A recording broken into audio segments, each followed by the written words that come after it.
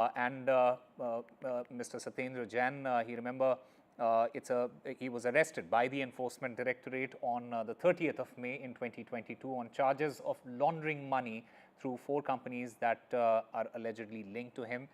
Currently, he is in judicial custody. He is yet to come out of jail, and we are yet to receive that copy, as my colleague Ishika mentioned there. The details of the bail conditions, that is also going to come out in just a short while from now. But the big news is, and it's a big relief for the Aam Aadmi Party leader Satyendar Jain, as well as the Aam Aadmi Party itself. Satyendar Jain has got bail, and he has been granted bail in the money laundering case for which he was arrested by the Enforcement Directorate in 2022.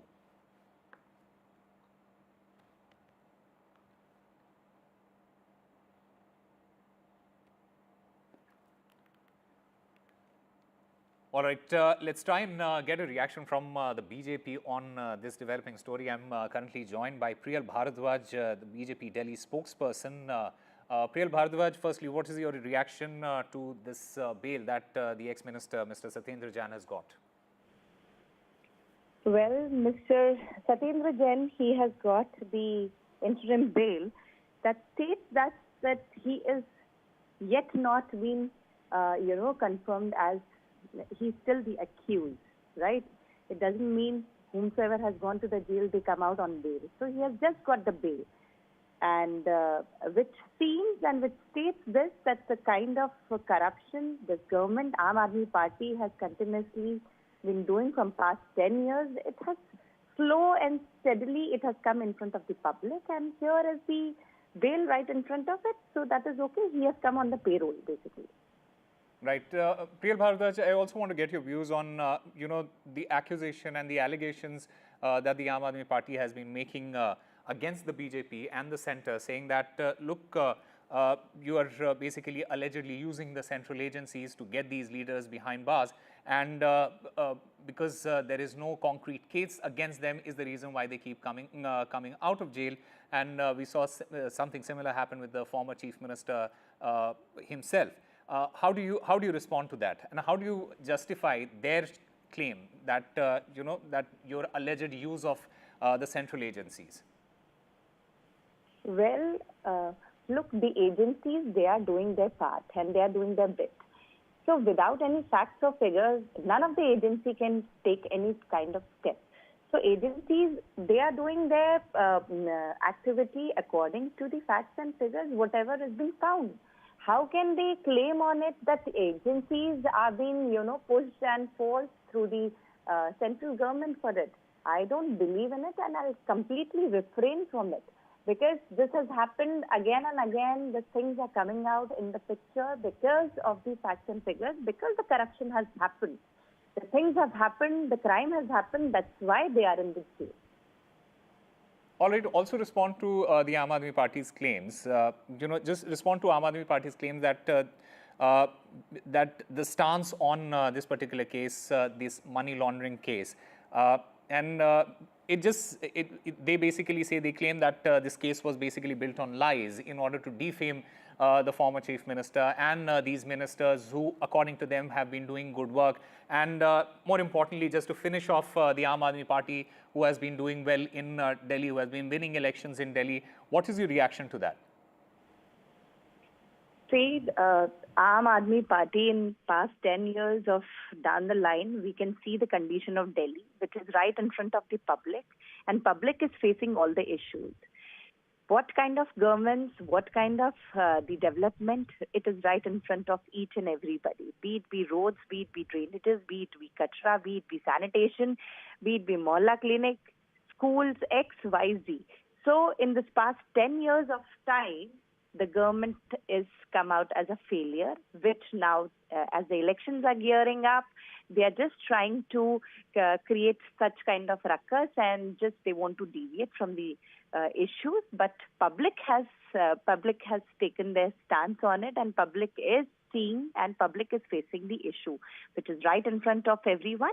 And public is in support of BJP, which we can see. And this is what all the reactions which are coming from the Aam Aadmi Party. Right, Priyal Bhardwaj, one final question to you regarding this investigation. And I know this subject is sub judice, and you obviously we cannot talk about the actual, the case. But does the BJP still maintain that this ED investigation into this particular case is legitimate, despite the ex-minister getting bail now? Well, I will just comment on this because it is the part of the agency who is doing their work, right? Until and unless there are full proofs and facts, which ED is doing their due diligence, the agency is doing their bit, and the things are coming out. So because of that, things are happening. And if the person has got the payroll, he has come out on the bail, like how Mr. Kejriwal is out, but it doesn't mean that he is not the victim to it. He has done whatever in the past history, the money laundering has happened, which has gone to the PMLA. So according to the PMLA Act, the agency is doing and checking out with the details. So because of things, what is coming right in front of us, and we are just seeing.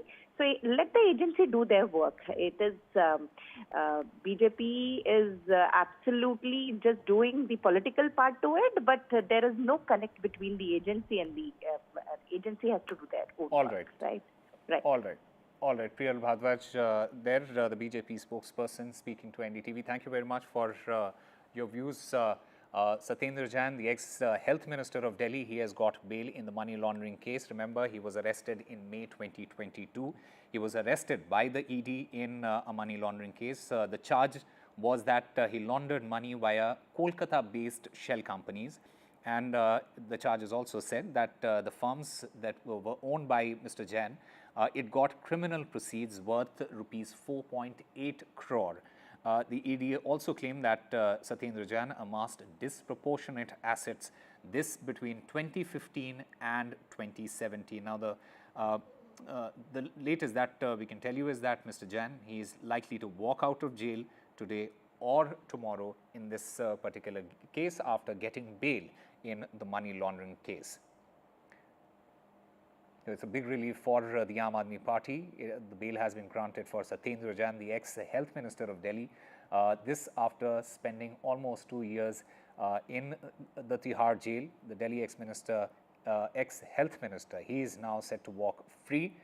And this bail is in connection with the money laundering case. Mr. Jain was arrested in May 2022. So a relief for the Aam Aadmi Party, for Satyendar Jain, a relief for the ex-Aam Aadmi Party minister in the Delhi excise case. Just to give make our viewers understand what this case is about. This case had been filed against Satyendar Jain, and he was arrested in May 2022. Mr. Satyendar Jain, who was arrested by the Enforcement Directorate in this money laundering case. The charges said that he laundered money via Kolkata-based shell companies. The charges also mentioned that the firms that Mr. Satyendar Jain owned, it got criminal proceeds worth rupees 4.8 crore. The ED has also claimed that Satyendar Jain, he amassed disproportionate assets between 2015 and 2017. Time for a very short break. More news and updates on the other side.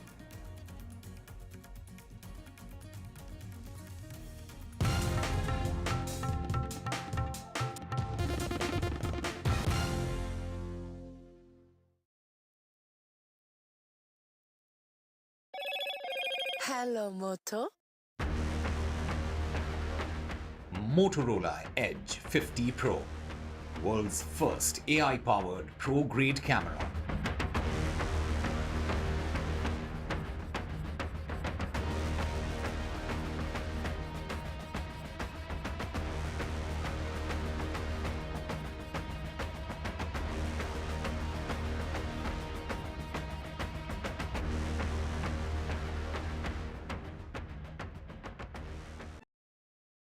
In a world of shifting power dynamics, India stands tall as a global force, join us at the NDTV World Summit 2024, where Prime Minister Narendra Modi will unveil his transformative vision for the India century.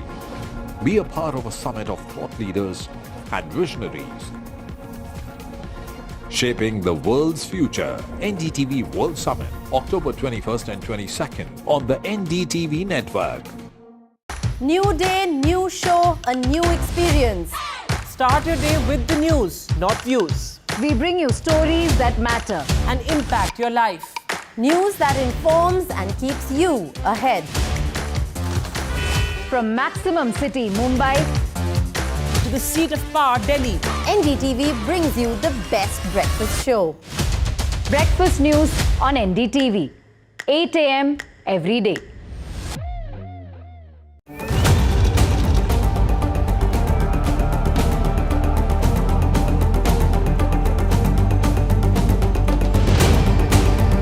This week on India Ascents.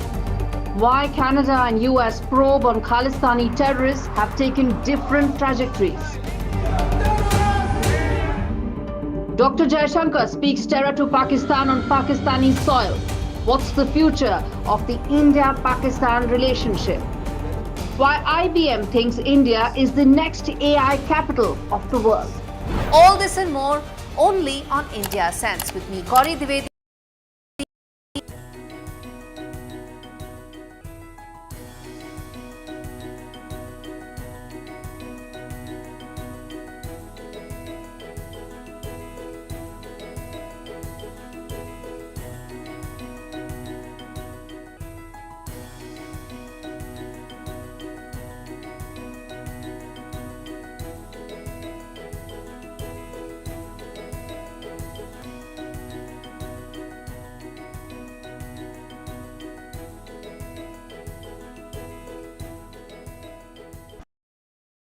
I've been reporting on all issues, big and small, from Andhra Pradesh, Telangana, rest of South India, bringing you all the action, all that you need to know, all that you want to know. The energy of Maximum City is infectious. I bring in that energy in our news coverage from financial capital Mumbai. India's IT capital is always buzz. It's literally a city that never sleeps. And I keep you ahead on all the Bengaluru buzz. Covering from the southernmost part of India over the last 23 years, I bring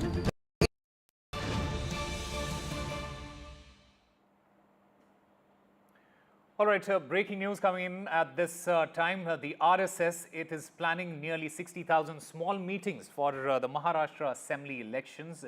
This on the line of their Haryana campaign. Now, a small group of 20 people, they will be part of these meetings, and a person familiar to them will also manage these particular meetings there in Maharashtra. In fact, I've got my colleague Maria Shakil joining us to get us more on this. Maria, what is the political context to these meetings? Does this mean that RSS is now extensively backing Mahayuti campaign on the ground?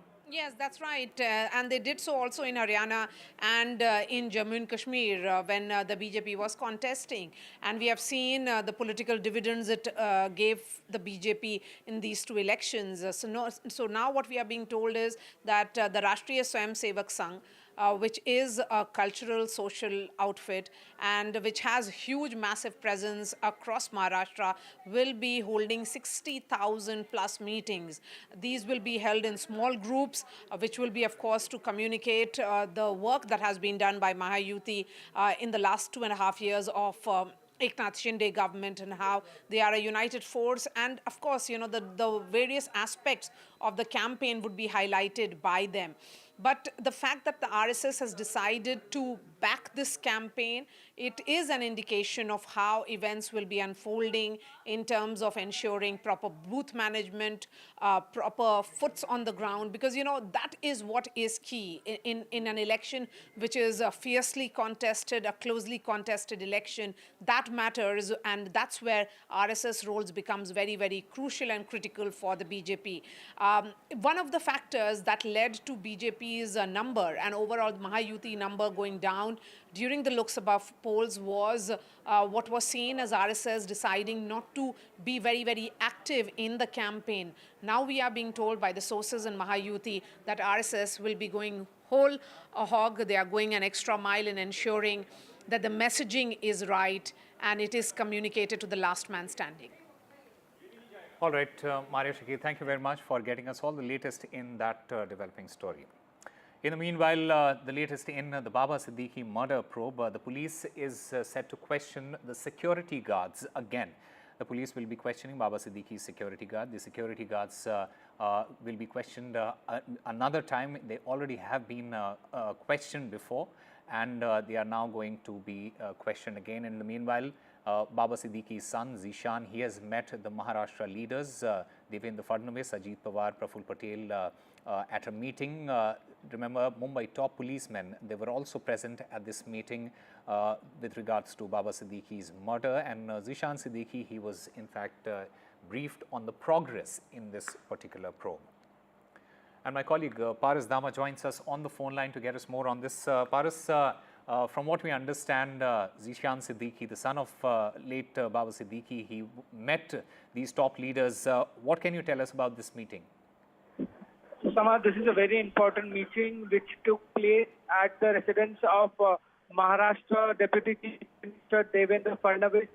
This meeting lasted for more than 2.5 hours, and some time ago there was an official message which came that the meeting was about the progress of the case of Baba Siddiqui murder, and they wanted to hear from the family about the progress of the case.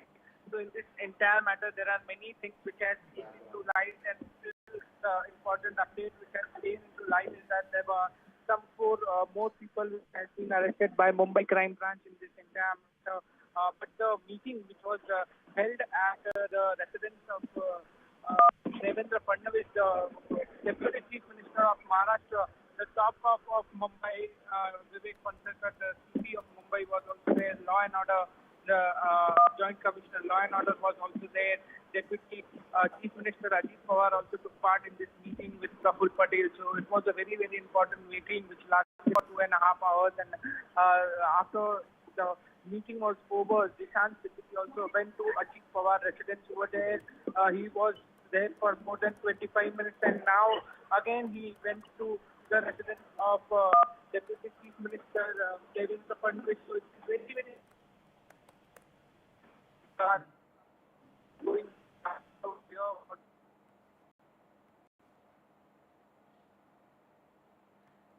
All right, we'll try and get that line fixed with Paras Dama there. In the meanwhile, Zishan Siddiqui, he in fact met the Maharashtra leaders, this including the top leaders of the state, including Devendra Fadnavis, Ajit Pawar, the Deputy Chief Ministers there, as well as Praful Patel, who were present at this meeting. In fact, top policemen, they were also present at this meeting, and Zishan Siddiqui, he was in fact briefed on the progress in this particular probe. Time now for a very short break. More news and updates on the other side.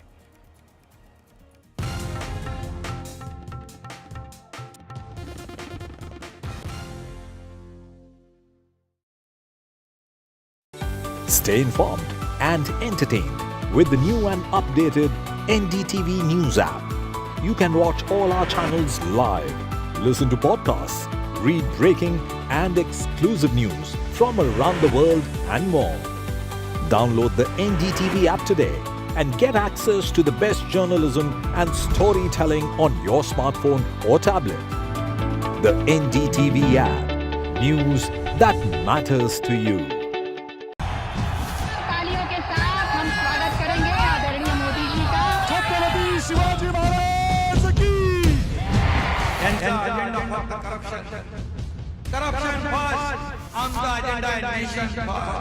घोषणा आणि जनतेचे पैसे लुटणं.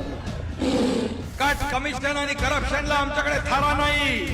त्यांचा परिवारवाद आमचा महाराष्ट्रवाद. महाराष्ट्रामध्ये 1,75,000 जागा रिक्त आहेत. मग का मिळत नाही? राज्याची जनतेच्या घमाच्या पैशाची तिजोरी लुटण्यासाठी हे सरकार आहे. पूर्वीच्या सरकारच्या काळामध्ये निधी देताना त्यांना असं वाटायचं की त्यांच्याच खिशातले पैसे चालले. शेतकऱ्यांना मोफत वीज देण्याचं काम आपल्या सरकारने सुरू केलं. In a world of shifting power dynamics, India stands tall as a global force. Join us at the NDTV World Summit 2024, where Prime Minister Narendra Modi will unveil his transformative vision for the India century. Be a part of a summit of thought leaders and visionaries, shaping the world's future. NDTV World Summit, October 21st and 22nd on the NDTV network. New day, new show, a new experience. Start your day with the news, not views. We bring you stories that matter and impact your life. News that informs and keeps you ahead. From Maximum City, Mumbai, to the seat of power, Delhi, NDTV brings you the best breakfast show. Breakfast news on NDTV, 8 a.m. every day.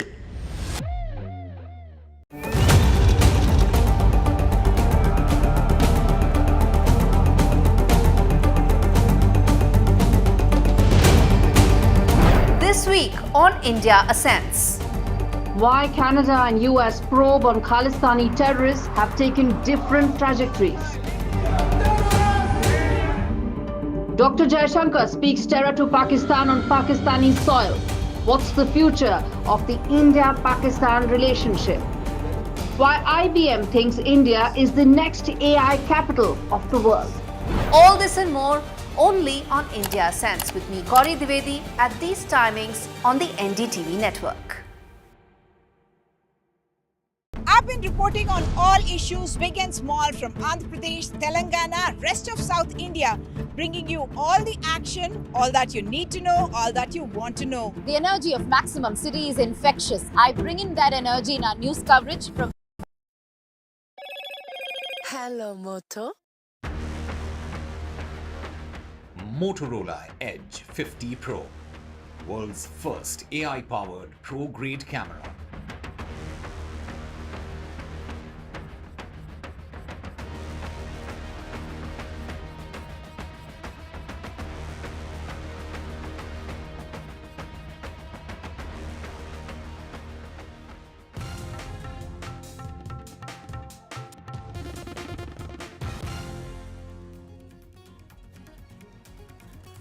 Welcome back. Another breaking news that we are getting you at this point. Union Minister Ravneet Singh Bittu, he has given a clean chit to the movie Emergency. He says that the film does not portray Sikhs in a bad light. The Union Minister also has backed Kangana's film Emergency. He assures that there is no single scene in the film Emergency which portrays any Sikh or Punjabis in bad light. Remember, the release of this movie that has been the talk of the town, the release of movie Emergency, it was delayed on September 4th. The Bombay High Court, it had passed an order directing the censor board in order to consider the representations that were filed by a Sikh body against the film and take a decision on whether to release it or not. And now the Union Minister, Ravneet Singh Bittu, he has come out in support of the movie Emergency, has given a thumbs up for Kangana's film, which she has produced herself and acted in it, saying that the film does not portray Sikhs in bad light. The Union Minister, in fact, backing Kangana's film Emergency. Let's listen in it to what he had to say. ਅਸੀਂ ਖਾਸ ਤੌਰ ਤੇ ਦੋ ਵਿਦਵਾਨ ਬੁੱਧੀਜੀਵੀ ਜਿਹੜੇ ਸਿੱਖ ਨੇ, ਚਾਹੇ ਉਹ ਸਾਡੇ ਲੁਧਿਆਣੇ ਤੋਂ ਨੇ ਸਾਹਿਬ, ਚਾਹੇ ਸਾਡੇ ਚੇਅਰਮੈਨ ਨੇ ਜਿਹੜੇ ਸਾਡੇ ਨਦੇੜ ਸਾਹਿਬ, ਤਖਤ ਸਾਹਿਬ ਦੇ ਟਰਸਟ ਦੇ ਚੇਅਰਮੈਨ, ਸਾਬਕਾ ਸੀਨੀਅਰ ਆਈਐਸ ਆਫੀਸਰ ਨੇ, ਉਹਨਾਂ ਨੇ ਦੇਖਿਆ ਤੇ ਦੇਖਣ ਤੋਂ ਬਾਅਦ ਜਿਹੜੇ ਸਾਡੇ ਸੈਂਸਰ ਬੋਰਡ ਦੇ ਚੇਅਰਮੈਨ ਨੇ, ਉਹਨਾਂ ਨਾਲ ਬਹਿ ਕੇ ਉਹ ਸਾਰੇ ਸੀਨ ਨੇ ਜਿਹੜੇ ਕੋਈ ਵੀ ਜੀ ਸਿੱਖ ਪੰਜਾਬੀ ਜਿਹਨੂੰ ਕੋਈ ਵੀ ਕਵੀ ਦੇ ਬਾਰੇ ਕੋਈ ਐਸੀ ਗੱਲ ਹੋਵੇ ਉਹ ਬਿਲਕੁਲ ਕੱਟੇ ਗਏ ਨੇ। ਉਹਦੇ ਵਿੱਚ ਕੋਈ ਵੀ ਐਸਾ ਸੀਨ ਹੈ ਨਹੀਂ ਜਿਹ 'ਚ ਪੰਜਾਬੀਆਂ ਨੂੰ, ਸਿੱਖਾਂ ਨੂੰ ਜਾਂ ਸਿੱਖਾਂ ਦੇ ਬਾਰੇ ਕੋਈ ਐਸੀ ਗੱਲ ਦਿਖਾਈ ਜਾਵੇ। ਉਹ ਮੈਂ ਤੁਹਾਨੂੰ ਬਿਲਕੁਲ ਕਲੀਅਰ ਕਰਨਾ ਚਾਹੁੰਦਾ। And even though the city got relief from the heat wave in early October, pollution's level, it has soared in Delhi. Over the past few days, the AQI, the Air Quality Index, it has fluctuated between 250 to 300, placing many areas in the very poor category. An orange warning has been issued across much of the city due to the deteriorating air quality. प्रदूषण का स्तर अगर overall देखें तो poor category में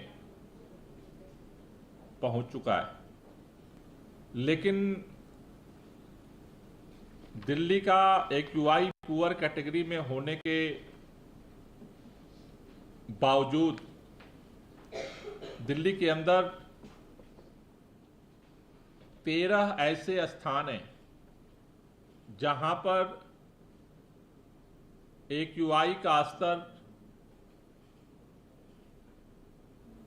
धीरे धीरे 300 के पार पहुंच चुका है। दिल्ली में जो सरकार पिछले 10 साल से है अरविंद केजरीवाल जी की, और अब 1 महीना होने जा रहा है आतिशी जी की, इनकी नीयत है ही नहीं कि पोल्यूशन को दूर किया जाए, दिल्ली के लोगों को जीवन दिया जाए। आज फिर से पोल्यूशन जानलेवा हो रहा है। नदी के पोल्यूशन से लेके हवा के पोल्यूशन तक दिल्ली का जीना दूभर है, सांसें फूल रही हैं।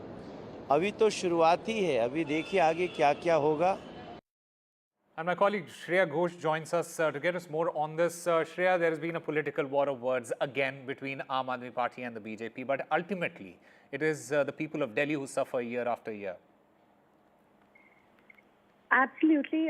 Today, in fact, Delhi woke up to a choking smog with the city's air quality plunging into the 4 category, and the PM 2.5 levels are over 10 times higher than the safe limit, and the AQI has hit 293 with warnings that it could worsen further.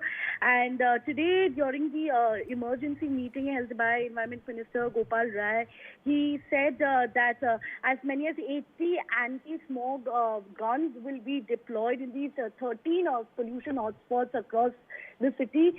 These areas include Anand Vihar, Mundka, Patparganj, Dwarka, and several other areas, and 80 anti-smog guns will be deployed there to mitigate the dust pollution. And the minister also said that coordination committees will be formed for each hotspot, and where through which the air pollution levels will be monitored on a day-to-day basis. Now, this followed the launch of a special campaign to monitor air quality, which via the Green War Room, which Minister Gopal Rai has called the Green War Room, through which Environment Minister, along with other key departments such as the MCD, PWD, Pollution Control Board, the Delhi Traffic and Delhi Police will sort of take coordinated action to curb this growing pollution crisis in the national capital. All right, Shreya Ghosh, thank you very much for getting us all the latest in that story. Time now for a very short break. More news and updates on the other side.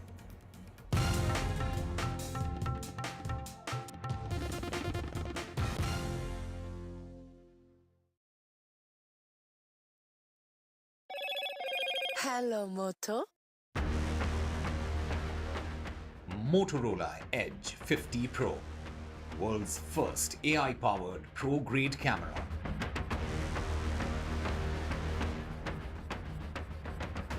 Tamil Nadu Chief Minister M.K. Stalin rakes up the language row once again. He says Hindi language-oriented events in non-Hindi speaking states should be avoided. He adds that if the centre wants to continue to celebrate Hindi events in such states, then events related to local languages should also be honoured with equal warmth. Haryana Punjab Chief Ministers back the farmers in peaking pollution season. Punjab Chief Minister Bhagwant Mann says that Modi government should pay compensation. Meanwhile, Haryana Chief Minister Naib Singh Sani, he adds that he won't tell farmers anything they don't burn stubble.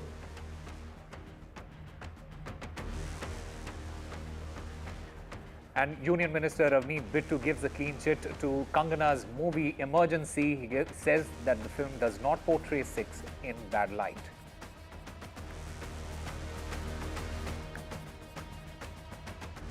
Sexual harassment complaint against the AIMS CSO. AIMS director sets up the probe committee.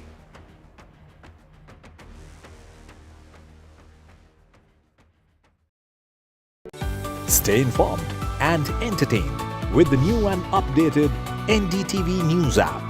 You can watch all our channels live, listen to podcasts, read breaking and exclusive news from around the world and more. Download the NDTV app today and get access to the best journalism and storytelling on your smartphone or tablet. The NDTV app. News that matters to you. तालियों के साथ हम स्वागत करेंगे आदरणीय मोदी जी का। छत्रपती शिवाजी महाराज की। त्यांचा अजेंडा फक्त करप्शन फर्स्ट, आमचा अजेंडा आहे नेशन फर्स्ट. घोषणा आणि जनतेचे पैसे लुटणं. कट कमिशन आणि करप्शनला आमच्याकडे थारा नाही. त्यांचा परिवारवाद आमचा महाराष्ट्रवाद. महाराष्ट्रामध्ये 1,75,000 जागा रिक्त आहेत. पण का भरत नाही? राज्याची जनतेच्या घमाच्या पैशाची तिजोरी लुटण्यासाठी हे सरकार आहे. पूर्वीच्या सरकारच्या काळामध्ये निधी देताना त्यांना असं वाटायचं की त्यांच्याच खिशातले पैसे चालले. शेतकऱ्यांना मोफत वीज देण्याचं काम आपल्या सरकारने सुरू केलं.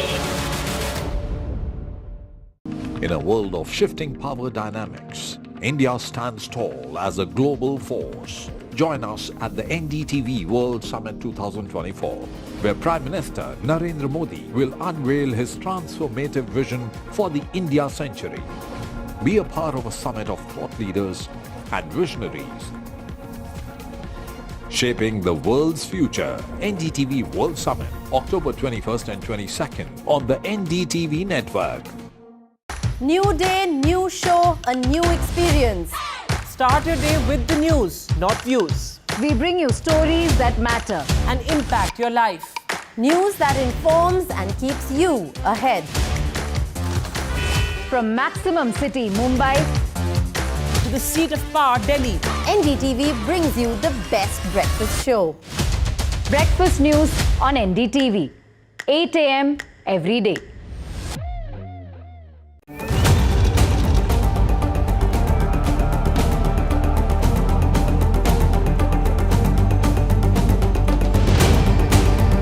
This week on India Ascents. Why Canada and US probe on Khalistani terrorists have taken different trajectories. Dr. Jaishankar speaks terror to Pakistan on Pakistani soil. What's the future of the India-Pakistan relationship? Why IBM thinks India is the next AI capital of the world. All this and more only on India Ascents with me, Gauri Dwivedi, at these timings on the NDTV network. I've been reporting on all issues big and small from Andhra Pradesh, Telangana, rest of South India, bringing you all the action, all that you need to know, all that you want to know.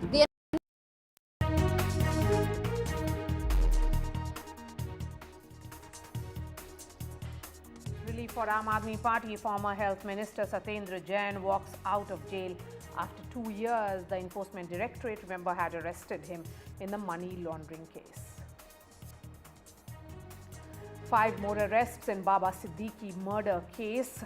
This takes the total number of arrests in the case to 9. Baba's son, MLA Zishan Siddiqui, meets Home Minister of Maharashtra Devendra Fadnavis. Rashtriya Swayamsevak Sangh to hold 60,000 meetings across Maharashtra backing Mahayuti. A day after Kangana Ranaut announced that a film emergency is going to be released after the CBFC certificate, Union Minister Avneet Bittu in fact backs emergency, saying that the film doesn't really hurt the sentiments of any community.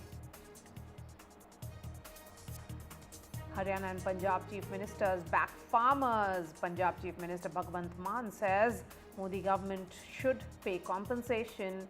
Haryana Chief Minister Naib Singh Saini says won't tell farmers anything, and they won't say either that they should not burn stubble.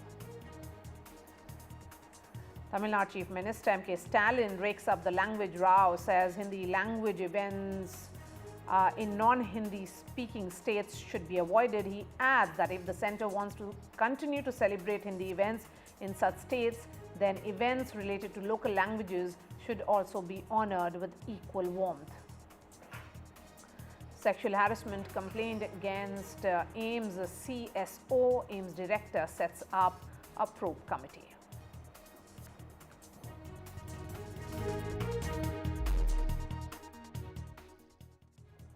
And we are starting this broadcast with some latest news that is coming in the investigation with regards to Baba Siddiqui murder case. There have been 5 more arrests in this case. Today was also the day that Baba Siddiqui's son, Zishan Siddiqui, met Maharashtra Home Minister Devendra Fadnavis. And this becomes important because it shows certainly that the Mumbai police is going all out to get to the bottom of this and try to get details as to what really conspired on that day. Let me bring in Paras now. Paras, this is in all 5 arrests today. Who are these people and what was their role in this murder? This is a very important arrest which has been made by Mumbai Crime Branch from Karjat and Panvel over there. There are these 5 accused which has been held by Mumbai Police. Mumbai Police sources says that they have some connection with the murder of Baba Siddiqui, and there was some major conspiracy which was also done by them as per sources. So they have been arrested by the Mumbai Crime Branch and they will be taken to Mumbai soon. But still there is no clarification on the role of this all accused, but still the whole investigation is on. So we have to wait till the investigation will take its course in this entire matter. But for now, this is a very important update. Till now there is 9 people which has been arrested by Mumbai Crime Branch, and still there are 3 persons who are 3 persons have put away from here. 3 people have been searched by Mumbai Police till now. That the main accused is Shiva, and another 2 accused still Sopu Lonkar, and 1 more accused Zishan Akhtar. They are away from here. They have not been. Seems to be some problem with that line of Paras, but the news that is coming in is that 5 more arrests have been made in the murder of Baba Siddiqui, and today Bollywood actor Salman Khan received a fresh death threat allegedly by the Lawrence Bishnoi gang, and they have demanded 5 crore to end this enmity. A WhatsApp message was sent to Mumbai Traffic Police, and it warned that if the money is not paid, then the actor's fate would be worse than that of former Minister of Maharashtra Baba Siddiqui, who, remember, was murdered recently by the Bishnoi gang. Let me bring in our guests now. PK Jain, former additional DGP of Maharashtra. Ved Thapar is an actor. We also have Rohit Chandra Warkar, consulting editor of Free Press Journal.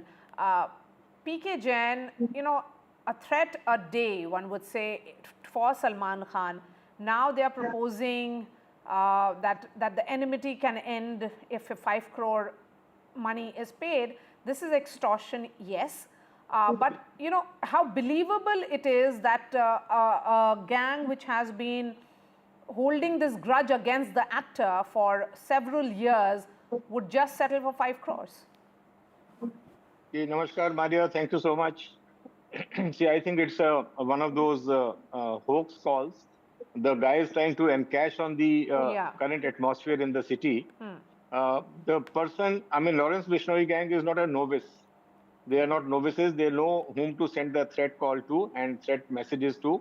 The message, the very fact that the message has landed up on the website or on the WhatsApp handle of traffic police doesn't mean anything. It only shows that the person who has sent the message is not well versed with the police working. So it is only trying to create scare for the actor. I still, since a threat has been given, I would still feel that he should take adequate precautions. He should, randomize his movements. He should, make certain, all those advices will be given to him by the concerned protection team. He should abide by them, and he will be safe and sound. I personally feel that it is not worth a dime, but as they say, a threat is a threat. So certain precautions must be taken by him since he has already been threatened. And as far as the ransom amount is concerned and settling the matter is concerned, this 5 crore will not put an end to his woes. If he pays this money, there will be more such threats, maybe from the genuine Lawrence Bishnoi gang and maybe from the fake ones. And third thing has been that, Lawrence Bishnoi right from the beginning has been saying that he should ask for forgiveness on this count. And there was no threat of money, there was no threat of extortion at that time. So had it been coming to that, probably, an apology would have served the purpose. But as I said, it is a hoax call, and there will be many more to follow. So he should be careful, and he should not yield. He should not bow down to such threats and such Okay, so you're of the opinion strong arm that tactic. this could very well be a hoax call, but because it has been made, nevertheless, what will be next in this case is interesting to watch out for. But Rohit Chandravarkar, the fact here is that we still do not know the motive. This theory of friends of Salman Khan may not be the most believable theory, and is that though the line of investigation of the police? Maria, I think this case is quite complex, and there are newspaper reports appearing in regional media since yesterday, which I've come across, which suggests that there is something more than just Salman Khan angle in Baba Siddiqui's killing. Obviously, the reporters of regional media are hinting at some kind of land deal, some kind of slum rehabilitation project, or anything else. So please remember, if there is a threat coming to Salman Khan today, why is it being publicized so much? And obviously, it looks like perhaps there is an attempt to divert attention towards something else by the original conspirators, maybe, or by somebody else, to divert this and show as if Salman Khan and Baba Siddiqui and all these people being together is the real issue right now in discussion, and maybe Baba Siddiqui's killing happened because of that. While we know that the bigger angle, or what the police are also investigating very seriously, is the angle about the land acquisition for slum rehabilitation, for other things which Baba Siddiqui and his team were kind of raising many questions about. Mumbai's real estate has been the root of, several criminal activities and several extortion attempts and all of that in the past. As I mentioned on your show earlier, this triangle of Bollywood, Mumbai real estate, and politicians, which kind of comes together in this, which we, some of the media is calling the Bermuda Triangle, so to speak, of these three: politicians, real estate, and Bollywood, is again operative here. But I think it's my guess, a serious guess, is that this extortion threat is just a diversion attempt, and it's an attempt to kind of divert our attention, plus the public attention towards some other issue apart from the land dealings that seem to be at the root cause of Baba Siddiqui's killing, perhaps. Maria. Okay, Ved Thapar, is there concern particularly in the film industry now? I mean, Salman Khan and there was firing at Galaxy apartment only recently. There have been similar threats which have been received by his family repeatedly. And now, after the killing of Baba Siddiqui, what is really the film industry thinking? The film industry is very sincerely concerned about this subject for this Salman Khan's case. And Salman Khan is not only a hero on the screen, but he is a real hero of his real life also, as he is helping millions of people every year, and the prayers are with him. But above all, the Mumbai police is taking care of him. That is really commendable. And we, the film industry, we are standing for him, and always we will be. Okay. Okay. Yes, please go ahead. Yeah. So the thing is this, that as I told you that he's a real life hero, it does not mean that he will go out to protect himself, as police is there always. But the two gentlemen spoke about these things. That's very right. And film industry, we are meeting, we are discussing, not with him, not with Salman, okay, but together. Rohit, just tell me, because this is happening at a time when the model code of conduct is in place in Maharashtra. I was speaking to some leaders in Mahayuti that do they see this impacting particularly Mumbai? Is this going to lead to some kind of panic in Mumbai particularly? Because Mumbai is not new to gang wars, but there's no gang. There is one gang which is announcing its entry as one of the former cops was saying on my show last time, and now you are seeing this almost like a wild goose chase which is happening on the part of the police.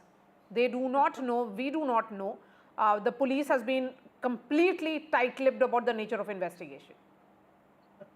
Maria, what has happened is, this has shocked not just Bollywood, but the political fraternity more, I would say, because you can see the faces of political leaders in Mumbai when they visited Baba Siddiqui's place or when they spoke with media. And obviously, one former MLA, former minister, prominent personality from the political sphere, very, very famous, very popular in his area in Mumbai, getting shot like this has really shaken the political fraternity. Now, what will be the political impact? Obviously, the opposition is using this like they are supposed to highlight how the law and order situation may be, in their words, deteriorating in Maharashtra's capital and India's financial capital.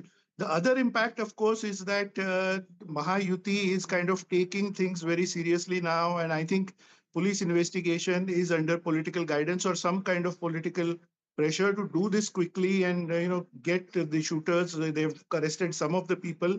The larger, of course, aspect is who's the kingpin or who's the mastermind behind this killing, and that we have always seen remains kind of vague many times in most cases. Last point I want to make is larger perspective in terms of time. As a young reporter in 1990s, I've seen these kinds of things, Bollywood getting threats, some of the Bollywood personalities like Gulshan Kumar, prominent producer, getting shot very, very blatantly and very horrifically in Mumbai city, etc. And then many politicians also from BJP, from Shiv Sena, from other parties getting shot over some disputes, property disputes, etc. But last 10, 15 years, Maria, barring the killing of journalist J-Day, last 15 years, let's say, there's been a quiet period. It's been like Mumbai police has taken complete control and kind of eliminated all the gangsters in encounters. And we've seen a calm period in the last, let's say, 15 years. The big concern in media for all of us in the political world also is whether this kind of killing and then extortion attempts, etc., extortion threats to Bollywood personalities is returning to Mumbai after a gap of 20 years, which we saw in 1990s. Okay. So that's a valid point that you've raised. So does it mean that there'll be a larger question on safety, security and law and order becoming a talking point, PK Jain? See, I don't think so. Everybody has been saying that Baba Siddiqui, in his long career of 48 years, he has been MLA thrice, he has been minister for a short while. So he was nothing like a big gun, so to say. He was influential in his area. That's why he got elected, and now his son got elected from that area, and that too from a particular community.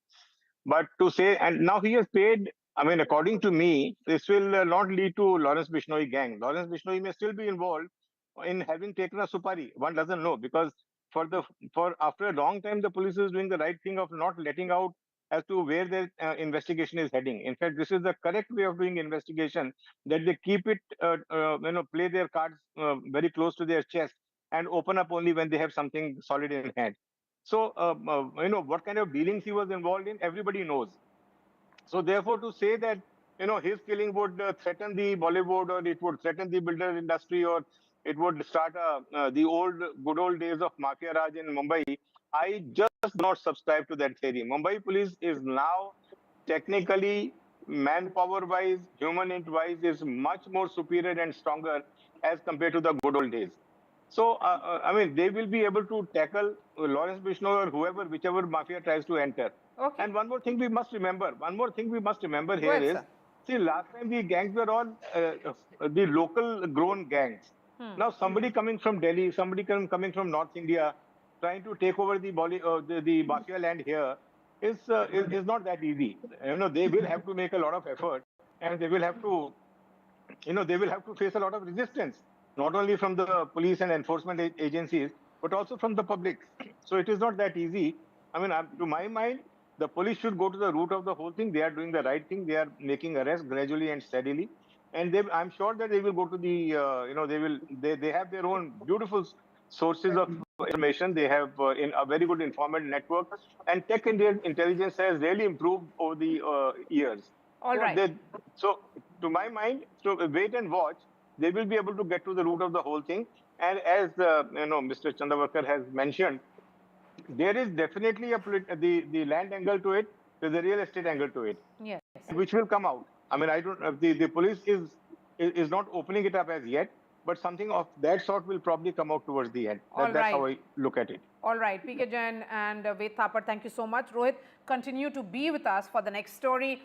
The countdown to the Maharashtra polls have begun and political parties are in huddle for seat sharing talks. While the Mahayuti seat sharing talk is almost sealed, in fact, there will be an optics of sorts which will be playing out in Delhi, where all the three Mahayuti faces, which is Devendra Fadnavis, Eknath Shinde and Ajit Pawar, will be meeting Home Minister in Delhi. It is the Mahavikas Aghadi which is trying to really iron out its differences. Sources tell NDTV that UBT will not discuss seats with Nana Patole, who is the Congress face in Maharashtra. Meanwhile, RSS is planning nearly 60,000 small meetings in Maharashtra. Remember, the cultural organization and the BJP's, the edifice, I would say, RSS had backed the party completely during the Haryana campaign as well.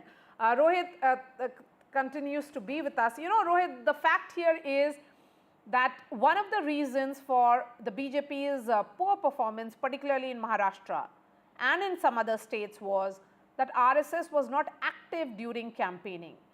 The organization has its foot soldiers on ground and they have been very critical in ensuring the booth level management for the BJP. Yes. So the big concern for BJP leadership in Maharashtra, and I've spoken with some of them, is that in the last elections, Maria, in the Lok Sabha elections, their analysis shows that they fell short in most constituencies just by 1% votes. In many constituencies, they lost the seat by 2,000 votes, 5,000 votes, 6,000 votes. And we are talking of a constituency which has an overall size of, let's say, about 20 lakh people. And 50 to 60% voting happens. So let's say about 8 to 10 lakh people come for voting, and they vote for several candidates. And the final candidate who wins finally is winning by just 6,000, 5,000, 4,000 votes. That was the scene that we saw in Lok Sabha. So Devendra Fadnavis, the top leader of BJP in Maharashtra, is driving this point in his internal meetings with the party colleagues, that where they lacked was, driving out the voters and the party cadre at the booth level, not perhaps coming out in as many numbers that they would have liked. So 1% shortfall is something that, they are taking very seriously. So that's why now you see Devendra Fadnavis and other leaders like Chandrasekhar Bawankure, state president of BJP in Maharashtra, speaking repeatedly at Karyakarta Sammelan or all the party workers meetings, saying that you all must come out in full numbers at the booth. You must drive, the voter out of his home and support our candidate, vote for our candidate. That must happen during assembly. That is the point that they are driving. The other aspect of RSS saying that, they will also get active now and they will also work has two angles. One angle is that the RSS has just written a letter some days ago, Maria, to the BJP saying that they have to ensure that the candidate selection happens properly on merit, and too many outsiders, in RSS words, they have used outsiders, should not be given party tickets, because that hits the morale of the original Karyakarta of the BJP. Yes, and that Rohit, message perhaps is taken. That outsider aspect actually was one of the factors in Maharashtra, that when I was traveling, across the state, I did see a lot of people express their concern that how do they trust any of the parties? That what is the guarantee that that particular individual that they are voting for will not be switching sides and joining another side? There was that sympathy factor at play as well. So now let's talk about the Mahavikas Aghadi seat sharing talks which are ongoing. For Uddhav Thackeray to say that he will not be engaging with Nana Patole, what does it actually mean? Do you think the Congress leadership would agree that Uddhav Thackeray should speak perhaps only to, say, Mallikarjun Kharge or leaders who are sitting in Delhi? Well, I can say, Maria, and I can report here that there is a lot of friction in Mahavikas Aghadi, and that's very obvious and evident. And we have to, report it. And it's the situation there seems to be a bit worse than what we see in Mahayuti in terms of the internal clashes that happen occasionally between, let's say, Eknath Shinde and Ajit Pawar or whoever. The clashes happening between Congress and Uddhav Thackeray are much worse or much higher level clashes compared to the Mahayuti. Now, the basic problem is that the Congress feels that they have done very well in Lok Sabha and now they should be claiming maximum seats, including seats in Mumbai. And when it comes to Mumbai, Uddhav Thackeray gets very alert because Shiv Sena feels that Mumbai is their bastion and their territory. But the Congress party feels that the previous era, they also ruled Mumbai Municipal Corporation, and now they are on upbeat in the Lok Sabha polls. Why not claim more seats in Mumbai? So whether it is Mumbai, whether it is Thane, whether it is some other areas, there is friction between Uddhav and Congress clearly over seat sharing, and that will continue. The mediator in all this, as I can report to your audiences and to you, is obviously Sharad Pawar. So Sharad Pawar has a big role to play in kind of dousing this fire and kind of quelling the the internal friction that is increasing by the day, if I may say so. I don't know whether Uddhav Thackeray will relent to this or what, but Uddhav Thackeray is also taking a very aggressive stand in terms of seats in Mumbai and Thane, and nobody knows which direction this is headed in. Okay. And we might see some fallout on the field and on the ground of this, and clashes may continue. Maria. All right. Rohit, thank you so much for giving us all the latest. All's not well in Mahavikas Aghadi is the big talking point that is coming in now. Thank you so much for joining us. Shifting focus to the national capital, Satyendar Jain, the former Health Minister of Delhi, has been granted bail by the Rouse Avenue Court. Remember, he was arrested by the Enforcement Directorate on May 30th, 2022 on the charges of money laundering through alleged shell companies. He was sent to judicial custody. There were multiple attempts by Satyendar Jain's team of lawyers to get him bail. Finally, he is walking out of jail after long tenure of 2 years. In fact, Arvind Kejriwal, our convener, has put out a tweet as well saying that several raids were conducted at the place of Satyendar Jain. Not even a single penny was recovered. And he also goes on to say that how Satyendar Jain was someone who had conceptualized the entire idea of Mohalla Clinic and was very crucial in ensuring that people of Delhi get treated.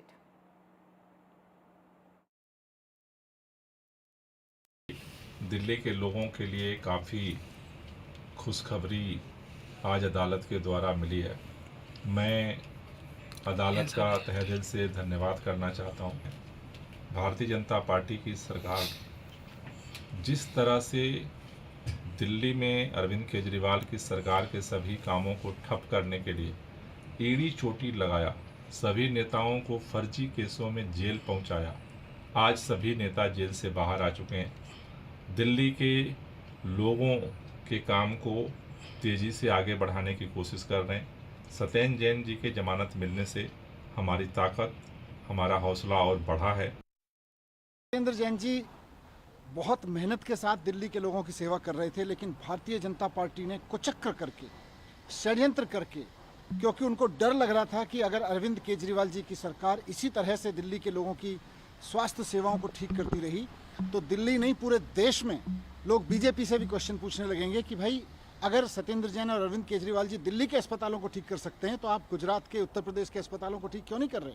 इसलिए सत्येंद्र जैन जी को गिरफ्तार किया गया। कुछ नहीं मिला उनके खिलाफ, तो 4-4 बार उनके घर पे ईडी की रेड की, भारतीय जनता पार्टी ने ईडी की रेड कराई उनके घर पे, लेकिन उसके बावजूद उनके घर से एक पैसा नहीं मिला, एक कागज नहीं मिला। Ishika is tracking the story and she is joining us live. So what were the observations of the court, Ishika, while granting the bail?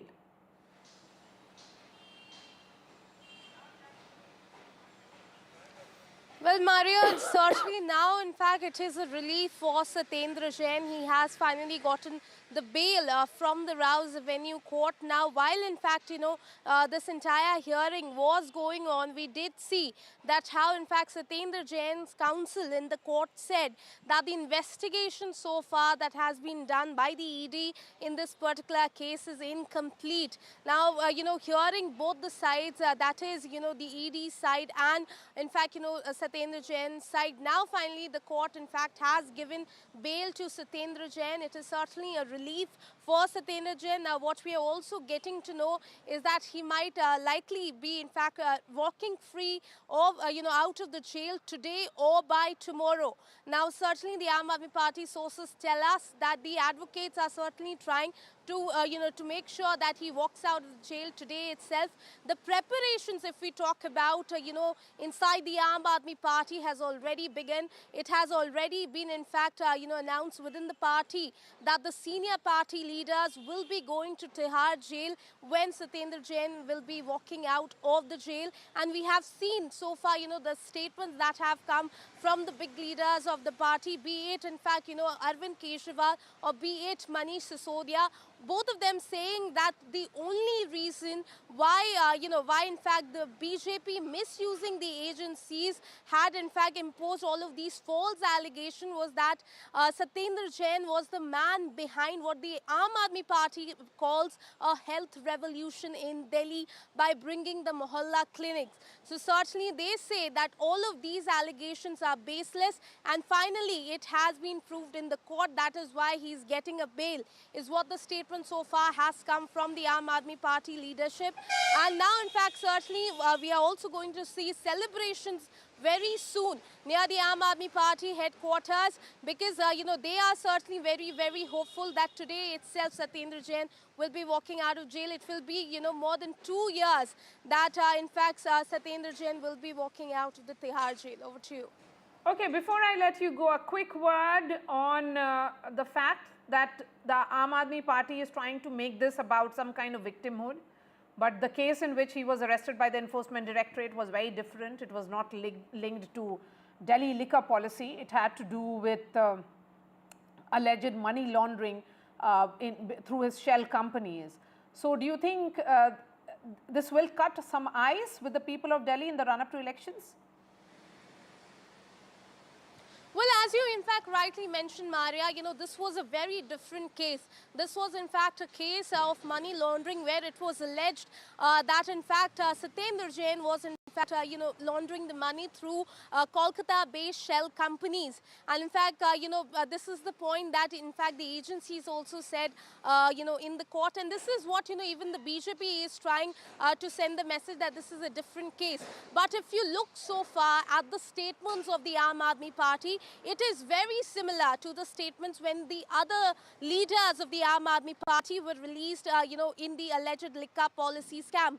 Now, in fact, what they say, in total is that this is another way of the BJP misusing the agencies. He is yet another leader, is what they claim, that who in fact is now a victim of the BJP's dirty politics by misusing the agencies. And this is how, it so far seems is going to be the Aam Aadmi Party's strategy in, in the Delhi polls. That is in fact going to be in February. That are in fact going to campaign as to how Satyendar Jain, like all of their leaders, was in fact, false allegations were slapped on him, and because of that, he had to be put behind the bars, because that is how they are certainly trying to project it through their statements. Over to you. All right, Ishika, thank you so much for joining us.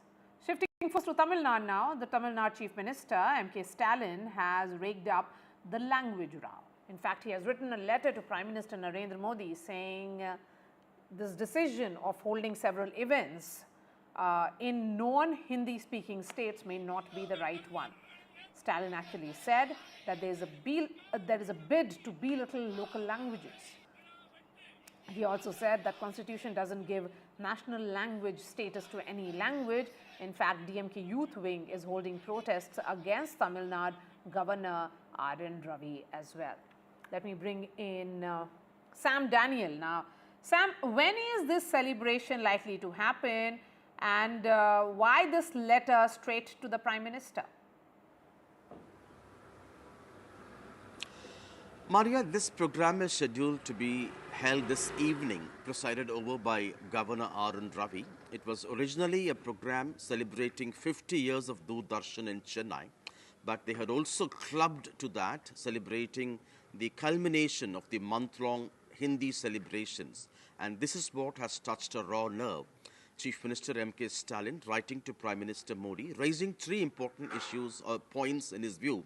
One, the Constitution does not announce or declare any one particular language as national language, and celebrating this kind of Hindi language in non-Hindi speaking states, in his view, is an attempt to belittle local languages. And he points out that English and Hindi are only official link languages for the purpose of legislation, judiciary, and for communication between states and the center. Instead, he suggests the center should celebrate local languages in all states, particularly the richness of classical languages announced by the center. This, he says, would actually promote cordial relationships among all. And in embarrassment to the BJP at the center, the BJP ally, PMK's Dr. Ramadas too has taken strong objection to this kind of celebration. He even demands cancellation of this event, saying that this is yet another form of Hindi imposition in Tamil Nadu. And Tamil Nadu has a long history of anti-Hindi agitations in the 30s and 60s, which had led the DMK to be catapulted to power. And it wasted no time, in fact. Immediately, the DMK's youth wing took to the streets, opposing and protesting against this particular event. All right, Sam, thank you so much for joining us. We are slipping into a short break. After that, we'll try and get you details on other top stories.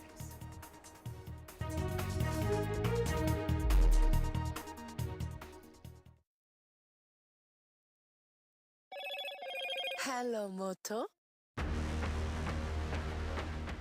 Motorola Edge 50 Pro, world's first AI-powered pro-grade camera.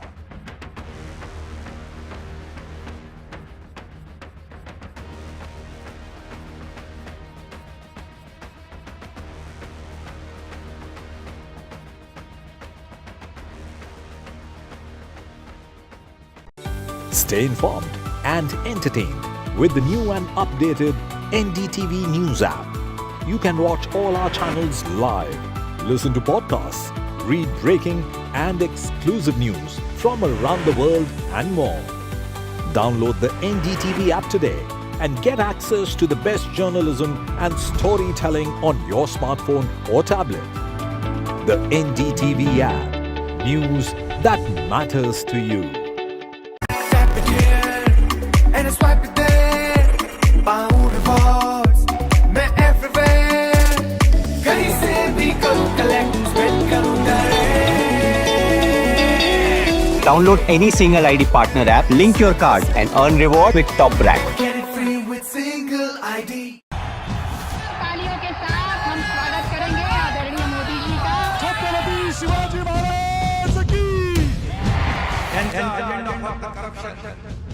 Corruption first, आमचा agenda आहे nation first. घोषणा आणि जनतेचे पैसे लुटणं. Cut commission आणि करप्शनला आमच्याकडे थारा नाही. त्यांचा परिवारवाद आमचा महाराष्ट्रवाद. महाराष्ट्रामध्ये 1,75,000 जागा रिक्त आहेत. पण का भरत नाही? राज्याची जनतेच्या घमाच्या पैशाची तिजोरी लुटण्यासाठी हे सरकार आहे. पूर्वीच्या सरकारच्या काळामध्ये निधी देताना त्यांना असं वाटायचं की त्यांच्याच खिशातले पैसे चालले. शेतकऱ्यांना मोफत वीज देण्याचं काम आपल्या सरकारने सुरू केलं.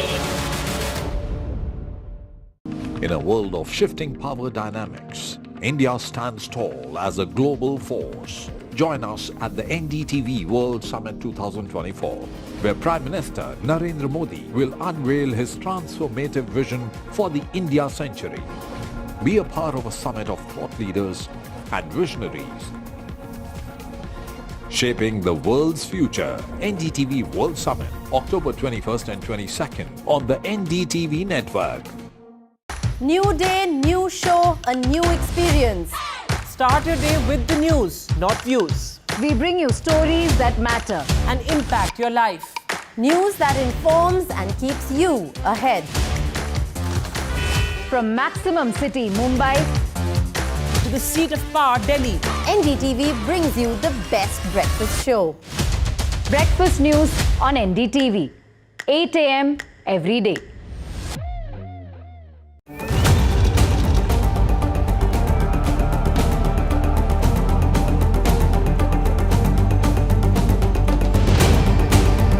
This week on India Ascents. Why Canada and US probe on Khalistani terrorists have taken different trajectories. Dr. Jaishankar speaks terror to Pakistan on Pakistani soil. What's the future of the India-Pakistan relationship? Why IBM thinks India is the next AI capital of the world.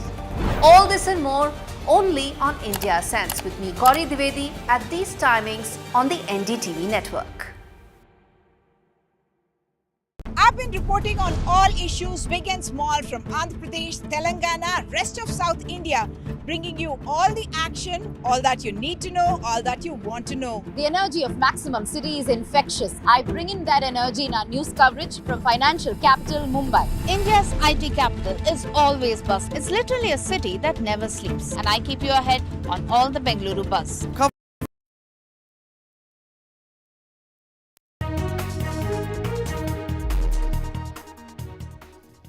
And getting you the latest in Muda scam. In fact, Enforcement Directorate carried out raids across offices in Mysuru.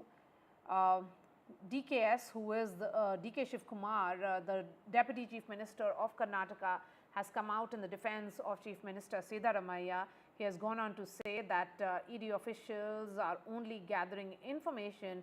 They do not have any document to really implicate the Chief Minister's role in it. Remember, Siddaramaiah's wife had given up the land that was given to her through Muda. ED officials are holding a meeting also with the Muda Commissioner, Raghunandan, the city planner and special land acquisition officers. Let's first listen in to what DK Shiv Kumar said. ED ಅವರು information ತಗೊಳ್ಬೋದು. ನೀವು ride ಅಂತ ಯಾಕೆ ಕರಿತೀರಿ? ದಾಖಲೆ ಕೇಳ್ತಾ ಇರ್ಬೋದು, ದಾಖಲೆ ಕೊಡೋದು. ಏನು ಅನ್ಯಾಯ ಏನಿದೆ ಅಲ್ಲಿ? ದಾಖಲೆ ತೆಗೆದುಕೊಳ್ತಾರೆ, ಪರಿಶೀಲನೆ ಮಾಡ್ತಾರೆ. ಅಷ್ಟು ಬಿಟ್ಟು ಏನು ಮಾಡೋಕ್ಕಾಗ್ತದೆ? ಏನು ಹೊಸದಾಗಿರೋ ದಾಖಲೆನ ತಿದ್ದಕ್ಕಾಗ್ತದ? ಏನಿಲ್ಲ. ಎಲ್ಲ ವಿಚಾರಗಳು ಈಗಾಗಲೇ ಪಬ್ಲಿಕ್ ಡೊಮೇನಲ್ಲಿ ಇದೆ. ಅದು ಬಿಟ್ಟರೆ ಅವರ ಡ್ಯೂಟಿ ಅವ್ರು ಮಾಡಲಿ. ನಾವು ಕಾನೂನು ಪರವಾಗಿ ಏನು ಹೋರಾಟ ಮಾಡಬೇಕು ನಾವು ಹೋರಾಟ ಮಾಡ್ತೀವಿ, ವಾಸ್ತವಾಂಶ ತಿಳಿಸ್ತೀವಿ, ನಾವೇನು ಮುಚ್ಚುವಂಥದ್ದಿಲ್ಲ. ಅಲ್ಲ ಸರ್, ಇಡಿ ದಾಳಿ ನೀವು ಕೂಡ ಸಾಕಷ್ಟು ಬಾರಿ ಹೇಳ್ತಿದ್ರ, ಅದು ರಾಜಕೀಯ ಪ್ರೇರಿತ ಅನ್ನುವಂಥ political vendetta rides, political vendetta investigation ಅಂತ. ನಾನು ಮ್ಯಾಟ್ರು ಕೋರ್ಟಲ್ಲಿದೆ, ಅವರು ಮೂಡ ಆಫೀಸ್ ಹೋಗಿದ್ದಾರೆ. ನನಗೆ ಬಂದ ಮಾಹಿತಿ ಪ್ರಕಾರ ಅವ್ರ ದಾಖಲೆಗಳು ಕೇಳಿತ್ತು. ಇವ್ರು ದಾಖಲೆಗಳು ಕೊಟ್ಟಿದ್ರೋ ಏನೋ ನನಗೆ ಗೊತ್ತಿಲ್ಲ. ಬಹುಶಃ ಲೇಟ್ ಆಗಿರ್ಬೋದು ಕಾಣ್ತದೆ, ಅದಕ್ಕೆ ಅವ್ರು ಹೋಗಿದ್ದಾರೆ. Pratibha is joining us live from Bengaluru. Pratibha, you know, the entire Congress stands united behind Mr. Siddaramaiah, but given the nature of allegation and also the investigation, the form that it is taking, is there a concern within the Congress that it could actually mean that the Chief Minister's position could become untenable? In fact, if one looks at the demeanor of Chief Minister Siddaramaiah from then to now, there is definitely a certain apprehension that is definitely reflected on his face. There is definitely not the old Siddaramaiah that you see in his gait as he walks, is something that most political observers have been talking about. But however, Siddaramaiah has been enjoying the support of his MLAs as well as ministers who have been rallying behind him. Despite the many press conferences that he has had, he has displayed a show of unity. He has also expressed how he enjoys the support of the High Command. Now that is as far as Congress is concerned, but internally there has been a lot of speculation in terms of many chief ministerial aspirants being present there and all of them waiting for the right opportune moment to take over that chief minister's throne. In the meantime, the BJP has been upping its ante because all of them are of the opinion that once Chief Minister Siddaramaiah resigns, then the entire powerhouse called the Congress in Karnataka would definitely crumble. And that is exactly what the opposition is looking at. As far as the two investigations go, you have the Lokayukta probe on one hand, you have the ED heat on Siddaramaiah on the other. However, the ball is in the court. Chief Minister Siddaramaiah is banking on some kind of a legal reprieve that he could perhaps get as far as getting out of this case is concerned. All eyes are on how he would be fighting this investigation going forward. Okay, Pratibha, talking about the raids that were conducted today and the resignation of the MUDA chief, which has happened few days back, how are all these developments being viewed by the Congress? Well, the Congress has been suggesting that this is a protocol that needs to take shape as far as the investigation from both the Lokayukta as well as the ED is concerned. And they are hoping that this investigation would definitely kind of vindicate Chief Minister Siddaramaiah. And they have been sitting with legal experts in terms of how they could find the loopholes as well as the justification and the excuses that can be provided to ensure that Siddaramaiah would continue for as long as possible. In the meantime, the BJP has been upping its ante with respect to both the investigating agencies, and they have also been calling for a CBI probe because the BJP is now under the impression that both the Lokayukta as well as the ED, as far as the Lokayukta at least is concerned, it could come under the state influence, and they have been demanding two things right from the start of these allegations. One is Chief Minister Siddaramaiah's resignation, and two is to ensure that the probe would now be conducted by the CBI. However, with respect to the CBI, they have been kept at bay with respect to the Congress government, which has taken a decision to ensure that there needs to be prior permission that needs to be taken by the CBI to come into the state of Karnataka to investigate any matter. But with respect to the ED, it is definitely going to be one of the toughest tasks to overcome as far as Chief Minister Siddaramaiah's role in the MUDA scam is concerned. All eyes are on how this investigation is going to proceed. Back to you. All right. Thank you so much for joining us. Shifting focus to another headline of ours, and this is with regards to the sexual harassment complaint which has been filed against AIIMS CSO. AIIMS director has now set up a probe committee, and the complaint has been made by a female security guard against her supervisor, who is the Central Chief Security Officer of All India Institute of Medical Sciences. We have accessed a copy of that complaint, and this appears to be very, very serious in nature. What next in this? In fact, the deadline which has been set by the AIIMS director is that the probe report must be submitted in a week's time. Shreya is tracking the story and she joins us live. Shreya, give us more details.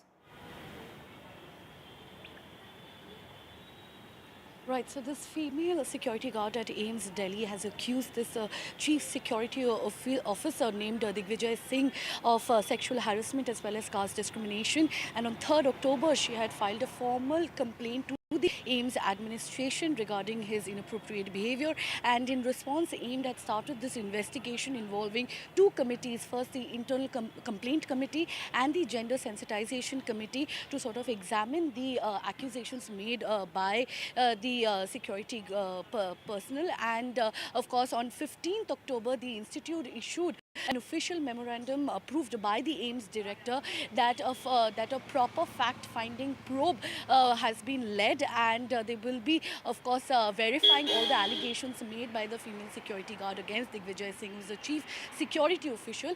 And along with proper evidence, the committee will have to submit a preliminary report of all the evidence as well as the verified accusations, and within 7 days, so in a couple of days, we are sure to have the concrete evidence that has been leveled against Digvijay Singh. And for now, we know that this is a serious allegation that has been made against a very high level official at AIIMS, All India Institute of Medical Sciences, which is one of the most prestigious medical institutes not only in India but across the world. That the chief security officer has been accused also of hurling some casteist remarks against her. Although the although AIMS has initiated investigation against the officer, the authorities are yet to comment on the matter. The larger question really is that this was just about a duty roster, and the turn it has taken in this regards is actually the chief security officer has much to explain.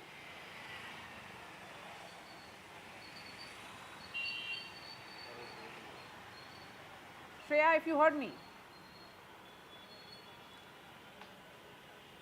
All right, Shreya, there seems to be some problem with that line of Shreya Ghosh, who was giving us all the details. In fact, there were 2 committees which have been set up, and both committees have been instructed to submit preliminary reports along with supporting evidences within 7 days. Shifting focus to another story now, Union Minister Mr. Bittu has backed the clean chit which has been given to Kangana Ranawat's film Emergency. He has gone on to say that the film doesn't portray Sikhs in bad light. This comes a day after Kangana Ranawat posted on X that her film has got clearance from the CBFC. On September 4th, the Bombay High Court had passed an order directing the CBFC to consider the representations which were filed by a Sikh body against the film and take a decision by September 18th, which is today, but the film got the clearance yesterday. Let's first listen in to Mr. Ravneet Bittu. ਅਸੀਂ ਖਾਸ ਤੌਰ ਤੇ 2 ਵਿਦਵਾਨ ਬੁੱਧੀਜੀਵੀ ਜਿਹੜੇ ਸਿੱਖ ਨੇ, ਚਾਹੇ ਉਹ ਸਾਡੇ ਲੁਧਿਆਣੇ ਤੋਂ ਨੇ ਜੋਹਲ ਸਾਹਿਬ, ਚਾਹੇ ਸਾਡੇ ਚੇਅਰਮੈਨ ਨੇ ਜਿਹੜੇ ਸਾਡੇ ਨਦੇੜ ਸਾਹਿਬ, ਤਖਤ ਸਾਹਿਬ ਦੇ ਟਰਸਟ ਦੇ ਚੇਅਰਮੈਨ, ਸਾਬਕਾ ਸੀਨੀਅਰ IAS ਆਫੀਸਰ ਨੇ, ਉਹਨਾਂ ਨੇ ਦੇਖਿਆ ਤੇ ਦੇਖਣ ਤੋਂ ਬਾਅਦ ਜਿਹੜੇ ਸਾਡੇ ਸੈਂਸਰ ਬੋਰਡ ਦੇ ਚੇਅਰਮੈਨ ਨੇ, ਉਹਨਾਂ ਨਾਲ ਬਹਿ ਕੇ ਉਹ ਸਾਰੇ ਸੀਨ ਨੇ ਜਿਹੜੇ ਕੋਈ ਵੀ ਜੀ ਸਿੱਖ ਪੰਜਾਬੀ ਜਿਹਨੂੰ ਕੋਈ ਵੀ ਛਵੀ ਦੇ ਬਾਰੇ ਕੋਈ ਐਸੀ ਗੱਲ ਹੋਵੇ ਉਹ ਬਿਲਕੁਲ ਕੱਟੇ ਗਏ ਨੇ। ਉਹਦੇ ਵਿੱਚ ਕੋਈ ਵੀ ਐਸਾ ਸੀਨ ਹੈ ਨਹੀਂ ਜਿਹ 'ਚ ਪੰਜਾਬੀਆਂ ਨੂੰ, ਸਿੱਖਾਂ ਨੂੰ ਜਾਂ ਸਿੱਖਾਂ ਦੇ ਬਾਰੇ ਕੋਈ ਐਸੀ ਗੱਲ ਦਿਖਾਈ ਜਾਵੇ। ਉਹ ਮੈਂ ਤੁਹਾਨੂੰ ਬਿਲਕੁਲ ਕਲੀਅਰ ਕਰਨਾ ਚਾਹੁੰਦਾ। And in fact, there is a war of words which is playing out between Chief Ministers of Punjab and Haryana. This is with regards to the stubble burning issue, which peaks up every time there is this month of October, November in the national capital when Delhi and the entire NCR turns into a gas chamber. Haryana Chief Minister has said that he won't tell farmers anything and he will not stop them from stubble burning.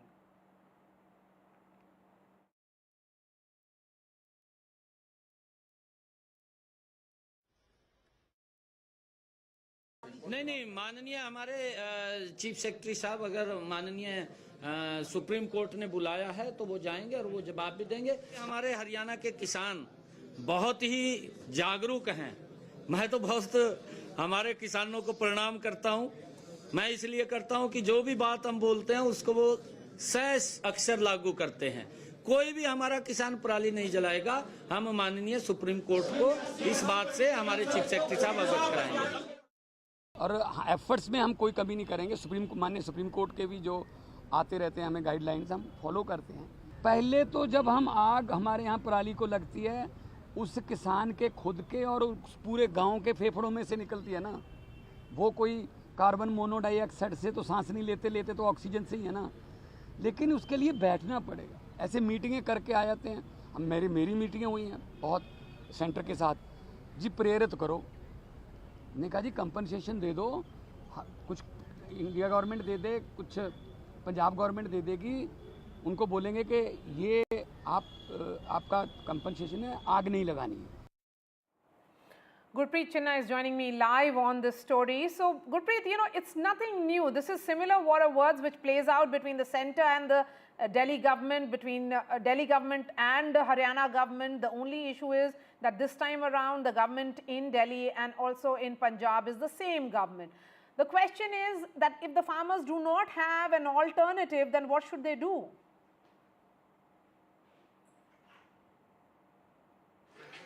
We have seen today Haryana government, it seems to be very softened on the farmer part. They are saying they are not taking any strict action against the farmer, and we have already given a clear-cut direction. If anybody is indulging in stubble burning, he should be advised not to do this stubble burning. But if we can see the overall situation, we have seen during the festival season, specifically in Dussehra and Diwali, we have seen the pollution level goes up in the national capital, and so many times we have seen Aam Aadmi Party, when it was ruling in Delhi, they were blaming the Punjab and Haryana government. But this time we have seen even the Chief Minister of Punjab, he has given the same set of answers saying the equipment and the compensation is not being given to the farmer, and that could be possible reason why this stubble burning is still happening. But what is the solution? That is one of the major portion, and we have seen so many times the farmers, they are looking for the equipment, and when we talk to the farmer also, they are saying the government are not able to provide the proper machines, and that is the possible reasons why they are forced to go for this stubble burning. Now we have seen NGT has already taken suo moto of such a pollution problem, and they have already given a lot of remedy to the state government. So it's the state government who are going to implement. But today we have seen very clear word from the Chief Minister of Punjab. He has already said we have already requested the central government to give the compensation. So somewhere down the lane, it seems this tussle between center and the state government, the health of the common man, and especially the people who are staying in national capital, that is going to be affected. So so many times we have seen Apex Court has already pulled the state government, saying that why these equipments are not being provided to the farmer, and why the farmers are still indulging in stubble burning. If they don't have any alternative, why the alternatives are not being provided to them by the state government. So this time again we have seen so many observations from the top court, but still the state governments are not able to deliver to the farmers, and it seems again this time same problem is coming up. And we have seen also so many times there are farmers, they are also trying to put a question mark of the state government's machinery. They are saying if they are not able to give compensation, at least proper machines should be given to them, so that they should not be forced to go for this stubble burning. So let's wait that how this time state governments as well as central government, they are going to tackle this problem. Back to studio. Let you go. I also want to understand, is there a possibility of some kind of joint effort by the center and all the neighboring states of Delhi, some kind of coordinated effort? So is there a possibility that Haryana Chief Minister will open talks with his counterparts in Punjab and Delhi?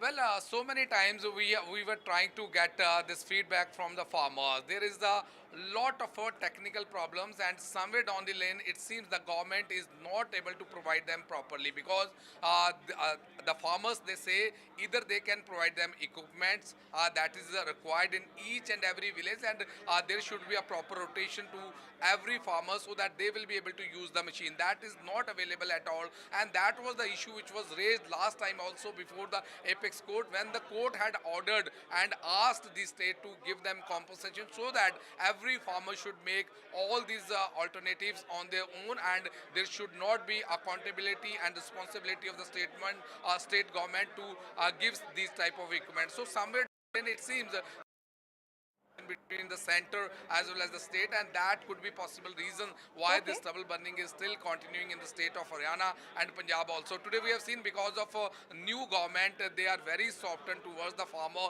because somewhere down the lane they had got a lot of bashing from the farmer during polls, and today very clear word from the Chief Minister of Haryana. He says we are not going to take any action against the farmer who indulges in the stubble burning. Instead of providing them proper machines, there should be proper remedies, so that the people who are staying in national capital, or even they are staying in Punjab and Haryana, their health should not be suffer because of this pollution level which is going up during these festival days. Back to studio. Thank you, Gurpreet, for that latest update. And India Week begins at Riyadh, season 2024. In fact, the celebrations are happening there. We are slipping into a short break.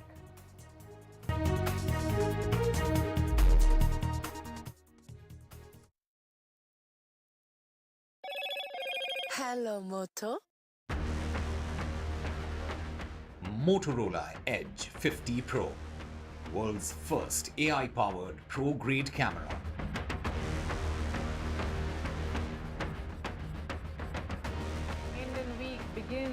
at Riyadh season 2024 celebrations and artist performance at Al Suwadi Park.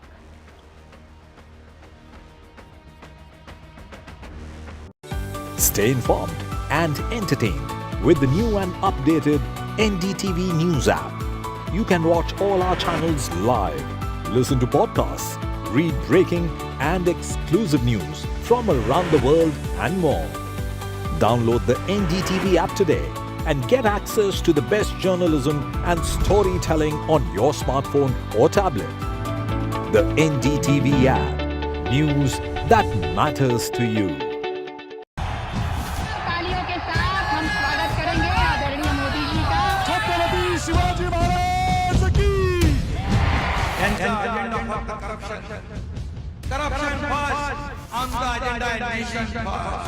घोषणा आणि जनतेचे पैसे लुटणं. Cut commission आणि करप्शनला आमच्याकडे थारा नाही. त्यांचा परिवारवाद आमचा महाराष्ट्रवाद. महाराष्ट्रामध्ये 1,75,000 जागा रिक्त आहेत. मग का भरत नाही? राज्याची जनतेच्या घमाच्या पैशाची तिजोरी लुटण्यासाठी हे सरकार आहे. पूर्वीच्या सरकारच्या काळामध्ये निधी देताना त्यांना असं वाटायचं की त्यांच्याच खिशातले पैसे चालले. शेतकऱ्यांना मोफत वीज देण्याचं काम आपल्या सरकारने सुरू केलं. In a world of shifting power dynamics, India stands tall as a global force. Join us at the NDTV World Summit 2024, where Prime Minister Narendra Modi will unveil his transformative vision for the India century. Be a part of a summit of thought leaders and visionaries, shaping the world's future. NDTV World Summit, October 21st and 22nd on the NDTV network. New day, new show, a new experience. Start your day with the news, not views. We bring you stories that matter and impact your life. News that informs and keeps you ahead. From Maximum City, Mumbai, to the seat of power, Delhi, NDTV brings you the best breakfast show. breakfast news on NDTV, 8 a.m. every day.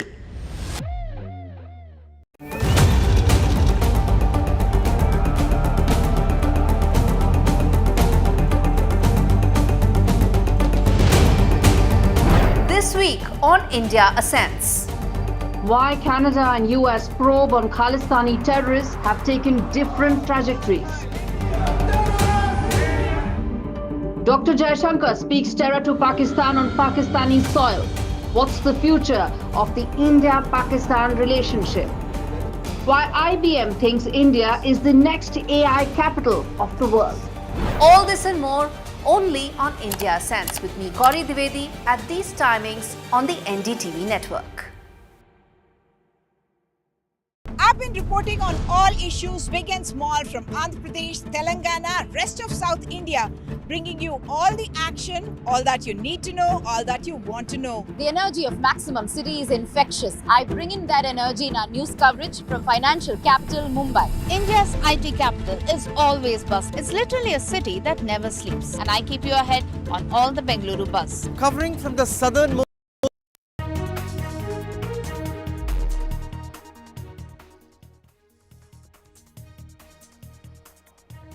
Hello and welcome. You're watching NDTV 24/7. I'm Osama Shab. Satyendar Jain, the ex-health minister of Delhi and a top leader of the Aam Aadmi Party, he has been granted bail after nearly 2 years. We'll get you all of the details of that story, but first, let's take a look at the headlines.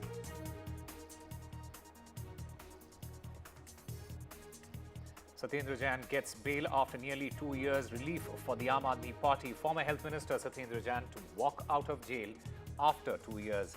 Jain had been arrested by ED in a money laundering case, the first prominent Aam Aadmi Party leader to be arrested. Mumbai police arrests 5 more accused in the Baba Siddiqui murder case. This even as Maharashtra police get 4 days custody of the accused arrested in the Salman farmhouse firing case.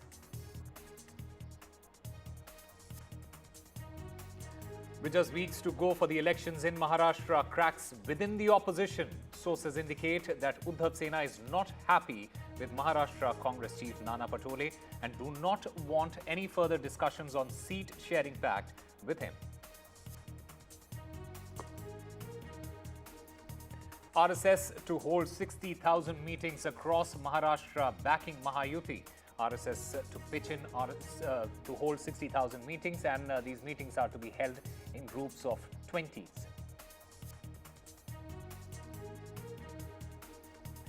Haryana and Punjab Chief Ministers back the farmers in peak pollution season. Punjab Chief Minister Bhagwant Mann says that Modi government should pay compensation. On the other hand, Nayab Singh Saini, the Haryana Chief Minister, he says that he won't tell anything to the farmers, they don't burn stubble. Tamil Nadu Chief Minister M.K. Stalin rakes up the language row, says that Hindi language-oriented events in non-Hindi speaking states should be avoided. He adds that if the centre wants to continue to celebrate Hindi events in such states, then events related to local languages should also be honoured with equal warmth.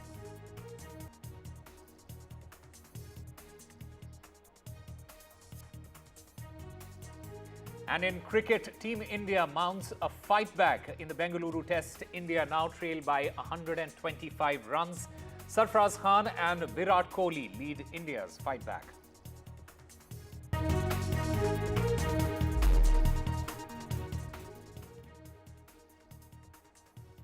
But the big story that we are tracking at the top of this hour is the bail that has been given to ex-Delhi Minister Satyendar Jain. This bail comes after nearly 2 years of him being in jail. He was the first top Aam Aadmi Party leader who was arrested. Satyendar Jain, he has now got the bail in the money laundering case.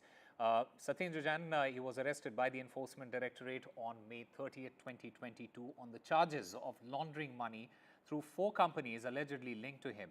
He is currently in judicial custody. He is likely to walk out of jail today or tomorrow, from what we understand. The Aam Aadmi Party convener, Arvind Kejriwal, he in the meanwhile had posted on his social media and said that Satyendar Jain, he also got bail after spending more than 2 years in jail. What was his fault? He has questioned the central agencies, saying that several raids were conducted at his place. Not even a single penny was recovered. He in fact says in that post that his only fault was to build Mohalla clinics and made all treatment free for the people of Delhi. Let's listen in to some of the political reactions that have come in. Satyendra Jain ji बहुत मेहनत के साथ दिल्ली के लोगों की सेवा कर रहे थे, लेकिन भारतीय जनता पार्टी ने कुचक्र करके, षड्यंत्र करके, क्योंकि उनको डर लग रहा था कि अगर अरविंद केजरीवाल जी की सरकार इसी तरह से दिल्ली के लोगों की स्वास्थ्य सेवाओं को ठीक करती रही तो दिल्ली नहीं पूरे देश में लोग बीजेपी से भी क्वेश्चन पूछने लगेंगे कि भाई अगर सत्येंद्र जैन और अरविंद केजरीवाल जी दिल्ली के अस्पतालों को ठीक कर सकते हैं तो आप गुजरात के, उत्तर प्रदेश के अस्पतालों को ठीक क्यों नहीं कर रहे? इसलिए सत्येंद्र जैन जी को गिरफ्तार किया गया। कुछ नहीं मिला उनके खिलाफ, तो 4-4 बार उनके घर पे ईडी की रेड की, भारतीय जनता पार्टी ने ईडी की रेड कराई उनके घर पे, लेकिन उसके बावजूद उनके घर से एक पैसा नहीं मिला, एक कागज नहीं मिला। दिल्ली के लोगों के लिए काफ़ी खुशखबरी आज अदालत के द्वारा मिली है। मैं अदालत का तहे दिल से धन्यवाद करना चाहता हूँ। भारतीय जनता पार्टी की सरकार जिस तरह से दिल्ली में अरविंद केजरीवाल की सरकार के सभी कामों को ठप करने के लिए ईडी चोटी लगाया, सभी नेताओं को फर्जी केसों में जेल पहुंचाया, आज सभी नेता जेल से बाहर आ चुके हैं। दिल्ली के लोगों के काम को तेज़ी से आगे बढ़ाने की कोशिश कर रहे हैं। सत्येंद्र जैन जी के जमानत मिलने से हमारी ताकत, हमारा हौसला और बढ़ा है। All right, my colleague Ishika joins us to get us more on this story. Ishika, firstly, when is Mr. Satyendar Jain likely to get out of jail now? Well, Summer, you know, what we are expecting right now is that between 8 p.m. and 9 p.m. is what we are expecting, that Aam Aadmi Party leader Satyendar Jain will be walking out of Tihar jail. And let me tell you that the preparations have already begun among the Aam Aadmi Party cadre. In fact, you know, senior leaders of the Aam Aadmi Party, that is, you know, Arvind Kejriwal, Manish Sisodia, Atishi, Saurabh Bharadwaj, Gopal Rai, all in fact are expected to reach the Tihar jail to in fact welcome Satyendar Jain out of jail. Because remember, it is over 2 years that finally Satyendar Jain, the Aam Aadmi Party leader, is going to walk out of the Tihar jail. Over to you. Right, Ishika, you know, the Aam Aadmi Party has been constantly complaining that the BJP and the centre, it has been using the central agencies in order to get these Aam Aadmi Party leaders behind bars. And we have heard some of the reactions that have come out, especially Manish Sisodia, who's very vehemently mentioned this again and again. What is the reaction from the BJP side now, as of now?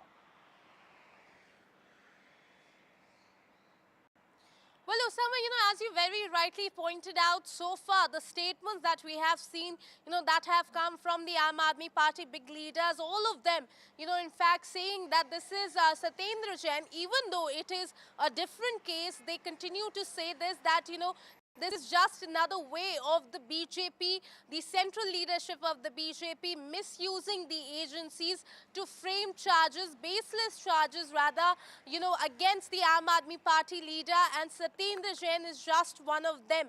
And also in fact claiming that the only crime that Satyendar Jain committed was that he brought the, you know, the so-called health revolution in the national capital by introducing the concept of Mohalla clinics. Now, on the other hand, if we talk about the BJP, in fact, they go on to say that this, in fact, you know, the messaging that has gone in the public is very clear that, you know, there are still corruption charges. They have just got the bail, does not mean they in fact are guilt-free in these cases, even be it the liquor policy case or be it, you know, this different case of in fact Satyendar Jain of money laundering, and in fact via, you know, the Calcutta-based shell companies. So BJP goes on to say that it, you know, it just shows that the corruption still persists, you know, among all of these Aam Aadmi Party leaders, and certainly the people, in fact, you know, what they claim, the people of Delhi will in fact decide its verdict in February when the polls will be held. Over to you. All right, Ishika Verma there. Thank you very much for getting us all the latest in that story. Moving on to our other big story that we are tracking, Bollywood actor Salman Khan, he has been issued a death threat allegedly by the Lawrence Bishnoi gang, who have demanded 5 crore rupees in order to, what they say, end the enmity. Now, a WhatsApp message that was sent to Mumbai Traffic Police, it warned that if the money is not paid, then the actor's fate would be worse than that of former Maharashtra Minister Baba Siddiqui, who was murdered recently, allegedly, again, by the Bishnoi gang members. The message, it read, "Don't take this lightly. If Salman Khan wants to stay alive and end the enmity with Lawrence Bishnoi, he must pay 5 crore rupees. If the money is not given, his condition will be worse than Baba Siddiqui's," is what the threat message read. And my colleague Paras Dama joins us to get us more on this story. Paras, firstly, how seriously is the police taking this threat, and what has been their response to this? Osama, the police has taken this threat very seriously, and that's why they had transferred this whole case to Mumbai Police's crime branch. The case has been transferred to crime branch. It's the same crime branch who is investigating into Baba Siddiqui murder, and the same crime branch was investigating the case which was came into light when the firing outside Salman Khan's house was done. So a very, very important update in this entire matter, that the crime branch has taken over the case, and now the case will be investigated by Mumbai crime branch. This whole situation occurred last night when a person, an unknown person, has tried to threaten Salman Khan and had posted a message on Mumbai Police Traffic Police police WhatsApp number. This WhatsApp number has been used by several people who used to help people and used to post some important thing in the group that a traffic police should know all about it. So that was the group, and now when the crime branch has taken over this entire investigation, there will be some major point which that crime branch will investigate. The point which they will investigate is the number belongs to India. There is VPN which was used to post this message. So there are many things which has to be investigated in the entire matter, and police has taken this very seriously. All right, Paras Dama, thank you very much for getting us all the latest in that story. And ahead of the Maharashtra elections, fresh trouble is now brewing within the opposition bloc, the Maha Vikas Aghadi. Now, Uddhav Balasaheb Thackeray Sena and Congress, they are not on the same page. Sources suggest that Uddhav Balasaheb Thackeray Sena, they won't discuss anything with Nana Patole, especially when it comes to seat sharing. Congress, it has rushed a mediator to Maharashtra. In the meanwhile, this rift is within the opposition leaders in Maharashtra. Then the Sena, the Uddhav Balasaheb Thackeray Sena, it is understood that they are not happy with the Maharashtra Congress chief. Now, Congress's Ramesh Chennithala, he is being sent to act as a mediator. Chennithala, in fact, he is supposed to meet Uddhav Thackeray in Mumbai. The countdown to the Maharashtra polls have now begun, and political parties, they are now in a huddle, especially for seat sharing talks. And my colleague Ronak Kukre joins us to get us more on this. Ronak, now that there is a mediator involved in getting Uddhav Balasaheb Thackeray Sena and the Congress back on track together, how effective is it going to be? ये देखिए Osama, मैं आपको यहाँ पर बताना चाहता हूँ कि जिस तरह की स्थिति महाविकास आघाड़ी के भीतर खासतौर से यूबीटी और कांग्रेस के बीच में पैदा हुई है, उसको ठीक करने के लिए कांग्रेस के महाराष्ट्र प्रभारी रमेश चन्नीथला कल मुंबई दौरे पर आ रहे हैं और जानकारी मिल रही है कि उद्धव ठाकरे से मुलाकात करेंगे। लेकिन सवाल ये कि क्या नाना पटोले को दूर रखकर कांग्रेस इस तरह की कोई बैठक करना चाहेगा? नहीं तो एक गलत संदेश जो है वो कांग्रेस कार्यकर्ताओं के बीच में जा सकता है। ऐसे में कहीं ना कहीं इस मुद्दे को उद्धव ठाकरे के स्तर पर जल्द सुलझा लेना चाहिए, नहीं तो कांग्रेस महाविकास आघाड़ी को चुनाव के भीतर जो इसका एक बड़ा लिहाजा जो है वो भुगतना पड़ सकता है। कुछ एक सीटें निश्चित तौर पर विदर्भ की ऐसी है जहां पर विवाद जो है वो देखने को मिल रहा है, खासतौर से यूबीटी और कांग्रेस के बीच में। इसके अलावा कुछ ऐसी भी सीटें जहां पर एनसीपी, शरद पवार की पार्टी, कांग्रेस और शिवसेना ये भी आमने सामने देखने को मिल रही है। लेकिन कांग्रेस को लेकर और खासतौर से नाना पटोले को लेकर जिस तरह का रुख शिवसेना यूबीटी ने अख्तियार किया है, उससे महाविकास आघाड़ी में खटास पैदा कर दी है, और इस खटास को अगर जल्दी दूर नहीं किया तो इसका असर जो है वो चुनाव पर भी देखने को मिल सकता है। मैं आपको बता दूं कि नाना पटोले विदर्भ इलाके में एक बड़ा चेहरा माना जाता है और मुख्य तौर पर ओबीसी समाज से आते हैं। तो ऐसे में ऐसे वक्त में नाना पटोले को नीचा दिखाना भी उद्धव ठाकरे या उनकी पार्टी को कहीं ना कहीं भारी पड़ सकता है। लिहाजा इसको जल्द से जल्द सुलझाना बहुत ही अहम हो जाएगा। जी, Ronak Kukre there. Thank you very much for getting us all the latest in that story. Meanwhile, the RSS is planning nearly 60,000 small meetings for Maharashtra Assembly elections, especially on the line of Haryana campaign. A small group of 20 people, they will be part of these meetings, and a person familiar to them, they will be managing these meetings. In fact, we have seen the political dividends it gave the BJP in these two elections. So now what we are being told is that the Rashtriya Swayamsevak Sangh, which is a cultural social outfit and which has huge massive presence across Maharashtra, will be holding 60,000 plus meetings. These will be held in small groups, which will be, of course, to communicate the work that has been done by Mahayuti in the last 2.5 years of Eknath Shinde government, and how they are a united force. And of course, you know, the various aspects of the campaign would be highlighted by them. But the fact that the RSS has decided to back this campaign, it is an indication of how events will be unfolding in terms of ensuring proper booth management, proper foots on the ground, because, you know, that is what is key in an election which is a fiercely contested, a closely contested election. That matters, and that's where RSS roles becomes very, very crucial and critical for the BJP. One of the factors that led to BJP's number and overall Mahayuti number going down during the Lok Sabha polls was what was seen as RSS deciding not to be very, very active in the campaign. Now we are being told by the sources in Mahayuti that RSS will be going whole hog. They are going an extra mile in ensuring that the messaging is right and it is communicated to the last man standing. Now, in the peak pollution season, the chief ministers of Punjab as well as Haryana, they have backed the farmers. The Punjab Chief Minister Bhagwant Mann, he has said that Modi, Prime Minister Modi, government should pay compensation to the farmers, while the Haryana Chief Minister Naib Singh Saini, he has said that he won't tell farmers anything. They don't burn stubble in the state. Let's listen in to some of the reactions that have come in.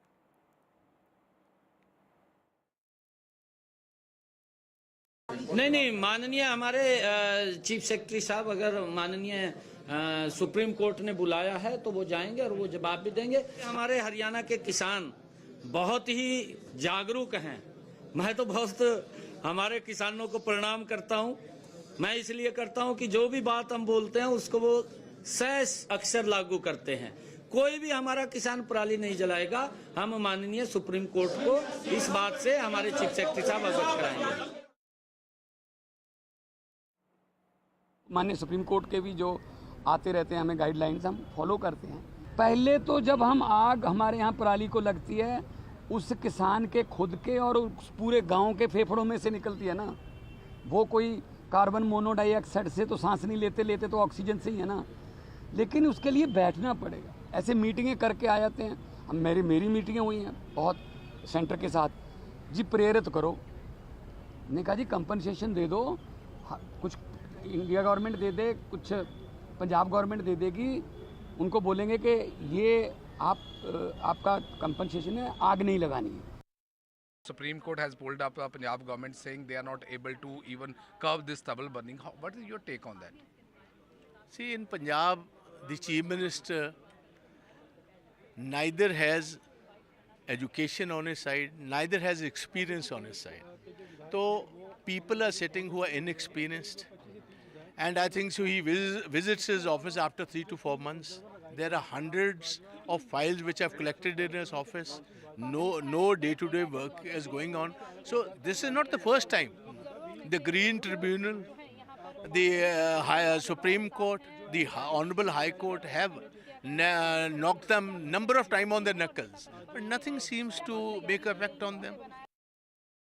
They are not taking any strict action against the farmer, and we have already given a clear-cut direction. If anybody is indulging in stubble burning, he should be advised not to do this stubble burning. But if we can see the overall situation we have seen during the festival season, specifically in Dussehra and Diwali, we have seen the pollution level goes up in the national capital, and so many times we have seen Aam Aadmi Party, when it was ruling in Delhi, they were blaming the Punjab and Haryana government. But this time we have seen even the Chief Minister of Punjab, he has given the same set of answers saying the equipment and the compensation is not being given to the farmer, and that could be possible reason why this stubble burning is still happening. But what is the solution? That is one of the major portion, and we have seen so many times the farmers, they are looking for the equipment, and when we talk to the farmer also, they are saying the government are not able to provide the proper machines, and that is the possible reasons why they are forced to go for this stubble burning.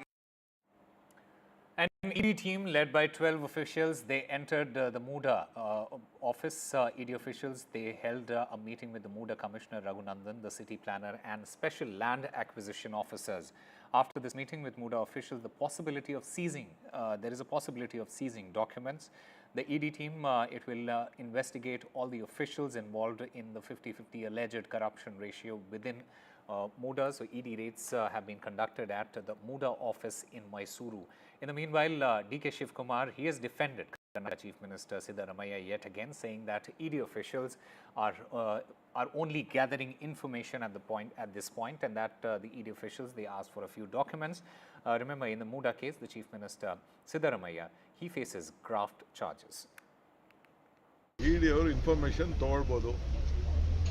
ನೀವು ride ಅಂತ ಯಾಕೆ ಕರಿತೀರಿ? ದಾಖಲೆ ಕೇಳ್ತಾ ಇರ್ಬೋದು, ದಾಖಲೆ ಕೊಡ್ಬೋದು. ಏನು ಅನ್ಯಾಯ ಏನಿದೆ ಅಲ್ಲಿ? ದಾಖಲೆ ತೆಗೆದುಕೊಳ್ತಾರೆ, ಪರಿಶೀಲನೆ ಮಾಡ್ತಾರೆ. ಅಷ್ಟು ಬಿಟ್ಟು ಏನು ಮಾಡೋಕ್ಕಾಗ್ತದೆ? ಏನು ಹೊಸದಾಗಿರೋ ದಾಖಲೆನ ತಿದ್ದಕ್ಕಾಗ್ತದ? ಏನಿಲ್ಲ. ಎಲ್ಲ ವಿಚಾರಗಳು ಈಗಾಗಲೇ ಪಬ್ಲಿಕ್ ಡೊಮೇನಲ್ಲಿ ಇದೆ. ಅದು ಬಿಟ್ಟರೆ ಅವರ ಡ್ಯೂಟಿ ಅವ್ರು ಮಾಡಲಿ. ನಾವು ಕಾನೂನು ಪರವಾಗಿ ಏನು ಹೋರಾಟ ಮಾಡಬೇಕು ನಾವು ಹೋರಾಟ ಮಾಡ್ತೀವಿ, ವಾಸ್ತವಾಂಶ ತಿಳಿಸ್ತೀವಿ, ನಾವೇನು ಮುಚ್ಚುವಂಥದ್ದಿಲ್ಲ. ಅಲ್ಲ ಸರ್, ಇಡಿ ದಾಳಿ ನೀವು ಕೂಡ ಸಾಕಷ್ಟು ಬಾರಿ ಹೇಳ್ತಿದ್ರೆ ಅದು ರಾಜಕೀಯ ಪ್ರೇರಿತ ಅನ್ನುವಂಥ ಪೊಲಿಟಿಕಲ್ ವೆಂಡೆಟಾ ರೇಡ್ಸ್, ಪೊಲಿಟಿಕಲ್ ವೆಂಡೆಟಾ ಇನ್ವೆಸ್ಟಿಗೇಷನ್ ಅಂತ ನಾನು ಮ್ಯಾಟ್ರು ಕೋರ್ಟಲ್ಲಿದೆ, ಅವರು ಮೂಡ್ ಆಫೀಸ್ ಹೋಗಿದ್ದಾರೆ. ನನಗೆ ಬಂದ ಮಾಹಿತಿ ಪ್ರಕಾರ ಅವ್ರ ದಾಖಲೆಗಳು ಕೇಳಿತ್ತು, ಇವ್ರು ದಾಖಲೆಗಳು ಕೊಟ್ಟಿದ್ರೋ ಏನೋ ನನಗೆ ಗೊತ್ತಿಲ್ಲ. ಬಹುಶಃ ಲೇಟ್ ಆಗಿರ್ಬೋದು ಅಂತ ಕಾಣ್ತದೆ, ಅದಕ್ಕೆ ಅವ್ರು ಹೋಗಿದ್ದಾರೆ. And amid the ongoing language row, it is now Tamil Nadu government versus the governor. M.K. Stalin, he has asked the centre to recall Governor N.K. Ravi. This row is over the governor skipping the word Dravid in the anthem. The Tamil Nadu Chief Minister said that the governor insulted national unity and that R.N. Ravi is unfit to be the governor. Remember, Tamil anthem was sung skipping the word Dravida at the meet celebrating Hindi. M.K. Stalin, he has now asked the centre to recall Governor R.N. Ravi. Earlier, M.K. Stalin had opposed celebrating Hindi month in the non-Hindi speaking states. This anthem was recited by Team Doordarshan, and it is unclear if it was an accident or deliberate, according to our information. And my colleague Sam Daniel joins us to get us more on this. Sam, what is this row that has now emerged between the Tamil Nadu Chief Minister and the Governor now? From what we understand, it is over the Governor skipping the word Dravida in the anthem. It was not the Governor skipping, but it was a program organized by Doordarshan to celebrate 50 years of Doordarshan in Chennai, along with celebration of the month-long Hindi celebration. And this was earlier objected to by Tamil Nadu Chief Minister M.K. Stalin and a few other political parties, including BJP's ally, the PMK. But in this function, when they sung the Tamil anthem, they had skipped a line which mentions the word Dravida. And this has now touched a raw nerve. Chief Minister M.K. Stalin on X platform has demanded recall of the governor who was presiding over the function, saying that skipping this particular line during the singing of this Tamil anthem is against the law of Tamil Nadu. And in the guise of promoting Hindi, the governor, he alleges, works against the unity of the country and insults people of different races.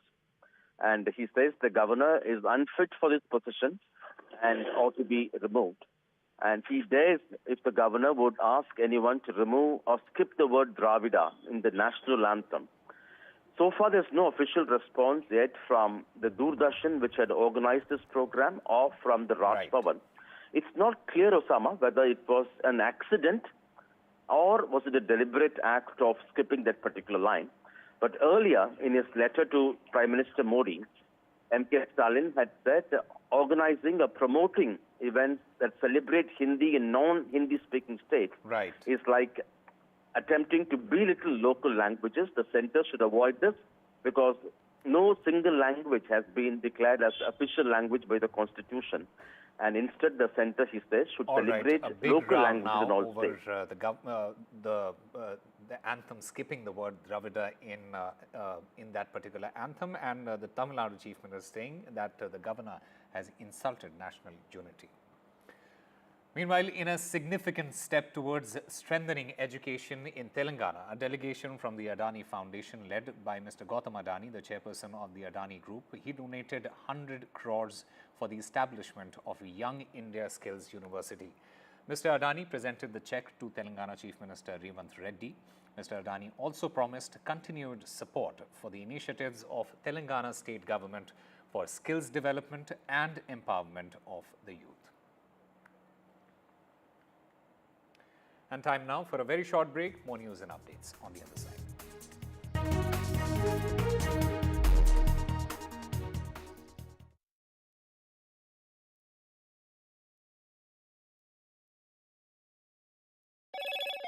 Hello, Moto. Motorola Edge 50 Pro, world's first AI-powered pro-grade camera.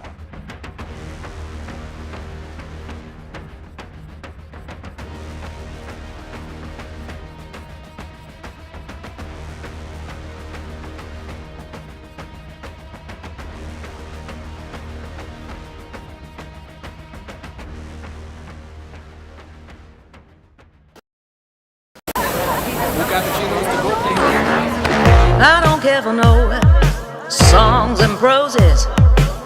I don't care for no sweet boys with roses. I'm too busy, baby, making plans on how to get me one of them manly men. All I want is a touch of love.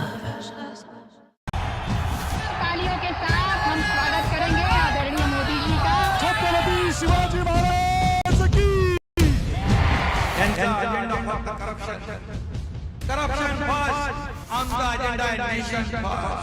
घोषणा आणि जनतेचे पैसे लुटणं. Cut commission आणि करप्शनला आमच्याकडे थारा नाही. त्यांचा परिवारवाद आमचा महाराष्ट्रवाद. महाराष्ट्रामध्ये 1,75,000 जागा रिक्त आहेत. मग का भरत नाही? राज्याची जनतेच्या घमाच्या पैशाची तिजोरी लुटण्यासाठी हे सरकार आहे. पूर्वीच्या सरकारच्या काळामध्ये निधी देताना त्यांना असं वाटायचं की त्यांच्याच खिशातले पैसे चालले. शेतकऱ्यांना मोफत वीज देण्याचं काम आपल्या सरकारने सुरू केलं.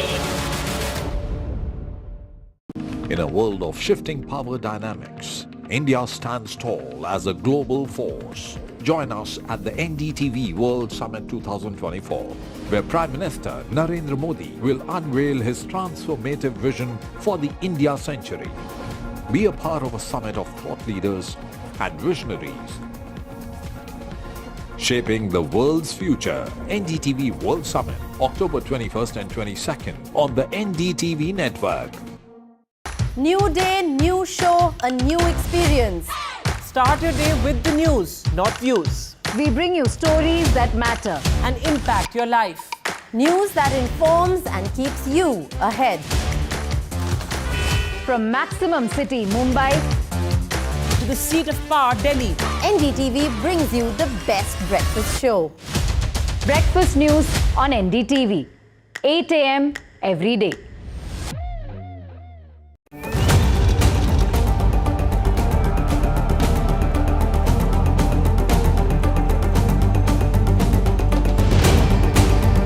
This week on India Ascents.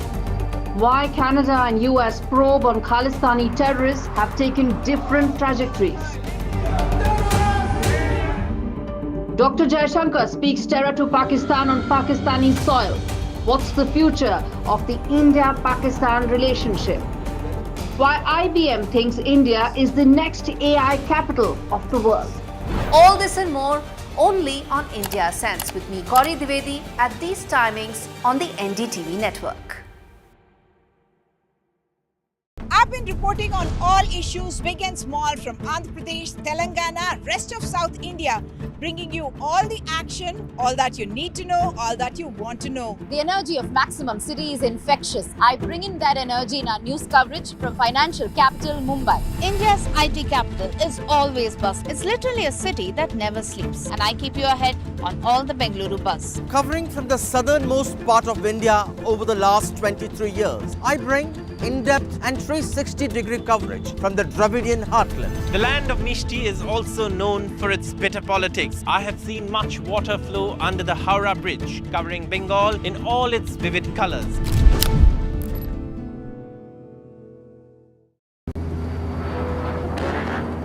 I don't care for no songs and proses. I don't care for no sweet boys with roses. All I want is a touch of love. In a world of shifting power dynamics, India stands tall as a global force. Join us at the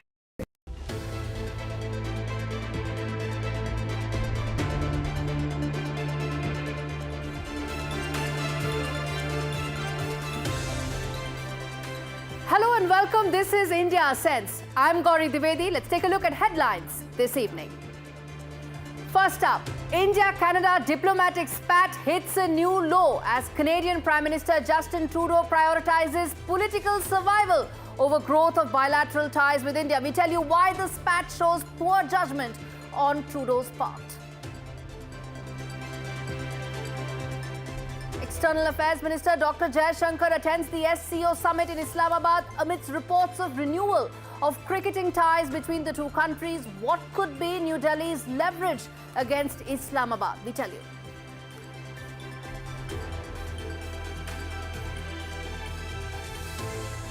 Israeli forces kill Hamas chief and mastermind of the 7th October deadliest attack in the history of Israel, Yahya Sinwar. Will a decimated Hamas and weakened Hezbollah signal an end to the Middle East war? China constructs wall in the remote villages on its border with Nepal, indicating Beijing's intent to continue salami slicing on its land borders with Bhutan and Nepal. Will this impact India's security implications? As India gets on the tech highway, can AI be the big game changer for the Indian economy? What will it take for India to be the next AI superpower?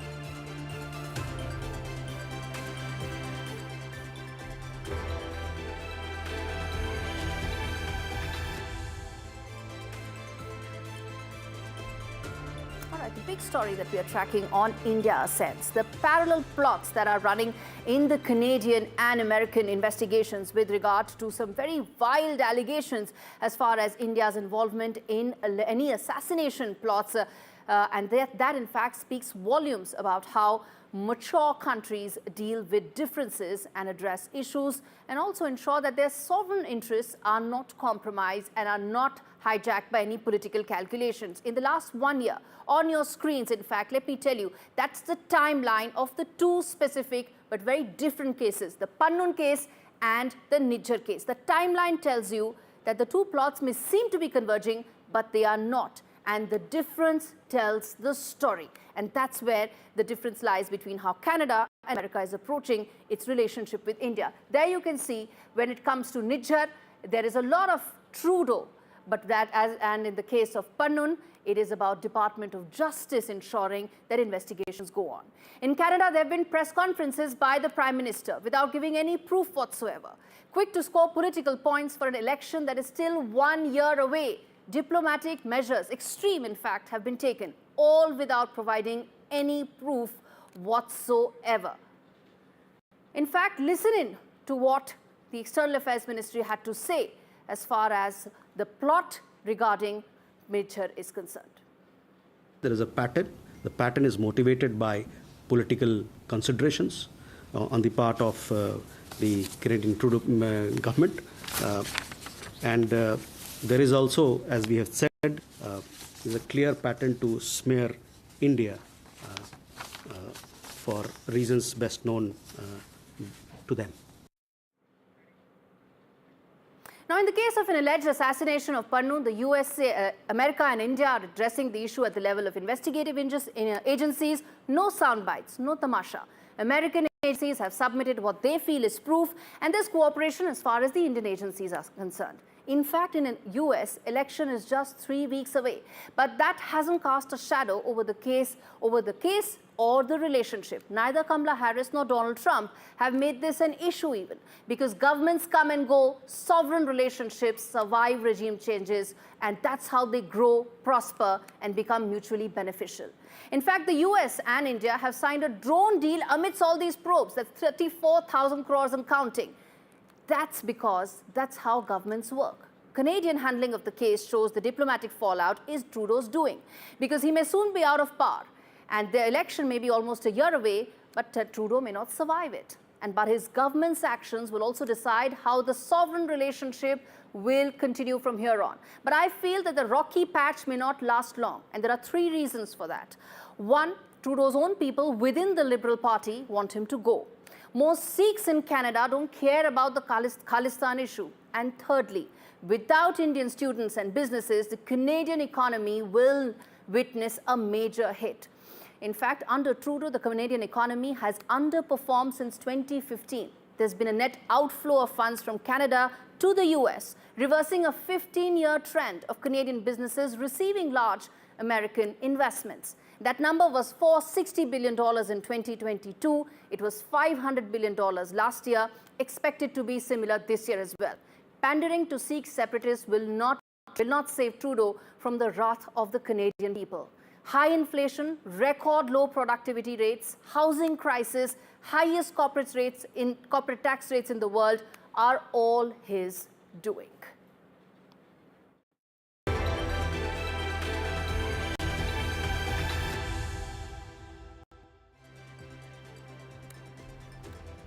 All right, shifting focus now to the first wide-angle story on the show. Dr. Jaishankar, External Affairs Minister, attended the SCO summit in Islamabad as tensions persist. Take a look at this report that tells the leverage New Delhi has in this relationship, if at all a thaw were to ever happen.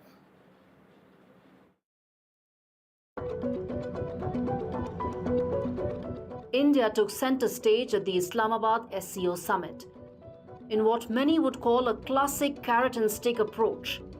Jaishankar's presence was the carrot. The move underlined New Delhi's willingness to engage on larger issues concerning the wider region. The three evils of terrorism, separatism and extremism. Comment referred to Islamabad, and the cooperation must be based on mutual respect and not unilateral agenda snipe targeted Beijing's CPEC project. New Delhi will not let Islamabad and Beijing control the narrative or impact its strategic interests. The Indus Water Treaty, a pact forged in 1960, is New Delhi's stick and the biggest risk to Pakistan's fragile socio-economic fabric. The treaty decides how Indus River waters are shared by New Delhi and Islamabad. Till now, Indus, Jhelum and Chenab rivers have been available for unrestricted use by Pakistan. Over 80% of the country's food production depends on irrigation from these rivers. They are Pakistan's lifeline, which still faces an acute water shortage resulting in a loss of up to 1.5% of its GDP. New Delhi's demands for review and modification of this treaty could have catastrophic damage on Pakistan. While India extends a metaphorical carrot like the SCO to safeguard its wider interests, the Indus Water Treaty could be its big leverage. Islamabad was served with a notice weeks ahead of the SCO summit. The question is, how will India use this leverage for a thaw in the frozen bilateral relationship with Pakistan? In fact, India will not resume diplomacy with Pakistan, not till it gets its house in order and stops state policy of sponsoring terror to India.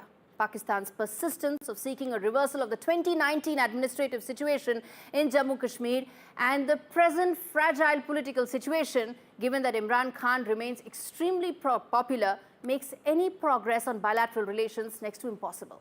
But if a thaw were to happen, viewers, New Delhi will do it on its own terms, with the Indus Water Treaty being one such leverage.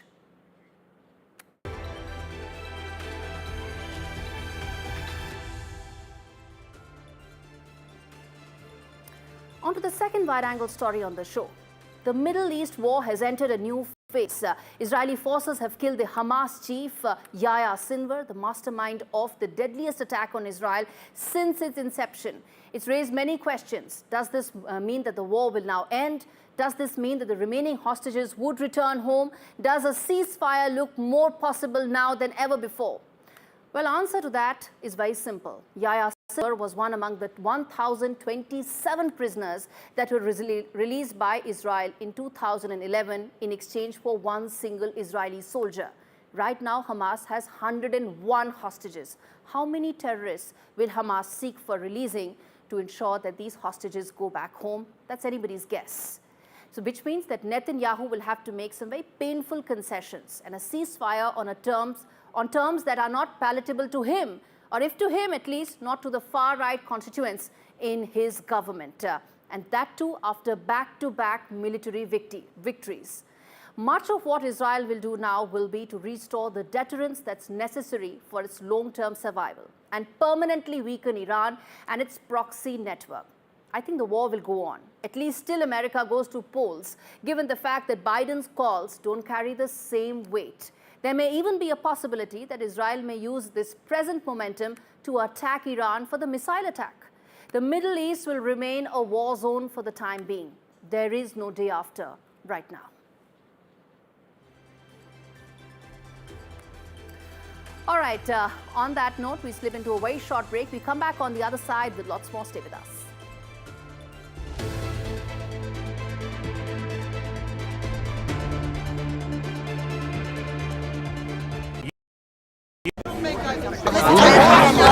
I don't care for no songs and proses. I don't care for no sweet boys with roses. I'm too busy, baby, making plans on how to get me one of them manly men. All I want is a touch of love.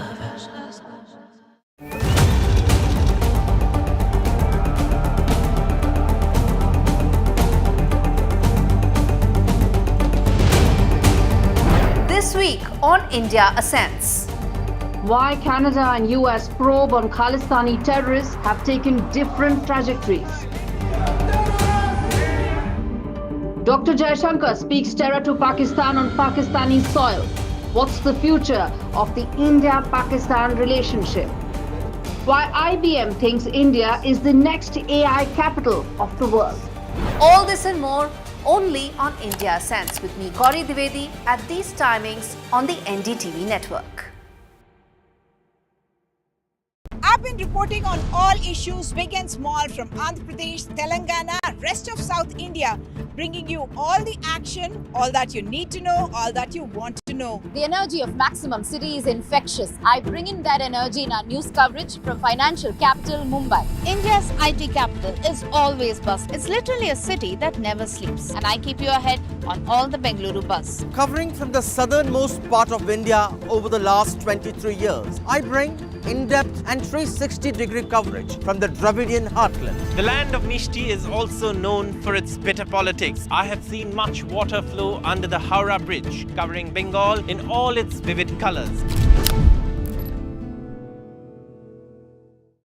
Stay informed and entertained with the new and updated NDTV News app. You can watch all our channels live, listen to podcasts, read breaking and exclusive news from around the world and more. Download the NDTV app today and get access to the best journalism and storytelling on your smartphone or tablet. The NDTV app.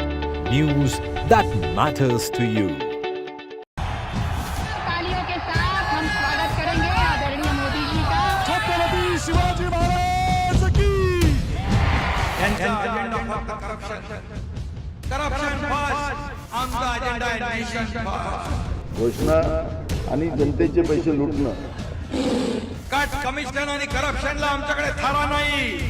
त्यांचा परिवारवाद आमचा महाराष्ट्रवाद. महाराष्ट्रामध्ये 1,75,000 जागा रिक्त आहेत. मग का भरत नाही? राज्याची जनतेच्या घमाच्या पैशाची तिजोरी लुटण्यासाठी हे सरकार आहे. पूर्वीच्या सरकारच्या काळामध्ये निधी देताना त्यांना असं वाटायचं की त्यांच्याच खिशातले पैसे चालले. शेतकऱ्यांना मोफत वीज देण्याचं काम आपल्या सरकारने सुरू केलं.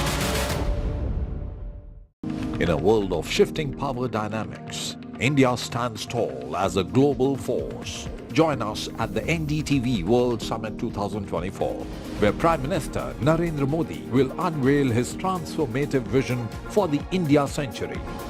Be a part of a summit of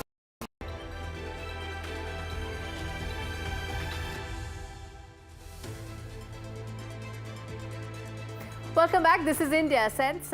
Let's now move to the top voice segment on the show. This week we have Sandeep Patil of IBM. Listen in.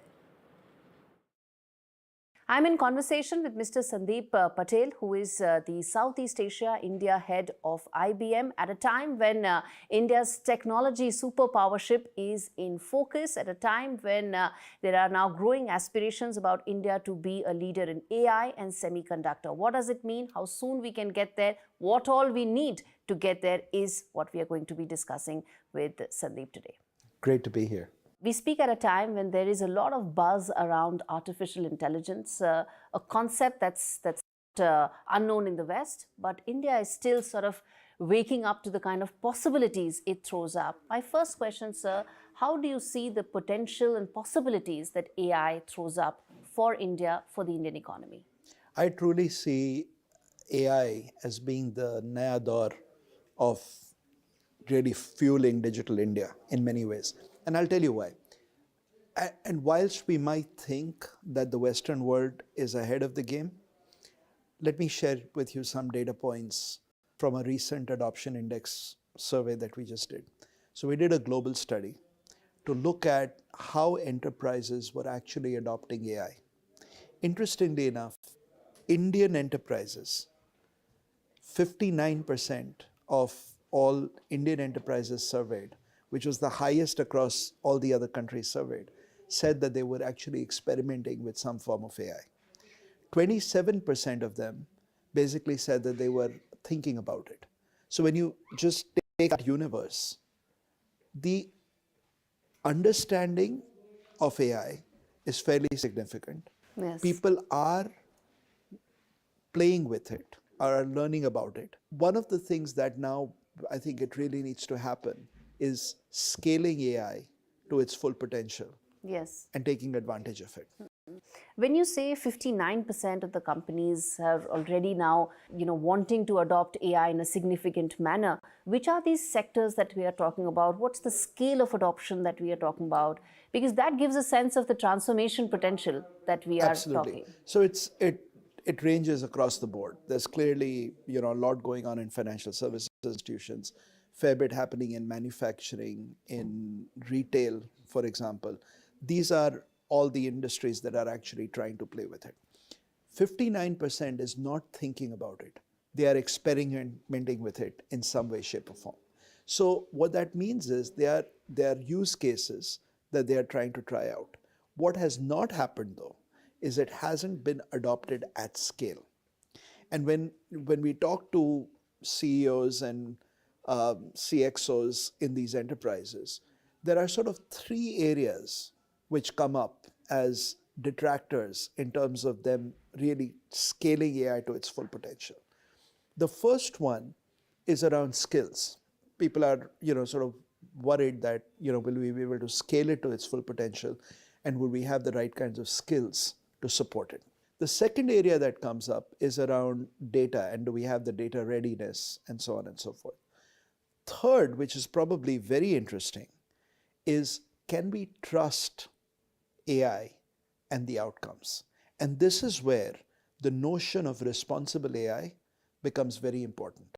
I think today there is a lot of AI outcomes that are delivered, but Which people don't. Some of them are worrying. Some of them are worrying, Yeah. and people don't know where they've come from, right? So that domain of trust and driving responsible AI, that is seen as one of the detractors to say, how do you work around that and make sure that what you are delivering as AI outcomes and what you are using as trusted AI, that is truly can be trusted.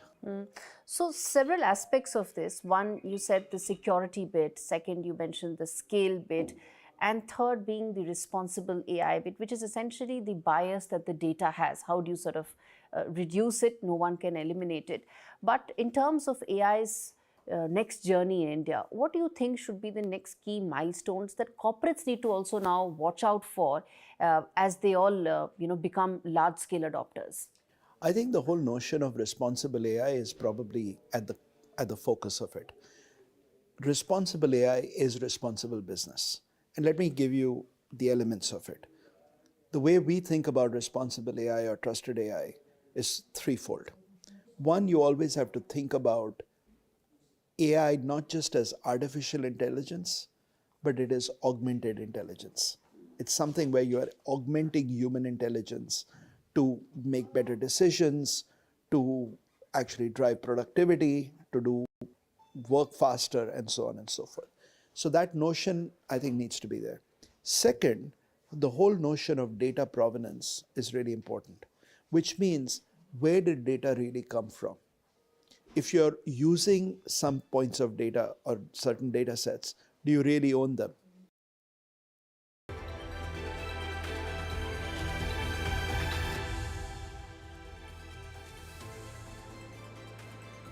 All right, China has land borders with 14 countries. And in the last decade, ever since Xi Jinping became the president of China, he's been trying to do what many call salami slicing, or take small parts of every country and suddenly it becomes very big, substantial. And that's exactly what it's trying to do in Nepal, where China has been claiming land on remote border villages that have high Tibetan population. Take a look at this report that tells you the extent to which China is trying to grab land in Nepal.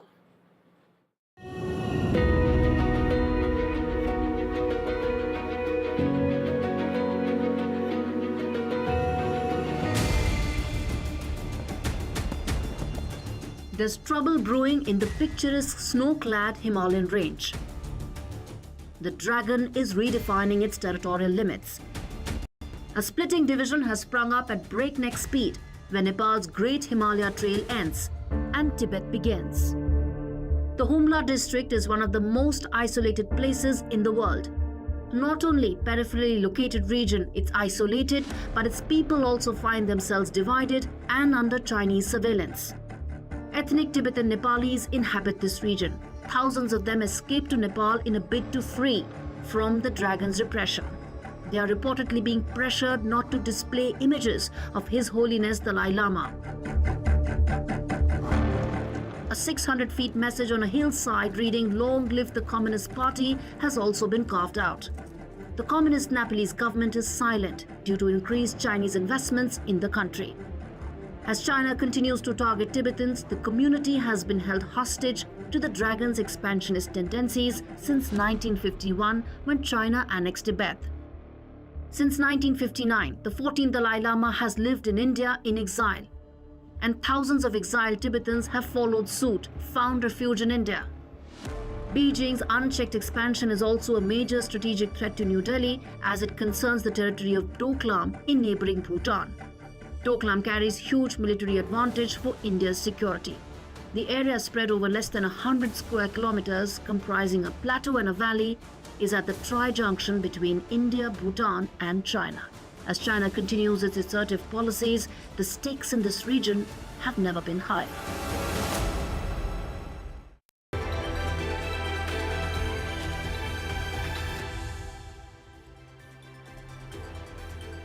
Time for a quick check of some of the other important stories that India Sans is keeping a close watch on.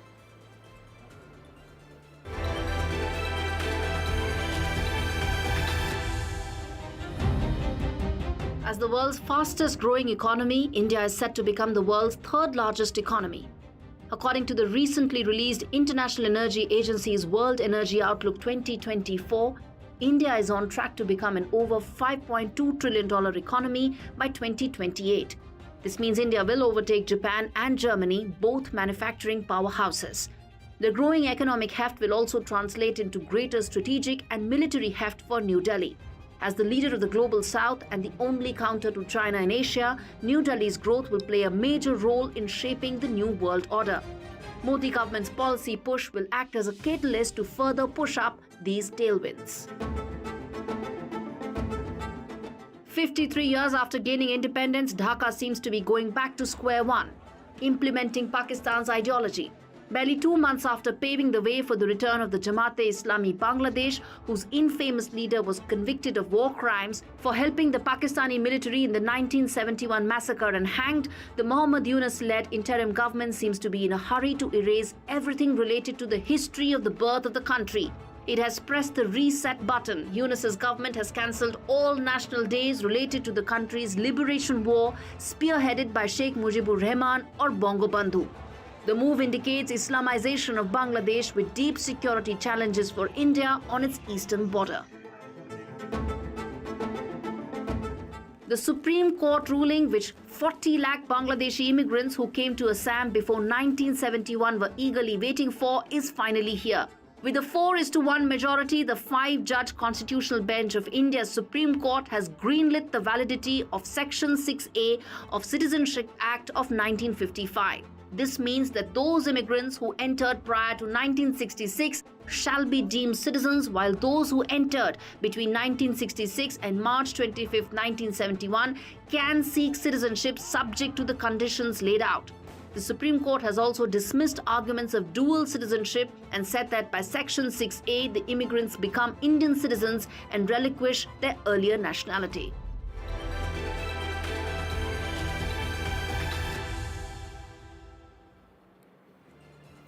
All right, with that, it's a wrap on this edition of India Sense. Thanks so much for watching.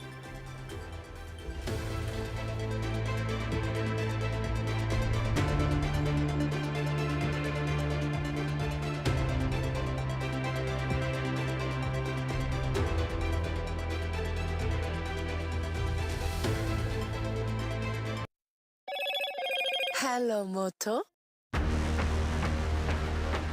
Motorola Edge 50 Pro, world's first AI-powered pro-grade camera.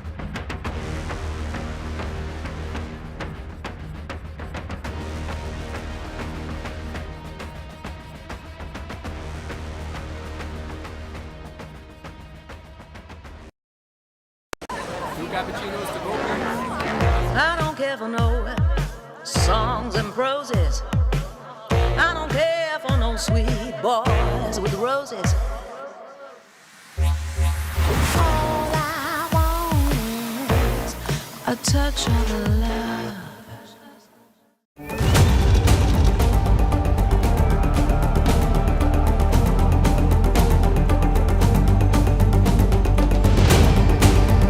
This week on India Ascends. Why Canada and US probe on Khalistani terrorists have taken different trajectories.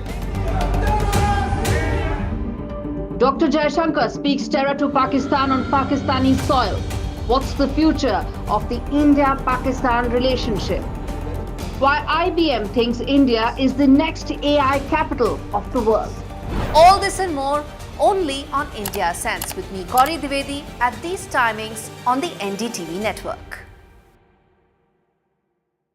I've been reporting on all issues big and small from Andhra Pradesh, Telangana, rest of South India, bringing you all the action, all that you need to know, all that you want to know. The energy of Maximum City is infectious. I bring in that energy in our news coverage from financial capital Mumbai. India's IT capital is always buzz. It's literally a city that never sleeps. And I keep you ahead on all the Bengaluru buzz. Covering from the southernmost part of India over the last 23 years, I bring in-depth and 360-degree coverage from the Dravidian heartland. The land of Mishti is also known for its bitter politics. I have seen much water flow under the Howrah Bridge, covering Bengal in all its vivid colors. Stay informed and entertained with the new and updated NDTV News app. You can watch all our channels live, listen to podcasts, read breaking and exclusive news from around the world and more. Download the NDTV app today and get access to the best journalism and storytelling on your smartphone or tablet. The NDTV app. News that matters to you.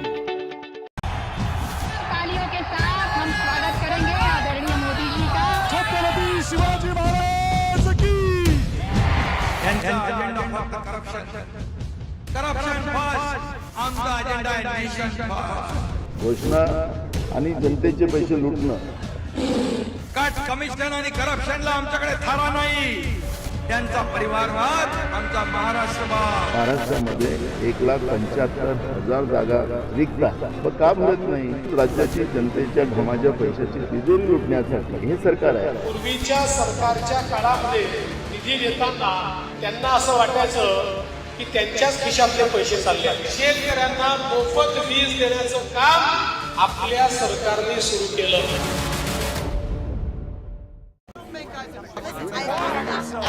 I don't care for no songs and proses. I don't care for no sweet boys with roses. All I want is a touch of love. In a world of shifting power dynamics, India stands tall as a global force. Join us at the NDTV World Summit 2024, where Prime Minister Narendra Modi will unveil his transformative vision for the India century. Be a part of a summit of thought leaders and visionaries. Shaping the world's future. NDTV World Summit, October 21st and 22nd on the NDTV network.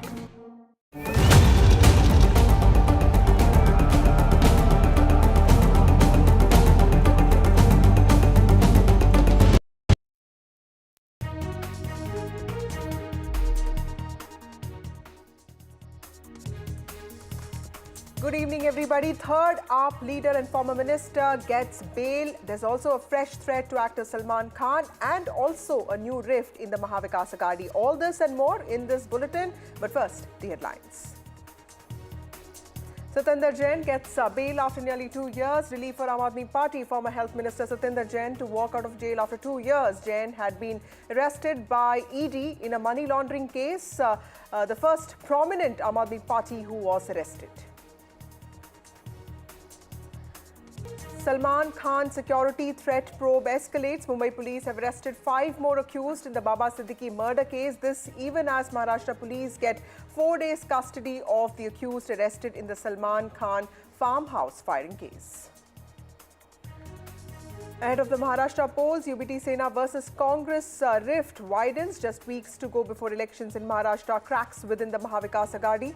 Sources indicate Uddhav Sena is not happy with Maharashtra Congress chief Nana Patole and they do not want any further discussions on seat sharing pacts with him. Rashtriya Swayamsevak Sangh to hold 60,000 meetings across Maharashtra backing Mahayuti. This is RSS trying to pitch in to ensure that the BJP wins. RSS could be holding more than 60,000 meetings in Maharashtra. Tamil Nadu Chief Minister M.K. Stalin breaks up language row now, says, and I quote, Hindi language-oriented events in non-Hindi speaking states should be avoided. He adds that if the centre wants to continue celebrating Hindi events in such states, then such events should also be translated to local languages and local languages should be honoured with equal warmth. Team India mounts a fight-back Bengaluru test. India trailed by 125 runs. Sarfaraz Khan Kohli lead India's fight-back.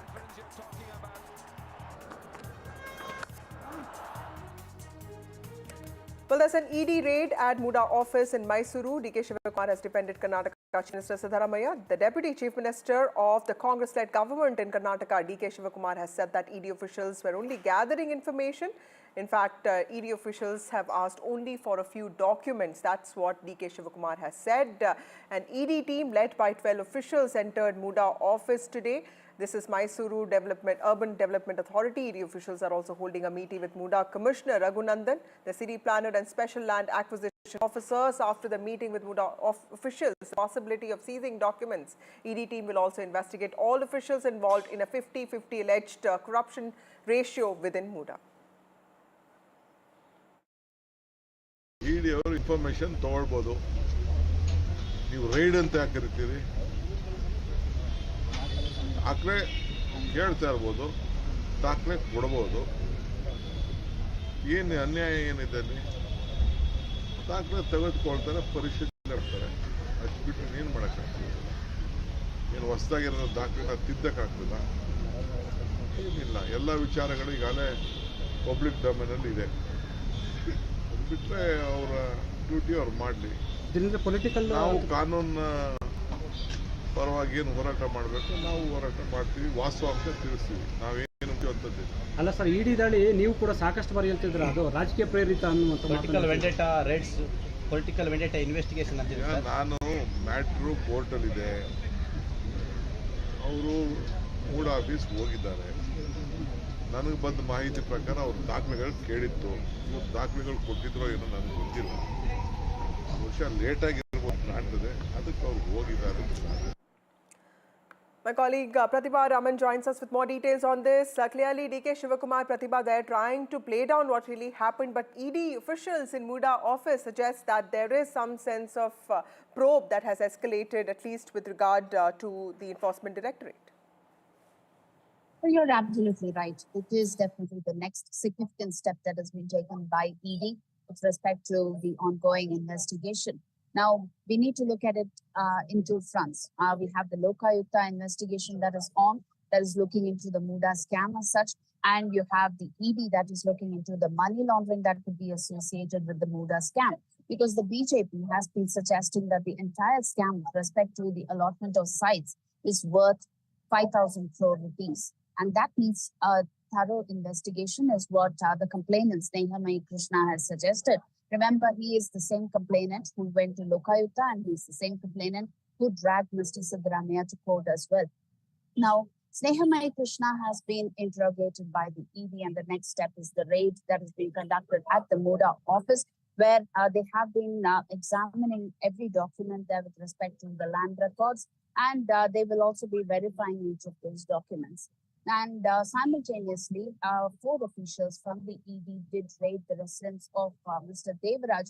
Remember, Devraj is the original owner, or rather the seller here, from whom the brother-in-law of Siddaramaiah purchased that 3.16 acres of land, which was later gifted to Siddaramaiah's wife, the compensation of which has landed both Siddaramaiah as well as his wife in trouble today. Even though the compensation plots have been handed over or handed back to the Muda by Siddaramaiah's wife, where she suggested that she does not want wealth or assets that could bring disreputation to her husband. The Muda has also taken over the land. All of that will be investigated at this point in time by both the investigating agencies. Further details will be revealed only post the raids that are completed, and we will know what will be the next significant step, whether this could affect the political career of Mr. Siddaramaiah or not. Right. Thank you, Pratibha, for joining us with those details. ED officials in Muda office in Karnataka and DK Shivakumar, Deputy Chief Minister of Karnataka, defending the Chief Minister Siddaramaiah there. Moving on to other stories from the south of India, there's a fresh flashpoint between Chief Minister of Tamil Nadu, M.K. Stalin, and Governor of Tamil Nadu, R.N. Ravi. In fact, this fresh row is over singers skipping the word Dravida in the national anthem. TN Governor had presided over this event. In fact, DD Tamil now has apologized for skipping this word, Dravida, and DD Tamil has blamed distracted singers for this error. But Tamil Nadu Chief Minister has remarked very strongly on this case, saying that the governor insulted national unity. Tamil Nadu Chief Minister also said that he is unfit to be the governor of the state. Joining us now is my colleague Sam Daniel, who's been reporting on this story. Sam, tell us the latest on this flashpoint between the governor and the Chief Minister. Well, hours after Chief Minister M.K. Stalin demanded the recall of Governor R.N. Ravi following the skipping of the line having the word Dravida in the Tamil anthem Vasudha, in which the Governor R.N. Ravi was chief guest celebrating 50 years of Doordarshan in Chennai and the culmination of the month-long Hindi celebration, the DD Tamil has now in a statement clarified that there was no intent to either insult the Tamil language or the anthem.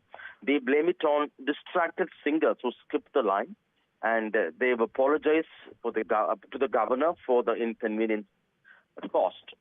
It was actually it became a kind of a difficult thing because earlier the Chief Minister and a few other political parties from Tamil Nadu had demanded against holding this kind of an event celebrating Hindi in states where Hindi is not spoken.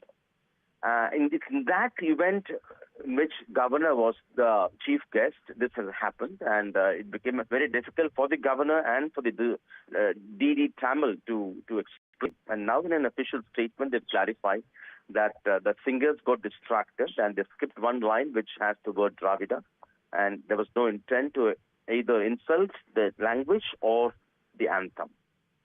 Right.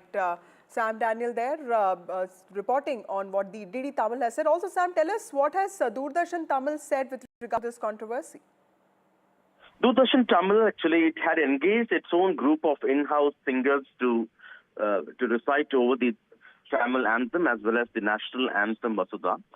Many are pointing fingers at the level of the preparedness, and it's in that context DD Tamil has now clarified that they were distracted, and in that tension that they skipped one particular line, which also has the word Dravida, which made it appear as if it was deliberately avoided in the context of the controversy around the very holding of this event in Chennai. And now they've set the record straight that there was no intent, but it was an act of mistake for which they deeply have apologized.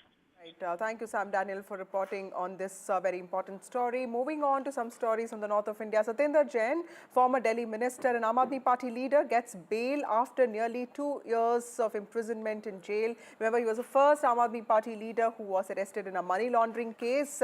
He was arrested by ED on May 30th, 2022 on charges of money laundering through 4 companies that were allegedly linked to him. He was in judicial custody and he is likely to walk out of jail tomorrow or today. Aam Aadmi Party convener Arvind Kejriwal has tweeted and he has said that Satyendar Jain also got bail after spending more than 2 years in jail. What was his fault? Well, an important development there. Let's look at some political reactions to this story.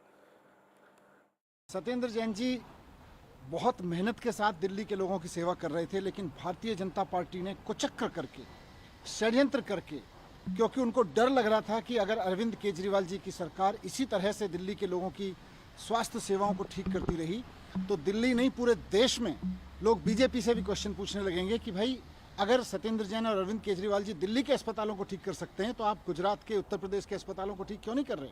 इसलिए सत्येंद्र जैन जी को गिरफ्तार किया गया। कुछ नहीं मिला उनके खिलाफ, तो 4-4 बार उनके घर पे ईडी की रेड की, भारतीय जनता पार्टी ने ईडी की रेड कराई उनके घर पे, लेकिन उसके बावजूद उनके घर से एक पैसा नहीं मिला, एक कागज नहीं मिला। दिल्ली के लोगों के लिए काफ़ी खुशखबरी आज अदालत के द्वारा मिली है। मैं अदालत का तहे दिल से धन्यवाद करना चाहता हूँ। भारतीय जनता पार्टी की सरकार जिस तरह से दिल्ली में अरविंद केजरीवाल की सरकार के सभी कामों को ठप करने के लिए ईडी चोटी लगाया, सभी नेताओं को फर्जी केसों में जेल पहुंचाया, आज सभी नेता जेल से बाहर आ चुके हैं। दिल्ली के लोगों के काम को तेज़ी से आगे बढ़ाने की कोशिश कर रहे हैं। सत्येंद्र जैन जी के जमानत मिलने से हमारी ताकत, हमारा हौसला और बढ़ा है। Ishika, my colleague, joins us with more details on this. Ishika, Satyendar Jain was also a key face of the Aam Aadmi Party. He was a power minister. You know, this whole Bijli thing was attributed to him, the success of the Aam Aadmi Party amongst urban poor. But clearly, you know, after bail was denied to him, now he has gotten that bail. Tell us, what did the court say and how is the Aam Aadmi Party looking at him coming out on interim bail?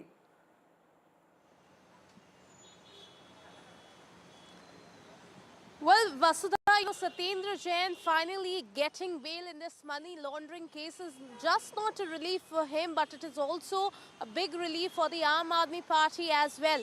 And that is what, in fact, we are seeing on the ground as well. The preparations have already begun. Let me tell you that, in fact, Chief Minister Atashi and with her, senior leaders of the Aam Aadmi Party, Manish Sisodia and Sanjay Singh have in fact already left for Tihar jail, because what we expect is that Satyendar Jain will be walking out of Tihar jail any time between 8 p.m. to 9 p.m. So all three of these big leaders have already left for Tihar jail to welcome him, for coming out of the jail almost after 2 years.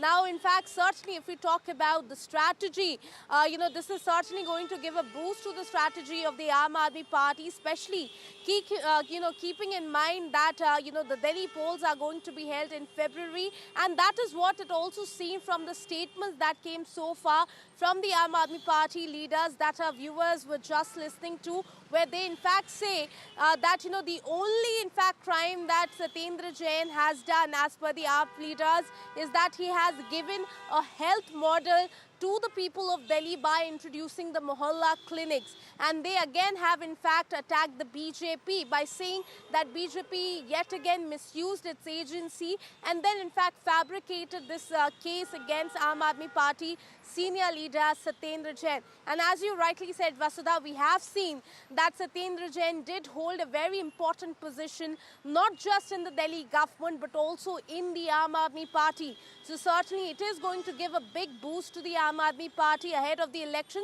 And that is what, will also be seen in the celebration that will be held, within the Aam Aadmi Party cadre after Satyendar Jain walks out of Tihar jail. Over to you. Thank you, Ishika Verma, for joining us with those details. The first Aam Aadmi Party leader, former minister who was arrested on charges of money laundering, Satyendar Jain, is all set to walk out of jail. This is after spending 2 years of imprisonment in jail. He has been given interim bail by a court now. Moving on to some political stories, the countdown to Maharashtra polls has begun and political parties are huddling in for seat-sharing talks. While the Mahayuti seat-sharing formula is fixed, it seems that there could be a rift within the Mahavikas Aghadi, which is the opposition alliance. Sources have told NDTV that Shiv Sena, led by Uddhav Thackeray, will not discuss seats with Congress leader Nana Patole. जिस तरह की स्थिति महाविकास आघाड़ी के भीतर खासतौर से UBT और कांग्रेस के बीच में पैदा हुई है, उसको ठीक करने के लिए कांग्रेस के महाराष्ट्र प्रभारी रमेश चन्नीथला कल मुंबई दौरे पर आ रहे हैं और जानकारी मिल रही है कि उद्धव ठाकरे से मुलाकात करेंगे। लेकिन सवाल ये कि क्या नाना पटोले को दूर रखकर कांग्रेस इस तरह की कोई बैठक करना चाहेगा? नहीं तो एक गलत संदेश जो है वो कांग्रेस कार्यकर्ताओं के बीच में जा सकता है। ऐसे में कहीं ना कहीं इस मुद्दे को उद्धव ठाकरे के स्तर पर जल्द सुलझा लेना चाहिए, नहीं तो कांग्रेस महाविकास आघाड़ी को चुनाव के भीतर जो इसका एक बड़ा खामियाजा जो है वो भुगतना पड़ सकता है। कुछ एक सीटें निश्चित तौर पर विदर्भ की ऐसी है जहां पर विवाद जो है वो देखने को मिल रहा है, खासतौर से यूबीटी और कांग्रेस के बीच में। इसके अलावा कुछ ऐसी भी सीटें हैं जहां पर एनसीपी, शरद पवार की पार्टी, कांग्रेस और शिवसेना ये भी आमने सामने देखने को मिल रही है। लेकिन कांग्रेस को लेकर और खासतौर से नाना पटोले को लेकर जिस तरह का रुख शिवसेना यूबीटी ने अख्तियार किया है, उससे महाविकास आघाड़ी में खटास पैदा कर दी है और इस खटास को अगर जल्दी दूर नहीं किया तो इसका असर जो है वो चुनाव पर भी देखने को मिल सकता है। मैं आपको बता दूं कि नाना पटोले विदर्भ इलाके में एक बड़ा चेहरा माना जाता है और मुख्य तौर पर ओबीसी समाज से आते हैं। तो ऐसे में ऐसे वक्त में नाना पटोले को नीचा दिखाना भी उद्धव ठाकरे या उनकी पार्टी को कहीं ना कहीं भारी पड़ सकता है। लिहाजा इसको जल्द से जल्द सुलझाना बहुत ही अहम हो जाएगा। जी। Well, in battleground Maharashtra, action has picked up. RSS will follow its Haryana blueprint. In Maharashtra, RSS plans to have more than 60,000 meetings. In fact, these huddles are being planned across the state. And this is in line with what the RSS did in Haryana. A small group of 20 people will be part of these meetings. That's what people familiar to these workings have told NDTV. My colleague Maria Shakil has more details on this. We have seen the political dividends it gave the BJP in these two elections. So now what we are being told is that the Rashtriya Swayamsevak Sangh, which is a cultural social outfit and which has huge massive presence across Maharashtra, will be holding 60,000 plus meetings. These will be held in small groups, which will be, of course, to communicate the work that has been done by Mahayuti in the last 2.5 years of Eknath Shinde government and how they are a united force. And of course, you know, the various aspects of the campaign would be highlighted by them. But the fact that the RSS has decided to back this campaign, it is an indication of how events will be unfolding in terms of ensuring proper booth management, proper foots on the ground, because, you know, that is what is key. In an election which is a fiercely contested, a closely contested election, that matters, and that's where RSS roles becomes very, very crucial and critical for the BJP. One of the factors that led to BJP's number and overall Mahayuti number going down during the Lok Sabha polls was what was seen as RSS deciding not to be very, very active in the campaign. Now we are being told by the sources in Mahayuti that RSS will be going whole hog. They are going an extra mile in ensuring that the messaging is right and it is communicated to the last man standing. Well, it's peak pollution season now and chief ministers are backing farmers. Punjab chief minister has said that the prime minister and the government and the centre should be paying for compensation of farmers, while Haryana chief minister has said that he won't tell anything to the farmers and that they don't even burn stubble. नहीं, माननीय हमारे chief secretary साहब अगर माननीय supreme court ने बुलाया है तो वो जाएंगे और वो जवाब भी देंगे। हमारे हरियाणा के किसान बहुत ही जागरूक हैं। मैं तो बहुत हमारे किसानों को प्रणाम करता हूं। मैं इसलिए करता हूं कि जो भी बात हम बोलते हैं उसको वो सह अक्षर लागू करते हैं। कोई भी हमारा किसान पराली नहीं जलाएगा। हम माननीय सुप्रीम कोर्ट को इस बात से हमारे चीफ सेक्रेटरी साहब अवगत कराएंगे। और एफर्ट्स में हम कोई कमी नहीं करेंगे। माननीय सुप्रीम कोर्ट के भी जो आते रहते हैं गाइडलाइंस हम फॉलो करते हैं। पहले तो जब हम आग हमारे यहाँ पराली को लगती है, उस किसान के खुद के और उस पूरे गांव के फेफड़ों में से निकलती है ना, वो कोई कार्बन मोनोडाइऑक्साइड से तो सांस नहीं लेते तो ऑक्सीजन से ही है ना। लेकिन उसके लिए बैठना पड़ेगा। ऐसे मीटिंगें करके आ जाते हैं। अब मेरी मीटिंगें हुई हैं बहुत सेंटर के साथ, जी प्रेरित करो। ने कहा जी कंपनसेशन दे दो, कुछ इंडिया गवर्नमेंट दे दे, कुछ पंजाब गवर्नमेंट दे देगी। उनको बोलेंगे कि ये आपका कंपनसेशन है, आग नहीं लगानी है। Supreme Court has pulled up Punjab government saying they are not able to even curb this stubble burning. What is your take on that? See, in Punjab, the Chief Minister neither has education on his side, neither has experience on his side. So people are sitting who are inexperienced. And I think so he visits his office after 3 to 4 months. There are hundreds of files which have collected in his office. No day-to-day work is going on. So this is not the first time. The Green Tribunal, the Supreme Court, the Honorable High Court have knocked them number of times on their knuckles, but nothing seems to make effect on them. Meanwhile, there's a sexual harassment complaint against AIMS CSO, Chief Security Officer. The AIMS director has now set up a probe committee, and the report has to be submitted within 1 week. That's what AIMS has said. And this complaint is from a female security guard. Well, Union Minister of State has given a clean chit to emergency. This is Ravneet Singh Bittu. Bittu's thumbs up for Kangana Ranaut's upcoming film. He has said that the film does not portray Sikhs or the Sikh community in a bad light. This is Union Minister of State backing Kangana Ranaut's emergency film. Ravneet Singh Bittu, let's listen into what he said. ਅਸੀਂ ਖਾਸ ਤੌਰ ਤੇ ਦੋ ਵਿਦਵਾਨ ਬੁੱਧੀਜੀਵੀ ਜਿਹੜੇ ਸਿੱਖ ਨੇ, ਚਾਹੇ ਉਹ ਸਾਡੇ ਲੁਧਿਆਣੇ ਤੋਂ ਨੇ ਜੋਹਲ ਸਾਹਿਬ, ਚਾਹੇ ਸਾਡੇ ਚੇਅਰਮੈਨ ਨੇ ਜਿਹੜੇ ਸਾਡੇ ਨਦੇੜ ਸਾਹਿਬ, ਤਖਤ ਸਾਹਿਬ ਦੇ ਟਰਸਟ ਦੇ ਚੇਅਰਮੈਨ, ਸਾਬਕਾ ਸੀਨੀਅਰ ਆਈਐਸ ਆਫੀਸਰ ਨੇ, ਉਹਨਾਂ ਨੇ ਦੇਖਿਆ ਤੇ ਦੇਖਣ ਤੋਂ ਬਾਅਦ ਜਿਹੜੇ ਸਾਡੇ ਸੈਂਸਰ ਬੋਰਡ ਦੇ ਚੇਅਰਮੈਨ ਨੇ, ਉਹਨਾਂ ਨਾਲ ਬਹਿ ਕੇ ਉਹ ਸਾਰੇ ਸੀਨ ਨੇ ਜਿਹੜੇ ਕੋਈ ਵੀ ਜੀ ਸਿੱਖ ਪੰਜਾਬੀ ਜਿਹਨੂੰ ਕੋਈ ਵੀ ਛਵੀ ਦੇ ਬਾਰੇ ਕੋਈ ਐਸੀ ਗੱਲ ਹੋਵੇ ਉਹ ਬਿਲਕੁਲ ਕੱਟੇ ਗਏ ਨੇ। ਉਹਦੇ ਵਿੱਚ ਕੋਈ ਵੀ ਐਸਾ ਸੀਨ ਹੈ ਨਹੀਂ ਜਿਹ 'ਚ ਪੰਜਾਬੀਆਂ ਨੂੰ, ਸਿੱਖਾਂ ਨੂੰ ਜਾਂ ਸਿੱਖਾਂ ਦੇ ਬਾਰੇ ਕੋਈ ਐਸੀ ਗੱਲ ਦਿਖਾਈ ਜਾਵੇ। ਉਹ ਮੈਂ ਤੁਹਾਨੂੰ ਬਿਲਕੁਲ ਕਲੀਅਰ ਕਰਨਾ ਚਾਹੁੰਦਾ। Moving on, in a significant step towards strengthening education in Telangana, a delegation from the Adani Foundation, led by Mr. Gautam Adani, chairperson of the Adani Group, donated 100 crores for the establishment of Young India Skills University. Mr. Adani presented the check to Telangana Chief Minister Revanth Reddy. Mr. Adani also promised continued support for initiatives of Telangana state government for skills development and also for the empowerment of youth.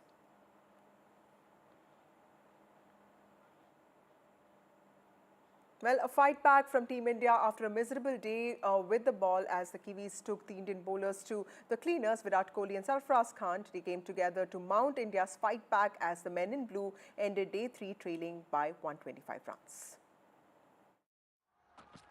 India started the day on a positive note, making early inroads.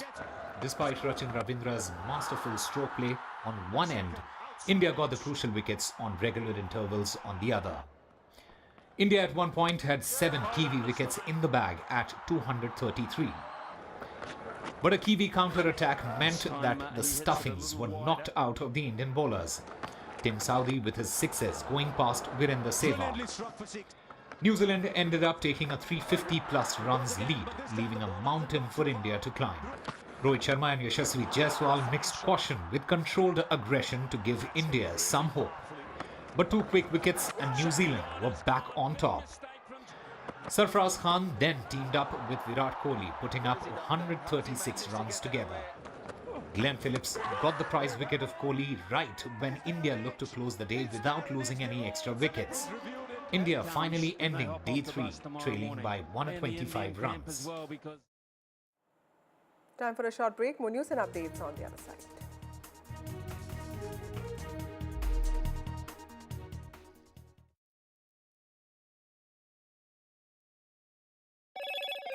Hello, Moto. Motorola Edge 50 Pro, world's first AI-powered pro-grade camera.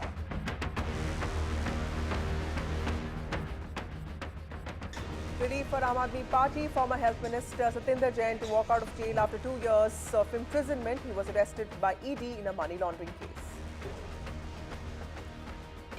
Mumbai police have arrested 5 more accused in the Baba Siddiqui murder. This even as Maharashtra police have 4 days custody of the accused arrested in the Salman Khan farmhouse firing case. Ahead of Maharashtra polls, UBT Sena versus Congress rift widens. Just weeks to go before elections, cracks have deepened within the opposition. RSS to hold 60,000 meetings across Maharashtra, backing Mahayuti. RSS will be following its Haryana blueprint.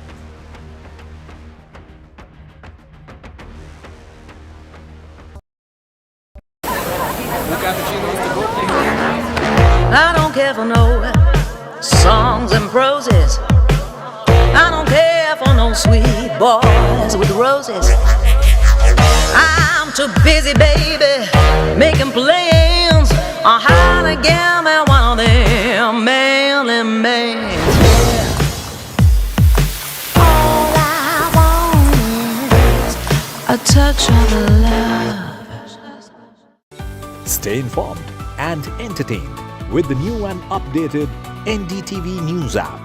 You can watch all our channels live, listen to podcasts, read breaking and exclusive news from around the world and more. Download the NDTV app today and get access to the best journalism and storytelling on your smartphone or tablet. The NDTV app, news that matters to you.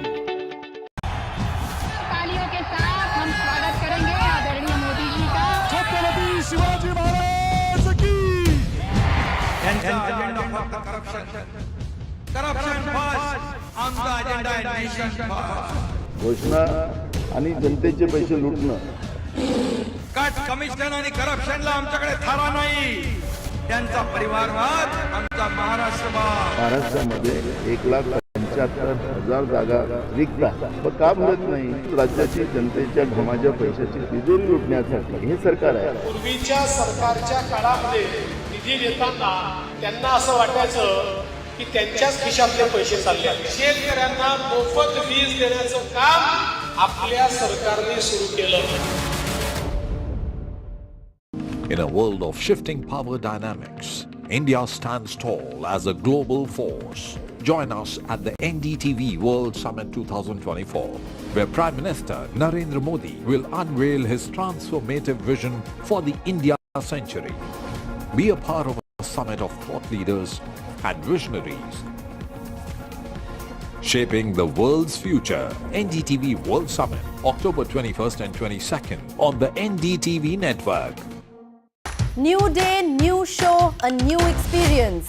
Start your day with the news, not views. We bring you stories that matter and impact your life. News that informs and keeps you ahead. From Maximum City, Mumbai, to the seat of power, Delhi, NDTV brings you the best breakfast show. Breakfast news on NDTV, 8 a.m. every day. Stay informed and entertained with the new and updated NDTV News app. You can watch all our channels live, listen to podcasts, read breaking and exclusive news from around the world and more. Download the NDTV app today and get access to the best journalism and storytelling on your smartphone or tablet. The NDTV app, news that matters to you. I don't care for no songs and proses. I don't care for no sweet boys with roses. All I want is a touch of love.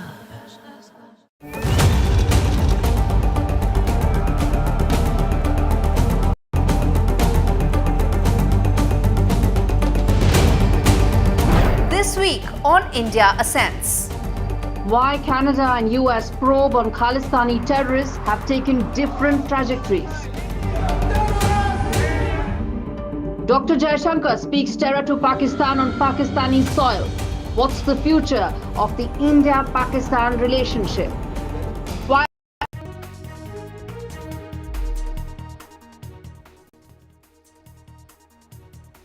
Good evening, ladies and gentlemen. You're watching NDTV. Mumbai cops have received a message from an alleged member of the Bishnoi gang. Actor Salman Khan has been asked to pay ₹5 crore to settle feuds with Lawrence Bishnoi. Now, this threat comes days after the murder of former Minister Baba Siddiqui, who was also a friend of Salman Khan. Remember, just weeks before Maharashtra Assembly elections, the murder of Baba Siddiqui, who was a former Maharashtra minister and a 3-time MLA, has heated up political climate and has sent shockwaves across the state. Siddiqui's murder and increasing threats to Salman Khan also have raised some critical questions about the current state of law and order in Mumbai, a city that has been historically struggling with gang violence. So has gun raj returned to Maharashtra, especially in Mumbai, with a series of such incidents that involve, that in fact show a nexus between politicians and criminals. Joining me now is Sanjay Pandey, former DGP Maharashtra. We also have Sana Rais Khan, advocate of Supreme Court. We also have Shahzad Khan, Indian actor who has also worked with Salman Khan. Now, thank you all of you for joining me on this show. Mr. Pandey, to you first. These back-to-back incidents have also raised concerns about law and order situation in Mumbai, which is India's financial capital. How do you see the investigation proceeding in this case? Because every day there is some or the other update on what Mumbai police is doing. So while on one hand there is some proactiveness, there's also this concern that the gun raj, time of Mumbai is in some ways back. Yeah, one thing which is clear is that these kind of shootings had stopped for a very long time. And so that happening now is an issue. But as far as the police is concerned, I think they have arrested certain number of people almost immediately. And I think they have recovered, as they are saying, the weapon. So I think from the police side, the investigations have gone on. But what is more concerning is that, as you were just mentioning, the kind of messages, the kind of threats which are being read out on the WhatsApp. Now, that is another angle to the entire thing. And I think there is a very clear technical way to detect as to from where this message came, how it was delivered. So all that, I think the police will be looking into, and that's what I can say. But to say that, well, the law and order situation, the way you guys use it in the police parlance, law and order generally is limited to, say, public, when the public law and order goes and the public comes on the streets. That hasn't happened in Bombay. What has happened is, yes, there is a sense of fear which is certainly there. It happened in Bandra. So beyond that, I think I would say that the police is investigating and not taking sides.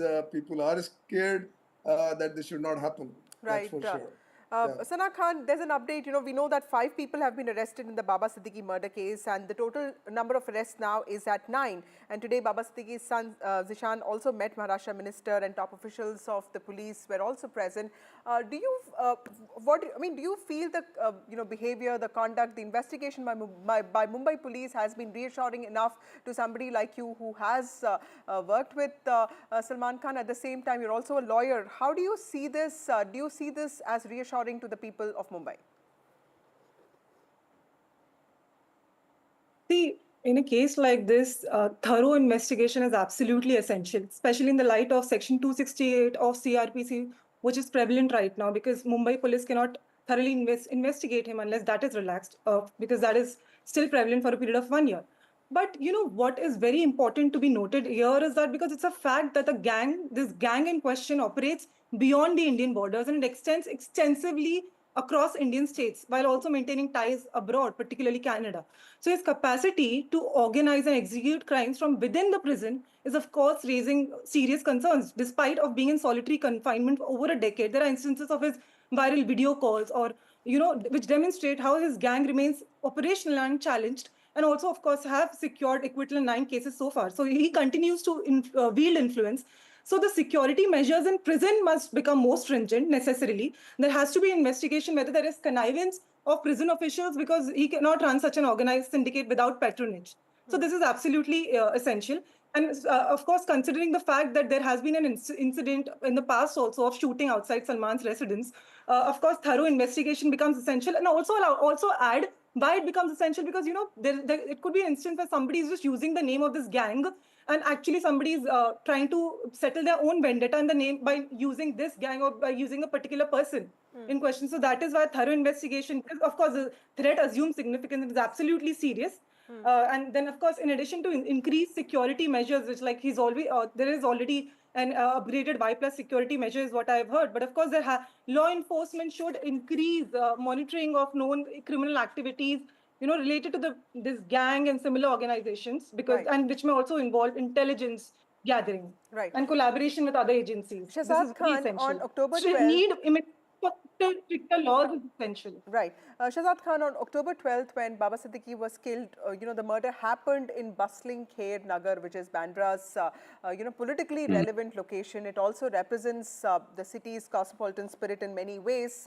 And of course, you know, he was a man who enjoyed high-profile political, social presence. He was given wide category security. And the fact that culprits managed to break the shield of security, how has that reflected in the artist community, especially people like you who have known Salman Khan, and how does that reflect on the law and order situation of the state? Thank you very much for having me on your show. See, what is happening is very bad and sad. We are going back to the 90s era, you know, once for which there was, for a very long time, we were living in peace and harmony. And this is very sad.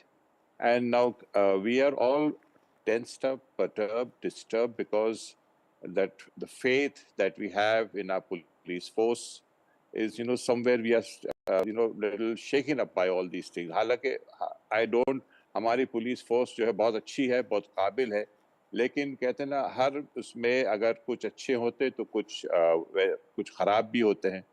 और दूसरी बात यह है, जो main चीज़ इस शख्स जो mister Lawrence Bishnoi है, इनके बारे में जब प्रेसिडेंट ट्रूडो की स्पीच मैंने सुनी, जब उन्होंने कहा कि वहाँ पर भी कैनेडियन सिटीजन्स को टारगेट किया जा रहा है, ये सब सुन के मुझे बड़ा अफसोस हुआ कि हमारी जो सरकार है वो इनको यूज़ कर रही है. और अभी हमारे जो पैनलिस्ट है, जो लॉयर है, जो हमसे लॉ एंड ऑर्डर बेहतर जानते हैं, उन्होंने कहा कि कुछ उनको जेल से, जिस जेल में वो विश्राम कर रहे हैं, लग्जरी लाइफ जी रहे, वहाँ से उनको पुलिस हमारी इंटरोगेशन के लिए नहीं ला सकती. तो हमारी पुलिस करेगी क्या? वो जितने भी चिल्लर, ये आप जितने भी पकड़े जा रहे हैं, जो भी है, वो चिल्लर पार्टी है. मेन जो सरगना है, जब तक सरगना हमारे पुलिस फोर्स के हाथ में नहीं आएंगे, तब तक पुलिस तो बेचारे अपना काम कर ही रही है. हम किसी भी तरह पुलिस, खास करके मुंबई पुलिस की बात कर रहा हूँ, बहुत सारे उन पे इल्जामात पहले भी लगे थे, सुशांत के टाइम भी लगे थे, लेकिन मैं जानता हूँ कि ये पुलिस फोर्स हमारी बहुत अच्छी है, बहुत काबिल है. यस, ये जरूर है कि वो मंत्रियों के आगे, नेताओं के आगे वो भी बेचारे मजबूर हो जाते हैं, लेकिन but still they have the guts to call a spade, and I think they are doing a very good job. Mr. Pandey, you know, that's a very important point that he's pointing out, you know, empowering the police, because most of these crimes seem to have happened around the Mumbai metropolitan region or PMR. So, you know, there is always this nexus that we talk about, builder, politician, criminal, underworld nexus. How does one break that, sir? And how does one deal with somebody like Lawrence Bishnoi and his gang of shooters who are spread across the country? Are there limitations to the investigation processes here? And what are the challenges that Mumbai police, which is considered one of the most powerful, potent forces in the country, what are the challenges do you think that they will have to face at times like this? One of the biggest challenges that a policeman today faces in an investigation like this is certainly the kind of media trial which happens. Why I say this? Because this is not a one-off thing which has happened. It's a very serious thing which has happened.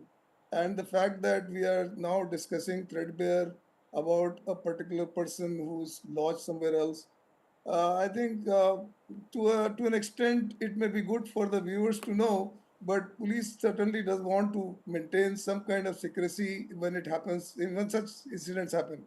Having said that, now the constraint which you were talking about on the police, let me tell you this, well, the 268 which the lady here just mentioned, that doesn't preclude the police to take the court orders and go and interrogate the person in the jail.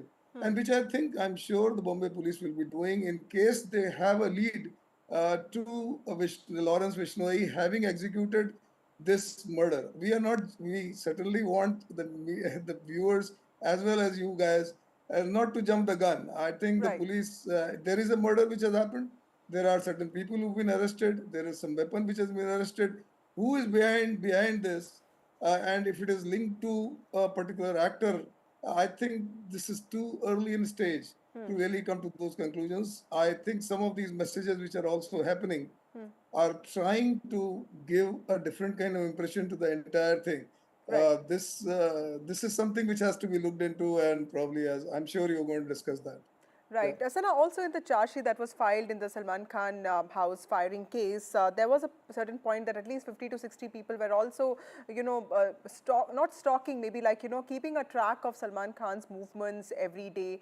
And they were also in touch with people in different countries to procure weapons. How does, when it comes to a thing like this, an incident like this, what is your advice to people who are in the center of the storm and also to their families? Because I was looking at how Salman Khan has resumed shooting for Big Boss. There's a lot of clamor over his safety. Some people are praying for him. There's also a lot of talks and conversation on social media on what he did, what he didn't do. How do you see all of this, and what is the best way to maintain a sense of proportion? Yes, see, definitely, because I have myself experienced this. I've experienced death threats. I've received death threats while I was handling Haryana encounter matter, while I was defending a model. And once I secured her release, she was murdered, unfortunately, tragically after that. So I know what one person goes through when they are receiving death threats. Of course, it is absolutely, it takes a toll on you emotionally and mentally. And, it's very difficult, of course, for you to focus on work. But of course, considering the fact that we have efficient investigating authority, officers are Mumbai. Of course, I have no doubt on the capacity and the competency of the Mumbai police. And in addition to the stringent security measures that is already being provided, and I would, if in terms of advice that you're asking me, is to, of course, maintain calm in the face of storm and to continue focusing on work undeterred, because despite of these challenges in your face, like from my own personal experience, what I can say is that while I was receiving these death threats, I remained undeterred and I moved forth defending that girl. I did not back out or anything. I defended her and I got her out. Now that is completely a tragical situation, what happened subsequently, that she was killed thereafter. But, and I know Salman is also a very strong personality. He will remain undeterred and he will, of course, continue to remain strong, and he's not going to back out because of something like this. And I'm sure the Mumbai police will look into this very seriously, and the actual truth will definitely surface. Okay. Shahzad Khan, I asked you about what the artists and actors are feeling. Let me also ask you, as a Mumbaiker, what do you think people of Mumbai are feeling about this? Because is this something that is on the minds of people? Is it something that is resonating with people?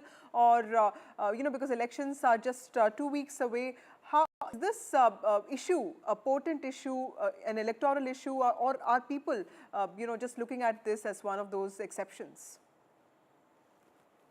See, like God has not made 5 fingers same. So everybody has a different view on this issue. Some people are happy, some people are sad, some people are scared, some people have a don't care attitude. हर आदमी अपनी जिंदगी में मसरूफ है और हर आदमी अपने life में इतना उलझा हुआ है कि उसे देखता है, फिर कोई दूसरी और खबर आती है तो then he moves on. But yes, अगर आप पूछेंगे उनसे तो डरे हुए तो है हम सब कि भाई आखिर में ये क्यों वापस एक चीज शुरू हो गई है और ये सब चीजें नहीं होनी चाहिए थी, इतनी अच्छी सुख शांति थी अब तक, और ये अचानक क्यों हो रहा है, जिस किसी वजह से हो रहा हो। देखिए वजह तो पुलिस ही जानती है। जब हमारी क्राइम ब्रांच की जो टीम है वो बहुत अच्छी है, उनके सामने शैतान बोल उठते हैं तो फिर इंसान की क्या औकात है, और वो जानती है वो जरूर निकालेंगे और इसका बहुत जल्दी पुलिस ही खुलासा करेंगी। लेकिन It is too early to start, as हमारे पांडे साहब ने कहा कि बहुत जल्दी है कि पुलिस पे हम कैसे पुलिस पे आरोप लगाए। एक वही तो है हमारे पास जो हमारी रक्षा रात बिरात कुछ भी हो, वो वही तो है जो हमारे साथ खड़े होते हैं। तो हमें पुलिस का मनोबल बढ़ाना चाहिए। इनफैक्ट ये कहना चाहिए कि पुलिस बहुत अच्छा काम कर रही है और वो बिल्कुल करेंगी। इसको सलमान खान इस देश के नहीं, इस पूरी दुनिया में का बड़ा बहुत, he represents India all over the world. He's a very famous figure.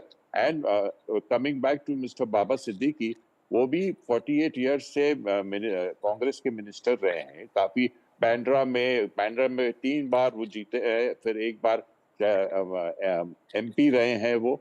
तो उनका भी एक बड़ा दबदबा था, बड़ा रसूख था। अब इंटरनल क्या मैटर्स है क्या नहीं, अभी एक एक करके सब चीजें बाहर आ रही है, वो पुलिस ही निकाल सकती है और पुलिस को ही बेहतर पता होगा। और मैं चाहूंगा कि इसका जल्द से जल्द हम सिटीजन्स को जो है ये जो हमारे जो कॉन्फिडेंस, जो मनोबल जो है वो दोबारा वापस आ जाए हमारे पास। और let the truth prevail, and I pray for everyone and all the citizens of my country that we all remain safe from such right gangsters. Right. Mr. Pandey, in the last few days, also because elections are coming up, we've seen a lot of politicization of these murders that have been taking place as part of political campaigns. What is your advice to political parties to ensure that they show enough sensibility to prevent a situation like this from escalating further and not just look at narrow political gains, while you're also asking for agencies to, play a very defining role in limiting the fallout of something like this? No, obviously, a crime in any manner, when it happens, for any political party to start talking about and taking sides either way, whichever be the party, is wrong. I mean, I think there is a law very clear that if your statements are going to influence the investigation, then it's an offense. I mean, you could be probably joined in the investigation. Many of the lawmakers today probably go about talking about this party did it, that party must have done it, this must be the entire reason behind it. It's not correct. I mean, most people should not even talk about this. This country, we are not taking action suo moto on such kind of insinuations. But I think the time has come when these people, be it politicals, be it people on the as civilians, making statements about this could be done, this cannot be done, this would have been the reason, that would have been the reason, is actually immature. And I think some time will come when the action from the police will be taken against such utterances, be it political, be it civilian. My suggestion very clearly here is that crime needs to be investigated thoroughly, and police is totally empowered. They have all the powers. Let them investigate the case. It's just about a few days that it has happened. It's a very sad thing which has happened. I knew Baba Siddiqui myself. I met Mr. Salman Khan myself. So I can only say this, that yes, the threat is very serious to Salman, which is being, I think the police is taking adequate measures. And what happened to Baba was very, very unfortunate. But I think the city of Bombay, they say Bombay spirit, I will not say that. But this is, I still believe, a one-off incident, and there's not a breakdown in any manner on police shackles and crime. The police has got the criminals downright very easily, and maybe with a lot of investigation, and they will do it. And that's a firm belief, as others also are saying in the police of Mumbai. Right. My last word from you, Sana. At the center of this conflict clearly is the killing of the black bucks that happened in 1998. The matter is in court, and Lawrence Bishnoi comes from the same community. Every day you see on social media somebody or the other either heroizing Lawrence Bishnoi or basically saying that what Salman Khan has done, he has gone through the process of justice, so he should be not really made to go through something like this. How does one find a balance to this? Because there are legal processes in the country, they have taken place. How does one, outside the cloud, this whole clamor of social media, look at sense and sensibility and look at just legal processes in just black and white and not really look at mob justice of this kind? See, rather than publicizing it so much by talking about either of these figures, make no sense. According to me, what will make more sense is, of course, more stringent laws and more stringent measures for these kind of organized crime syndicates and activities. As I've already stated, it just doesn't, it spreads across the nation, across the several states of India. So there is an imminent need to tackle it in a very, in a very organized manner, in a proper, with a proper, legal strictures. So the law enforcement should definitely increase monitoring of these criminal activities. That is the need of the hour. And then creating support systems for individuals who are targeted by criminal organizations, which can also enhance safety and safety in providing legal recourse, and which will ultimately deter these future threats to public figures, is far more important rather than talking about Bishnoi. I mean, of course, I read today that they're going to write a biopic or a movie is going to be made on Bishnoi. That really sounds insane in the face of, I mean, in light of these recent developments, you're going to actually make him a hero by making a movie on him. That makes no sense. In fact, that just shows that how that this how fascinated certain shows fascination of the Indian mindset towards these gangsters. This is only going to, of course, make them look like heroes. So I'm definitely against these kind of ideas. Rather, focus on the actual crime, show what exactly is transpiring. Rather, attack and target the crux of it, the core of it, deal with it, and eliminate the system, rather than making them look like heroic figures. Right. Thank you so much, all of you, for joining me on this broadcast. Clearly, Mumbai police have a lot to do when it comes to reassuring people and regaining their faith in law and order in the city. Thank you so much, all of you, for joining me on this broadcast. Moving on to some breaking news. Faridkot Sikh activist murder case. Punjab cops have linked MP Amrit Lal to Gurpreet murder case. The DGP has said that crime was executed at the behest of jailed Member of Parliament Amritpal Singh. In fact, the Punjab DGP has also said that 3 accused have been arrested, and terrorist Ashdallah murder is the mastermind. Joining me now is Gurpreet, my colleague, with more details on this. Gurpreet, tell us what is the latest in the Faridkot Sikh activist murder case? Well, this is a very sensational murder case which has been traced by the Punjab police, and we have seen the DGP Punjab. He has already made a lot of claim during the investigation of this case. He has already linked all the accused with the jailed Member Parliament Amritpal, saying that everything has been executed on the behest of Member Parliament Amritpal, who has already been in jail.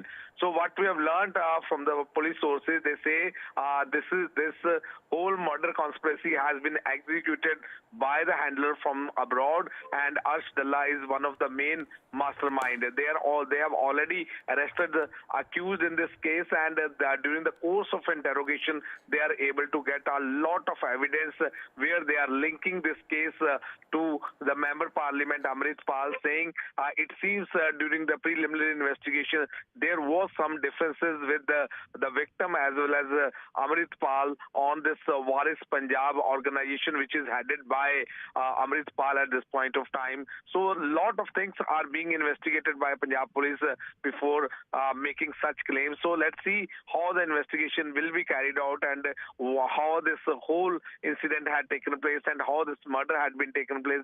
They are looking from all the angles, and what we have learned from the police sources also, they may add the name of a Member Parliament Amritpal in the case, and after that they will further investigation to find out what type of target killing they wanted to execute in the state of Punjab. Right. Back to studio. Gurpreet, also tell us a little bit about Ashdallah, who, a gangster who's based in Canada, and also what is the Punjab police going to do next now that they have, they have clear leads on as to what really happened? Well, we all know Ashdallah is settled in abroad, and he has been executing a various murder through various handles in the state of Punjab. So in this case, we have seen the police says same type of modus operandi they are able to find out, and when they had arrested these people, after their interrogation, they were able to get all these leads, which is indicating how from the foreign land such type of murders and such type of crime crime are being executed in the state of Punjab. So that is one of the core reasons why the Punjab police have already trying to perform all the angles to get the leads in this case, to find out if there is some handlers who are trying to execute such type of conspiracy in the state of Punjab and who are on the hit list of such handlers who are already in touch with these gangsters from the foreign land. So all these angles are the main investigation of Punjab police, because in this case they have already arrested the accused and they are trying to trace more leads to get more information so that they will be able to curb such crime in the state of Punjab. Right. Back to studio. Thank you, Gurpreet, for joining us with those details. Significant breakthrough by Punjab police. They've solved the murder case of Gurpreet Singh with the arrest of 3 members and also linking of Amritpal Singh, jailed MP Amritpal Singh, with the murder. That's all we have for you in this bulletin. More news and updates on the other side.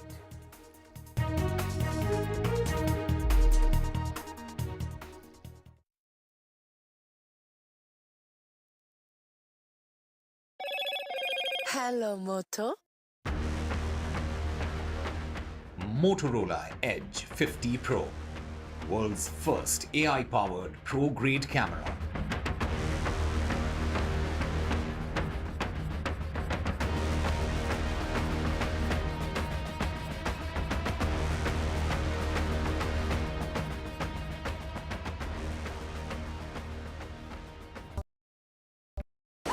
Cappuccinos to go. I don't care for no songs and proses. I don't care for no sweet boys with roses. All I want is a touch of love. तालियों के साथ हम स्वागत करेंगे आदरणीय मोदी जी का। छत्रपति शिवाजी महाराज की। Corruption first, आमचा अजेंडा आहे नेशन फर्स्ट. घोषणा आणि जनतेचे पैसे लुटणं. कट कमिशन आणि करप्शनला आमच्याकडे थारा नाही. त्यांचा परिवारवाद आमचा महाराष्ट्रवाद. महाराष्ट्रामध्ये 1,75,000 जागा रिक्त आहेत. मग का मिळत नाही? राज्याची जनतेच्या घमाच्या पैशाची तिजोरी लुटण्यासाठी हे सरकार आहे. पूर्वीच्या सरकारच्या काळामध्ये निधी देताना त्यांना असं वाटायचं की त्यांच्याच खिशातले पैसे चालले. शेतकऱ्यांना मोफत वीज देण्याचं काम आपल्या सरकारने सुरू केलं. In a world of shifting power dynamics, India stands tall as a global force. Join us at the NDTV World Summit 2024, where Prime Minister Narendra Modi will unveil his transformative vision for the India century. Be a part of a summit of thought leaders and visionaries, shaping the world's future. NDTV World Summit, October 21st and 22nd on the NDTV network. New day, new show, a new experience. Start your day with the news, not views. We bring you stories that matter And impact your life. news that informs and keeps you ahead. From Maximum City, Mumbai, To the seat of power, Delhi. NDTV brings you the best breakfast show. Breakfast news on NDTV, 8 a.m. every day. Stay informed and entertained with the new and updated NDTV News app. You can watch all our channels live, listen to podcasts, read breaking and exclusive news from around the world and more. Download the NDTV app today and get access to the best journalism and storytelling on your smartphone or tablet. The NDTV app. News that matters to you.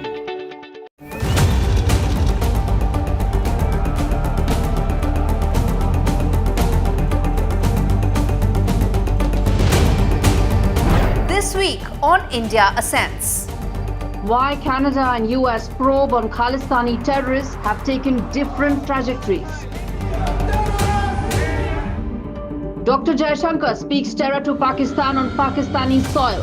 What's the future of the India-Pakistan relationship? Why IBM thinks India is the next AI capital of the world. All this and more only on India Sense with me, Gauri Dwivedi, at these timings on the NDTV network. I've been reporting on all issues, big and small, from Andhra Pradesh, Telangana, rest of South India, bringing you all the action, all that you need to know, all that you want to know. The energy of Maximum City is infectious. I bring in that energy in our news coverage from financial capital Mumbai. India's IT capital is always buzz. It's literally a city that never sleeps. And I keep you ahead on all the Bengaluru buzz. Covering from the southernmost part of India over the last 23 years, I bring in-depth and 360-degree coverage from the Dravidian heartland. The land of Mishti is also known for its bitter politics. I have seen much water flow under the Howrah Bridge, covering Bengal in all its vivid colors.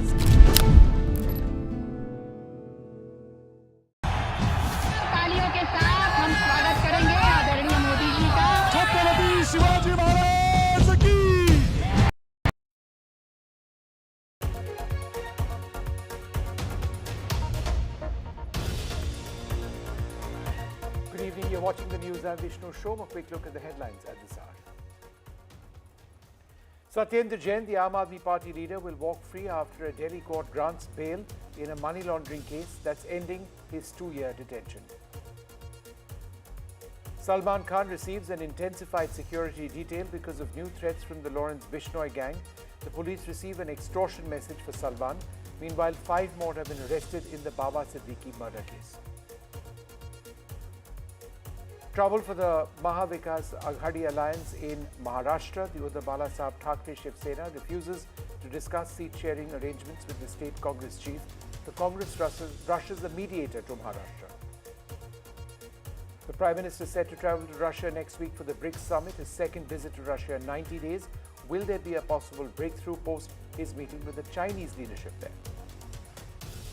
A familiar story as air pollution starts to intensify. The Punjab Chief Minister says the centre should pay compensation for farmers to prevent stubble burning. The Haryana Chief Minister, just sworn in, says he's sure farmers in his state will not cause farm fires. The Hamas chief's last moments caught on camera. The Israeli Prime Minister says that this is not the end of the war. The US calls for an end. Well, this morning in a significant development, the Supreme Court has granted bail to the former Delhi Minister Satyendar Jain in a money laundering case. Mr. Jain, an Aam Aadmi Party leader, has been in custody since May 2022. The decision comes after his prolonged detention, highlighting the court's concern over trial delays. This news has sparked reactions across the political spectrum, with the Aam Aadmi Party supporters celebrating the decision as a moment of justice. Satyendra Jain ji बहुत मेहनत के साथ दिल्ली के लोगों की सेवा कर रहे थे, लेकिन भारतीय जनता पार्टी ने कुचक्कर करके, षड्यंत्र करके, क्योंकि उनको डर लग रहा था कि अगर अरविंद केजरीवाल जी की सरकार इसी तरह से दिल्ली के लोगों की स्वास्थ्य सेवाओं को ठीक करती रही तो दिल्ली नहीं पूरे देश में लोग बीजेपी से भी क्वेश्चन पूछने लगेंगे कि भाई अगर सत्येंद्र जैन और अरविंद केजरीवाल जी दिल्ली के अस्पतालों को ठीक कर सकते हैं तो आप गुजरात के, उत्तर प्रदेश के अस्पतालों को ठीक क्यों नहीं कर रहे? इसलिए सत्येंद्र जैन जी को गिरफ्तार किया गया। कुछ नहीं मिला उनके खिलाफ, तो 4-4 बार उनके घर पे ईडी की रेड की, भारतीय जनता पार्टी ने ईडी की रेड कराई उनके घर पे, लेकिन उसके बावजूद उनके घर से एक पैसा नहीं मिला, एक कागज नहीं मिला। In the ongoing investigation of the murder of the former Maharashtra Minister Baba Siddiqui, the Mumbai police has made significant progress. 5 more accused have been arrested, taking the total number of arrests in the sensational case to 9. The case, which has caught the public's attention because of its political implications, continues to unfold, with police custody of the suspects extended as authorities delve deeper into the conspiracy allegedly linked to the Lawrence Bishnoi gang. Meanwhile, Salman Khan has received an intensified security detail because of new threats from the Lawrence Bishnoi gang. My colleague Radhika joins us now for more on this. Radhika, what detail, if any, can be shared on the new threats that Salman Khan faces? That's right, new threats faced by Salman Khan. In fact, Mumbai Traffic Police WhatsApp control room receiving this threat last evening. In fact, it said that Salman Khan has to pay up rupees 5 crore to Lawrence Bishnoi gang. then perhaps the hostility could end. This is what the threat message said. Is it really Lawrence Bishnoi gang members? That is a matter of investigation. Our police is yet to find out whether it was indeed Lawrence Bishnoi gang members or leaders who sent that message. Also going on to say that if he doesn't pay up, then he will have to face the consequences just the way Baba Siddiqui did. So very, very concerning, very, very serious there. Not the first time that Salman Khan had been receiving threat messages, letters and so on. This time, of course, Mumbai Police Traffic Control Room WhatsApp number receiving this particular test. Investigations are going on at this point. We know for a fact that the firing incident happened outside Salman Khan's residence as well a few months back. But post Baba Siddiqui murder, Salman Khan's security has been enhanced, not just outside his residence in Bandra, but also outside Panvel farmhouse. He's been asked to not entertain as many guests and also not step out as much, although he is right now out of Mumbai. But yes, yet another threat message received by Salman Khan. As far as investigations in Baba Siddiqui murder is concerned, as you mentioned, yes, 5 more arrests. Total number of arrests in this case is 9. And the ones who've been arrested have been charged for conspiracy. They were apparently involved in supplying weapons as well as logistic support to the arrested shooters, is what the police officials are telling us. Of course, the investigations are still underway. More arrests likely in the days to come. But as far as Salman Khan is concerned, he is continuing to receive threats despite enhanced security. Radhika, we leave it there. Thanks very much for joining us. Well, today the Samajwadi Party leader Akhilesh Yadav has arrived in Maharashtra for a pivotal 2-day tour aimed to strengthen the India Alliance's foothold. Yadav will lead rallies in Malegaon and Dhule, pushing for greater seat share in the forthcoming assembly polls. His visit underscores efforts to galvanize support and negotiate seat sharing among coalition partners. Let's go back to Radhika at this stage. Radhika, what exactly is the expectation of Akhilesh Yadav in this particular visit? That's right. At this point, Samajwadi Party is seeking as many seats as possible in Maharashtra Assembly elections. Of course, Akhilesh Yadav on a Maharashtra tour, he will be conducting rallies in Malegaon as well as Dhule. He's in Malegaon today. His rally has already begun, is what we are hearing. Of course, in 2019, SP had contested in 7 seats, out of which it won 2 in the city of Mumbai. This time, however, post its Lok Sabha success, it is trying to get as many seats. We believe that SP has asked for at least about 12 seats. It will be contesting, the party will be contesting alongside India Bloc, which is the Mahavikas Aghadi here. We believe that talks are going on between MVA leaders as well as Akhilesh Yadav and other party leaders within SP to secure at least about 12 seats. It is seeking more seats within Mumbai as well as areas like Malegaon and Dhule are also being in the radar of Samajwadi Party at this point. But we'll have to see what happens in these negotiation talks. We believe Akhilesh Yadav will also be meeting top leaders of the MVA in the next couple of days in order to secure as many seats. SP is wanting to project itself as a national party. That's what it is aiming to do by securing as many seats as possible. And we'll have to see what happens post the discussions with the top India Bloc as well as MVA leaders. All right, Radhika, just be with us for a few more moments because we're going to continue talking about Maharashtra, where tensions are flaring within the Mahavikas Aghadi coalition as the Shiv Sena and the Congress have hit a deadlock over seat sharing for the forthcoming assembly elections. Sanjay Raut of the Shiv Sena has voiced his frustration over the Congress's delay in decision-making, highlighting that while agreements on 200 seats have been settled, several key constituencies remain contested. The Congress's Nana Patole plans to escalate the matter of about 25 contentious seats to the high command of all allied parties.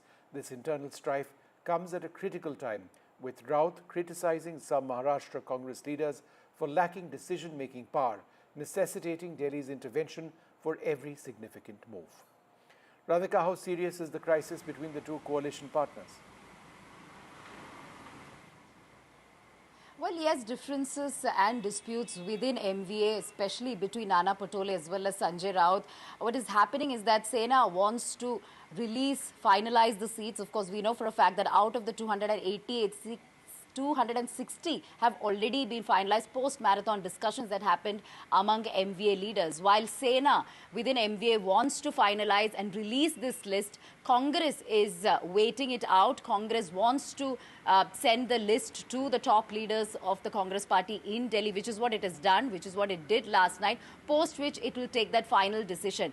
Because of which the Sena leaders are not very happy. There is differences over seats within Vidarbha as well as Mumbai. Both the parties staking claim for several seats within Vidarbha and Mumbai. So yes, differences and disputes over close to 20 to 25 seats is what we are hearing. But at this point, Sanjay Raut also taking a jibe at Nana Patole as well as several other leaders within the Congress party, saying that Maharashtra Congress is not capable of making its own decision, as far as seats and candidates are concerned, and it has to go to the Delhi leadership all the time, which the Sena is not happy about. So yes, there is bickering going on. We also heard over the last several meetings there had been arguments and sort of war of words between Sanjay Raut and Nana Patole over multiple seats. There have been times when one of the two leaders even walked out of some of the meetings. This is what we've been hearing, but we'll have to see how it plays out in the days to come. We know that 260 seats have already been finalized and 25 seats are under dispute. However, yes, there are rumors of internal disputes as well as bickering among party leaders of MVA. Prime Minister Narendra Modi is set to visit Russia for the 16th BRICS summit in Kazan from the 22nd to the 23rd of October. This visit underscores India's commitment to strengthening multilateral ties amidst global challenges. Mr. Modi's agenda includes discussing global political and economic issues with a focus on enhancing the voice of the Global South through BRICS. The big question, will there be progress in potential meetings with the leadership of China?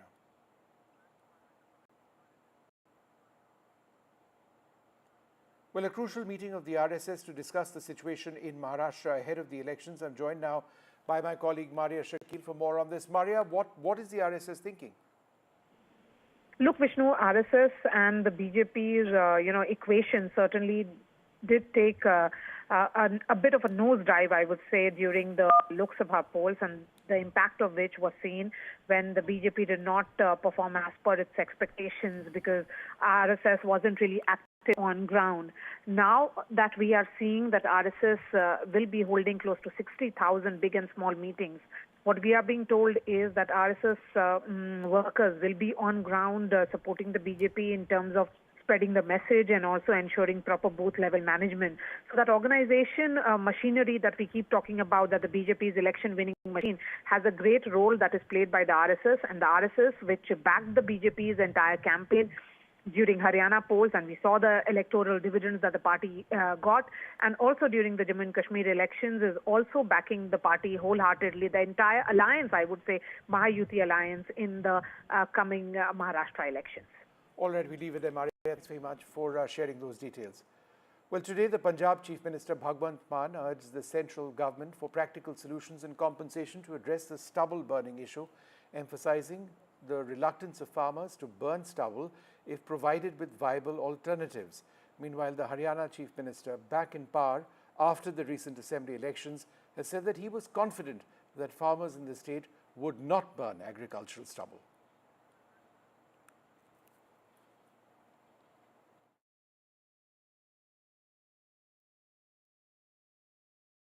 नहीं माननीय हमारे chief secretary साहब अगर माननीय supreme court ने बुलाया है तो वो जाएंगे और वो जवाब भी देंगे। हमारे हरियाणा के किसान बहुत ही जागरूक हैं। मैं तो बहुत हमारे किसानों को प्रणाम करता हूं। मैं इसलिए करता हूं कि जो भी बात हम बोलते हैं उसको वो सह अक्षर लागू करते हैं। कोई भी हमारा किसान पराली नहीं जलाएगा। हम माननीय सुप्रीम कोर्ट को इस बात से हमारे चीफ सेक्रेटरी साहब अवगत कराएंगे। एफर्ट्स में हम कोई कमी नहीं करेंगे। माननीय सुप्रीम कोर्ट के भी जो आते रहते हैं हमें गाइडलाइंस हम फॉलो करते हैं।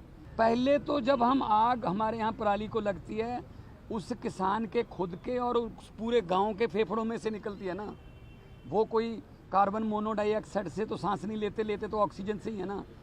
लेकिन उसके लिए बैठना पड़ेगा। ऐसे मीटिंगें करके आ जाते हैं। अब मेरी मीटिंगें हुई हैं बहुत सेंटर के साथ, जी प्रेरित करो। ने कहा जी कंपनसेशन दे दो, कुछ इंडिया गवर्नमेंट दे दे, कुछ पंजाब गवर्नमेंट दे देगी। उनको बोलेंगे कि ये आपका कंपनसेशन है, आग नहीं लगानी है।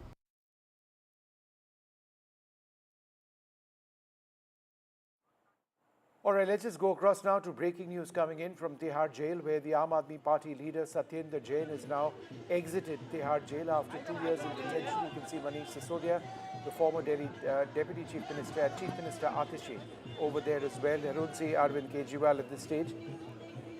He's been detained for a period of 2 years, and he is out now in what is clearly a huge move or a huge day for the Aam Aadmi Party. It was earlier today that the Supreme Court had, a Delhi court had granted bail in the money laundering case in which he was accused. That ended his 2-year detention period. So we're going to stay on this for a few moments. As you can see, a huge moment for the Aam Aadmi Party, one leader after the other, whether it was Arvind Kejriwal or Manish Sisodia, and now Satyendar Jain himself coming out of jail. This is after concerns were voiced by the court on the length or the duration in which people were kept under custody. In fact, it was this morning that this significant development of the Supreme Court granting bail to the former Delhi Minister Satyendar Jain in a money laundering case came up.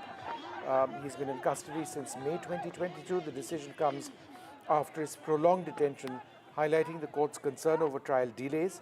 This news has sparked reactions across the political spectrum, with Aam Aadmi Party supporters celebrating this moment as a moment of justice. But just in terms of the cases that and the background to this, he was arrested in May 2022. He was arrested by the Enforcement Directorate in a money laundering case.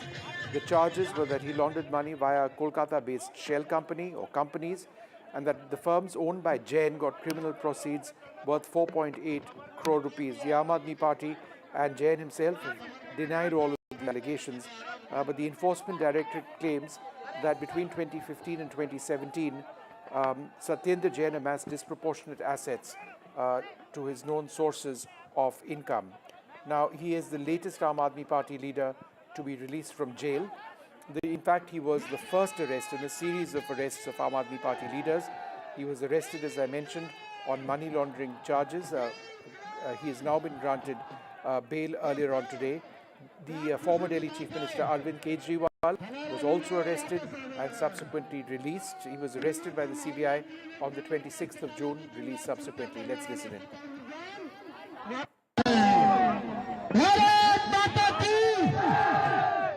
Satyendra Jain की केवल एक गलती थी कि ये दिल्ली के लोगों के लिए मोहल्ला क्लिनिक बनवा रहे थे।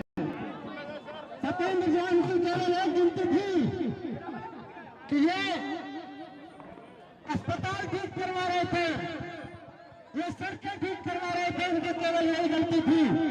इसलिए भारतीय जनता पार्टी ने दिल्ली के लोगों के काम रोकने के लिए सत्येंद्र जैन जी को जेल में रखा, इतने लंबे समय तक प्रताड़ित किया, लेकिन हमें गर्व है कि हमारा हीरो मुस्कुराता हुआ वापस आया, सीने चौड़ा करके वापस आया। मैं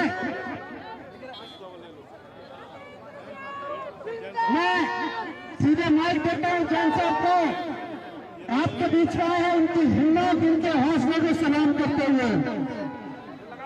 भारत माता की, भारत माता की, भारत माता की, भारत माता की। मुझे जो सरकार ने अरेस्ट किया था, सत्येंद्र जैन को अरेस्ट नहीं किया था, अरविंद केजरीवाल जी के कामों को रोकने के लिए अरेस्ट किया गया था। क्योंकि सत्येंद्र जैन अरविंद केजरीवाल के कहने पे दिल्ली के अंदर मोहल्ला क्लिनिक बना रहे थे, कहते मोहल्ला क्लिनिक बनने नहीं देंगे, चलने नहीं देंगे, इसलिए अरेस्ट किया था। दिल्ली शहर के अंदर दुनिया के 10 से ज्यादा हॉस्पिटल के बेड बना रहे थे। अरविंद केजरीवाल के कहने पे 18,000 हॉस्पिटल के अंदर बेड बन रहे थे, सारी ज्यादा हॉस्पिटल के बेड बना रहे थे। अरविंद केजरीवाल के कहने पे Maria Shakil has been tracking these developments, joins us now. It's a huge day, Maria, for the Aam Aadmi Party.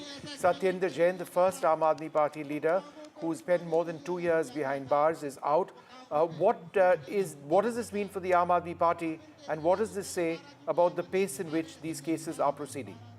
Yes, so Satyendar Jain, when he was arrested in 2022 May, he was arrested because of by the Enforcement Directorate because of the allegations that he faced of the alleged shell companies.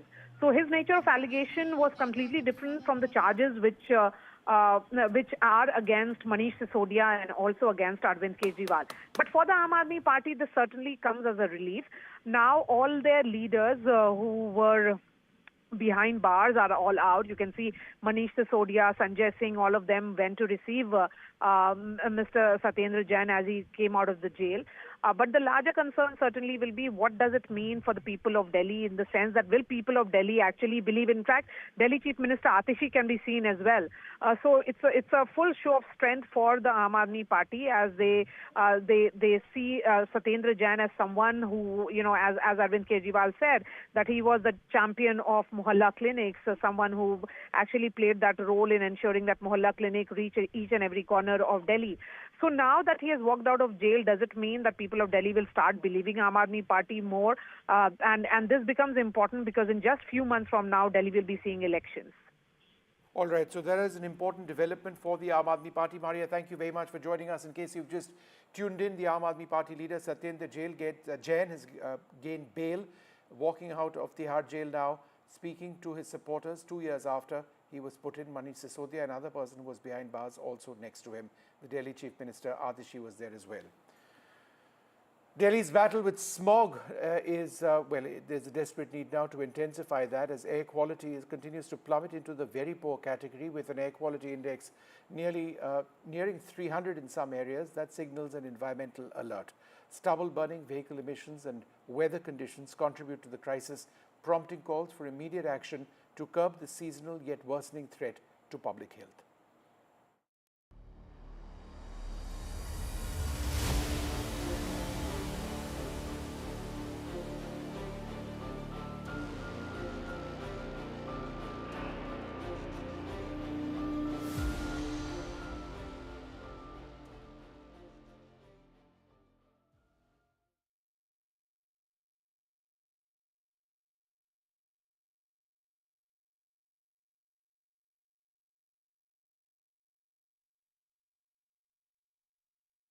In a significant development, Israel has confirmed the killing of the Hamas leader Yahya Sinwar in Gaza amidst ongoing conflicts. This event, reported widely now, marks a pivotal moment in the region's dynamics, though Israel's Prime Minister Benjamin Netanyahu has said that Sinwar's death does not mean that Israel will stop its war.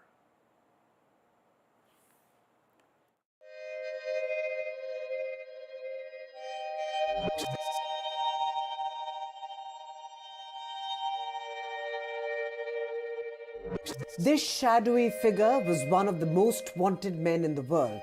Here, he sits alone in a chair, surrounded by dust and rubble. He picks up a piece of wood and throws it at the drone camera.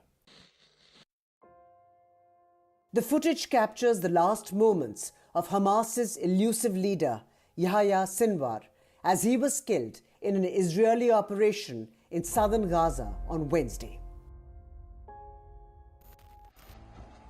Ever since October 7th, Sinwar had been Israel's #1 target as it accused him of masterminding the Hamas attack, pouring its resources into a fierce manhunt for Sinwar.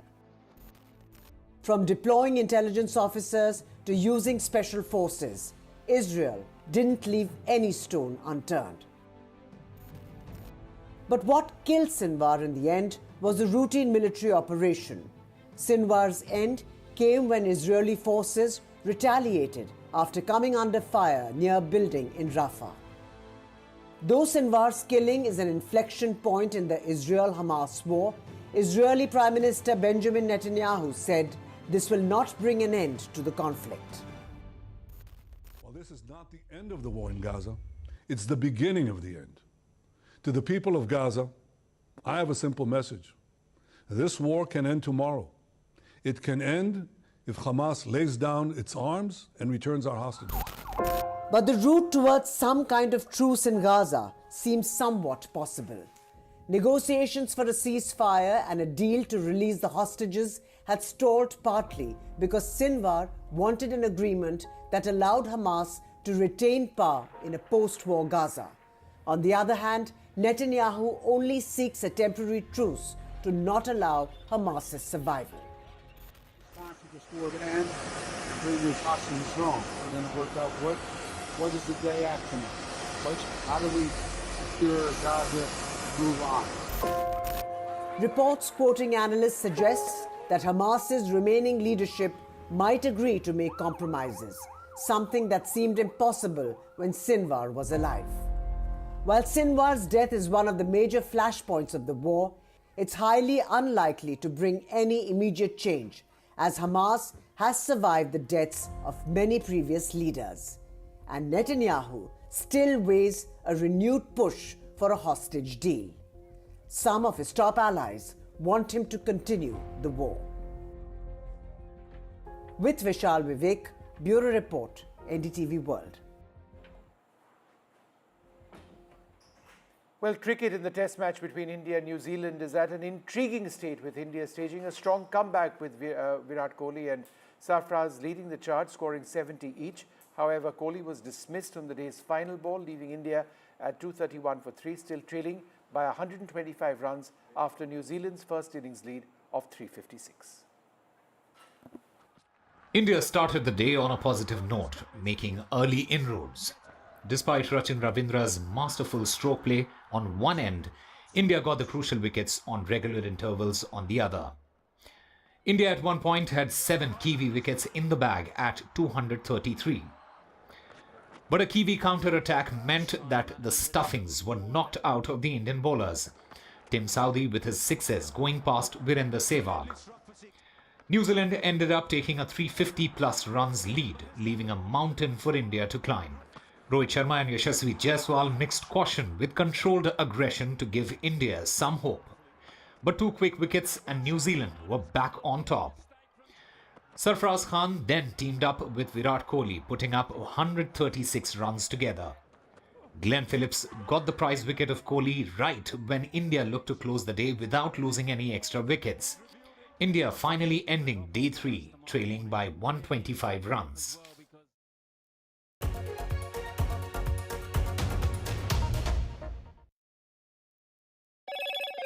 Hello, Moto. Motorola Edge 50 Pro, world's first AI-powered pro-grade camera.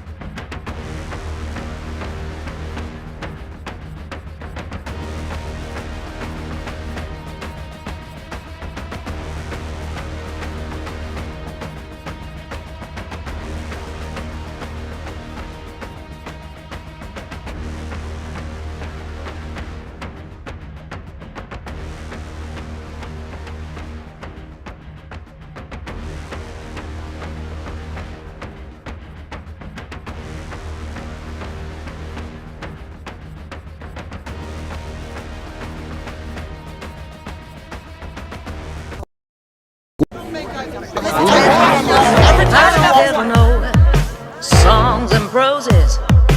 I don't care for no sweet boys with roses. I'm too busy, baby, making plans on how to get me one of them mailin' men. All I want is a touch of love. New day, new show, a new experience. Start your day with the news, not views. We bring you stories that matter and impact your life. News that informs and keeps you ahead. From Maximum City, Mumbai, to the seat of power, Delhi, NDTV brings you the best breakfast show. Breakfast news on NDTV, 8 a.m. every day. Stay informed and entertained with the new and updated NDTV News app. You can watch all our channels live, listen to podcasts, read breaking and exclusive news from around the world and more. Download the NDTV app today and get access to the best journalism and storytelling on your smartphone or tablet. The NDTV app. News that matters to you.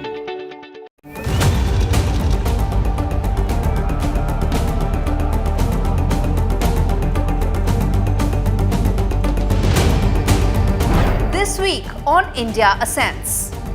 Why Canada and US probe on Khalistani terrorists have taken different trajectories. Dr. Jaishankar speaks terror to Pakistan on Pakistani soil. What's the future of the India-Pakistan relationship? Why IBM thinks India is the next AI capital of the world. All this and more only on India Ascends with me, Gauri Dwivedi, at these timings on the NDTV network.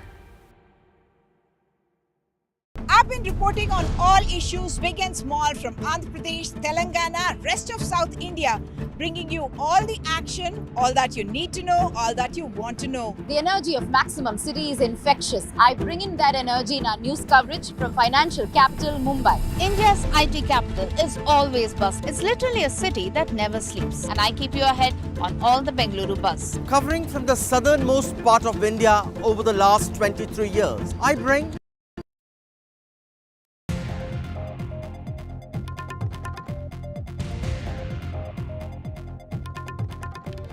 watching The Last Word. I'm Vishnu Shom. This time of the year is when it gets awful across the Indo-Gangetic Plain, particularly parts of North India, because of this stubble burning in fields across Punjab and Haryana, parts of Uttar Pradesh as well. It represents a crisis which ultimately costs people their lives. It is now a statistical fact that air pollution is linked directly to lowering the lifespan of people across the country.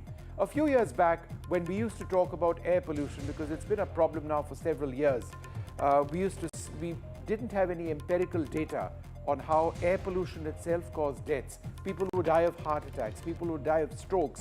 But the link, the direct link to air pollution as being the primary cause wasn't there. But now there are studies around the world which have absolutely clearly shown that what we are talking about is a link between this and the death of people, which is why year after year, day after day, during specific times of the year, I come back and I do these programs. And this year it's interesting because in as much as we are seeing some important changes in the situation in Punjab and Haryana, there is also the situation of farm fires in Punjab, which are a huge crisis potentially for India as well.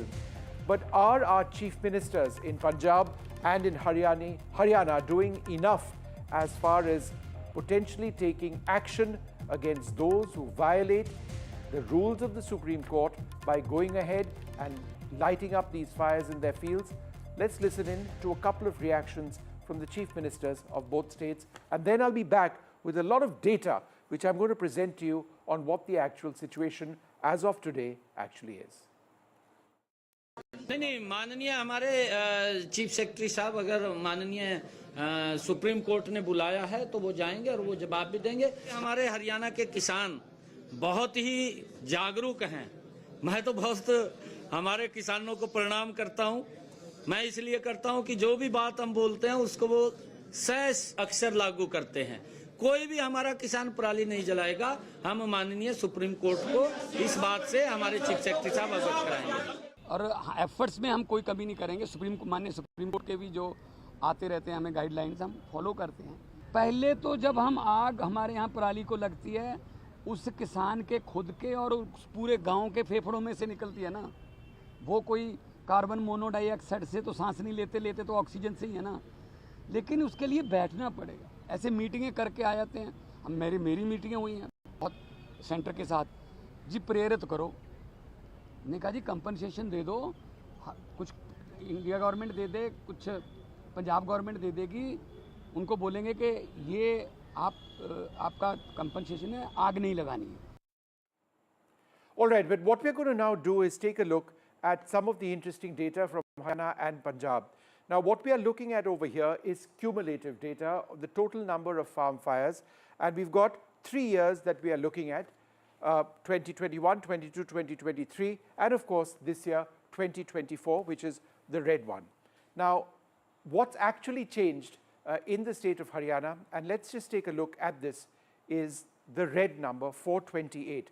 Now, it's not the best because we'd gone down in 2022 to 352 cases of farm fires between the 1st and the 17th of October, right? We went up in 2023 to 565 fires, as you can see over here.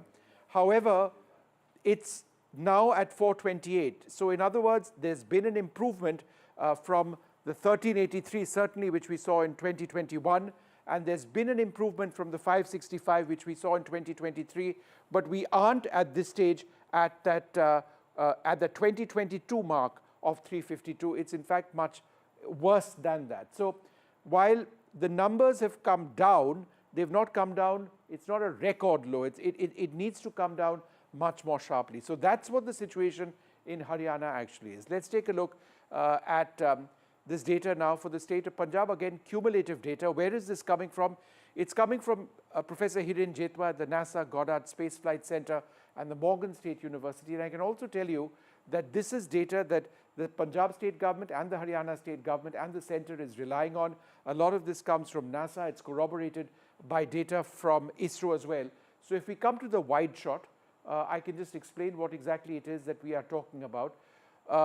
So again, the red bar, the red line over here is 2024, right? And as you can see, there is a huge improvement in terms of Punjab itself. From a high of 2,181 fires in 2021, it came down to 1,605 fires in 2022. It went down to 1,100 fires in 2023, and this year it's just 638.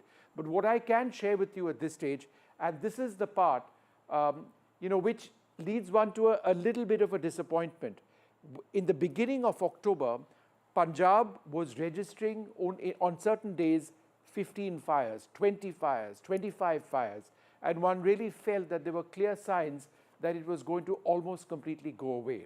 But by approximately the 9th of this month, there was a climb which we started seeing from this stage, and then it started going up. It's still less, considerably less than what it was last year. So a very, very welcome sign as far as Punjab was concerned. But yes, the real concern is this. It's not been too bad as far as farm fires are concerned, but will it remain that way in the state of Punjab? The state government will need to do more. But this is something now that we can actually share with you. The look at what the situation in Haryana in 2023 and 2024 was. What I've done is between the 1st and the 17th of October of each year, I've taken a couple of random dates just to visualize this. This comes from NASA Worldview, just to give our viewers a sense of the areas where farm fires take place, first in the state of Haryana, and you'll also get a sense of whether there's any change. This was the situation in 2023. This is Haryana that you see over here, right? Again, Haryana in 2024, broadly the same, 2024 slightly better on the 2nd of October. On the 8th of October, again, broadly the same. Perhaps in 2023, there were a greater number of forest fires, farm fires which were taking place. On the 17th of October 2023, I suspect it rained. You can see all the clouds as well on that day. When it rains, these farm fires go down. But this has been the situation yesterday on the 17th of October, and that is a matter of concern because in Haryana, you can see large areas now sort of having scattered farm fires, and the numbers appear to be going up. It needs to start coming down once again. But let's also take a look now at the situation in Punjab, just in order to give you a sense of what it was last year and this year. Again, random samples. On the 8th of October 2023, we've seen fires over here in a large area, swath of land in the greater Amritsar area. 2024, that's less than half. Visually, that is less than half.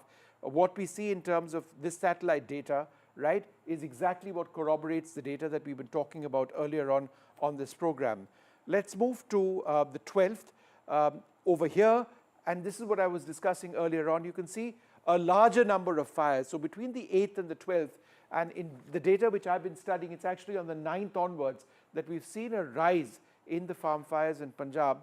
It does, in fact, certainly in the Amritsar area, indicate that there are many more farm fires than there are this year than there were last year. Let's move to the next, on the 17th, again, as I mentioned, on the 17th it was raining, so, it's not visible whether there were farm fires, if any, but over here in this Amritsar belt and other parts, you see fires. What are all of these red fires? That's what I'm going to talk about next. Because here's what we really need to consider. The farm fire situation in Pakistan is terrible. Let's play this out. I've got animation over here from the first. Now just look at this entire area. This is Pakistani Punjab, and you're going to see the number of red dots go up. 7th of October, 8th of October, 9th, 10th. Look at the increase. 11th, all over the place. 12th, even more. 13th, 14th, 15th of October. Just keep looking at the red dots, more and more red dots. And finally, this is the 17th. Stay on this for a moment. All of Pakistan bordering Punjab, you can see multiple fires. These are many times what we are actually seeing in Haryana and in Punjab. And the big question is this. It is a fact that if the winds are in a particular direction, then these fires can actually move into India as well. So let's move to that final image, which I wanted to show you on what the situation in Pakistan yesterday was. And this is a real shocker. I'm going to spend some time on this. Clumps of forest fire, farm fires in Pakistan along the border with Punjab over here. And if you just compare that with what we see in Amritsar and other parts of Punjab, what we have in our Punjab is a fraction of what we see across Pakistan. And this has really been building up across Pakistan for the last several days. You know, I mean, well west and northwest of Lahore as well. So it is a real crisis because this can easily blow in the direction of India. And we certainly don't want a situation where our politicians say that, look, you know, it's all taking place from Pakistan. In fact, we need to be concerned about our own states as well. And I've sort of brought you the data, as it were. Joining us to discuss this, Advocate Anmol Pawar of the Aam Aadmi Party, Shazia Elmi of the BJP, Zerin Osho, the Director, India Program at the Institute for Governance and Sustainable Development. I'm also joined by Anumita Roy Chaudhary, Executive Director for the Center for Science and Environment. Thank you all very much for being with us. So, Anmol, thanks very much for being with us. It's been excellent in Punjab compared to the last few years, but I must tell you, from the 9th of this month, it started going up again. So, even though it's less than last year, that's the worry, right? That these farm fires might continue to go up. Now, the Chief Minister seemed to suggest today that it's the centre that needs to do all of this work. We keep talking about this every year, but will your government follow what the Supreme Court has said, that if required, action needs to be taken against farmers? Vishnuji, we will certainly comply with all the directions of the Honorable Supreme Court. And the only state governments in India who are genuinely working to combat pollution are the Aam Aadmi Party-led state governments in Delhi and Punjab. And it is the data from Indian Agriculture Research Institute, which is a central government agency, which has revealed that the Punjab government has been successful in effectively reducing the stubble burning incidents in last 3 years by more than 50%. When we came in power, there were more than 72,000 incidents, which has now come down to almost 30,000 incidents. And on the other side, it's the BJP-led states of Uttar Pradesh and Haryana where these incidents have risen significantly. And in fact, your own channel last week, it showed a report which says that the data from the NASA worldwide satellite, which detects fire incidents around the world, it corroborated the assertion made by the Punjab government that they have been successful in reducing the fire farm incidents. No, that's fine. In fact, we've got that data over here. And it has to be said that the Punjab Pollution Control Board, I've referred to their data as well in a previous program. It broadly is along the lines of what international scientists are actually saying. And so, just again for the benefit of our viewers, 638 farm fires so far this year, right, till the 17th of October. And every year it's been coming down from 2,181 in 2021. This is 2022, 2023, 2024. So that's good news.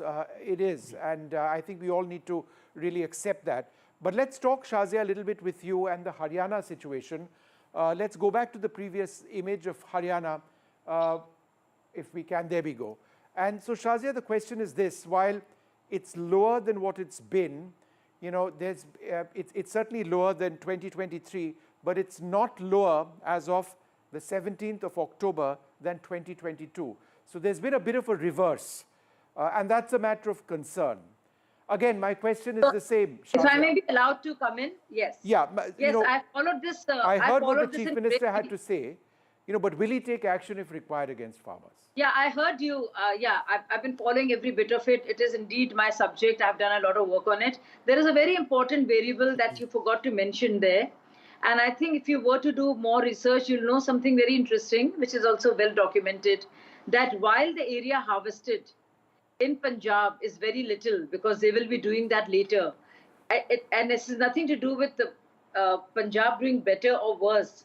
The stubble burning, which is associated with rice and wheat cropping pattern, if you were to see why Punjab seems to be doing well now, is because only 11% of the paddy area has been harvested so far in Punjab. That's true. As opposed to Haryana, which is doing much more. So this is a very important variable. Also the exit of the monsoon. There's been a late exit of the monsoon as well, yeah. Not just that, yeah, I just want to finish my point. Not just that, if you just see, there is a law actually which has been made in Haryana, and there are actual incentives which are given to farmers to prevent this from happening, and also strictures and also punishment that the crops will be identified and flagged and not be sold easily in the market. So they'll be called out, so to speak, so that there is some incentive, some reward and punishment there. And if you just see, the Supreme Court mentioned this last year, in November last year, that it is indeed something, and told the Punjab government that you must learn from Haryana government as to how they checked farm fires.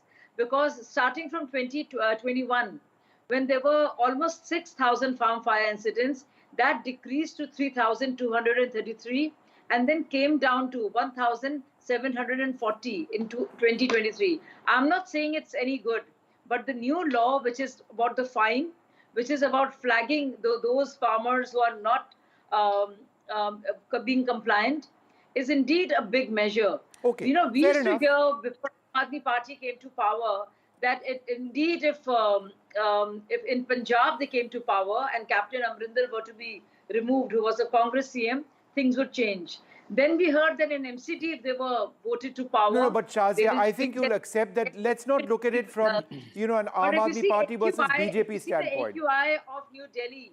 And if, no, you have to look at the smoke tower. You know the smoke tower which was inaugurated with so much fanfare. It has just not been No, used Shazia, at all. hold on. I don't want to talk about the tutu meme. Let's talk about the larger problem before we talk about smoke towers. No. Shazia, hold on. Let's talk. We've got a lot of data to try and I think you make an important point. Hold on, Shazia, one sec. You make an important point when Anumita come in on this. The data for Punjab is very, I mean, it's comparatively good. But I think the point that Shazia makes that, look, there's only a small percentage of the crop which has been harvested so far. Therefore, there is a possibility of more stubble burning going forward. And number two, the point that I was mentioning, that there's been a late exit of the monsoon, which is why there's been no build-up of fires per se, certainly in these states. So therefore, are we really early in a lot of this, that the worst may still be yet to come? I mean, is that something you look at, Anumita?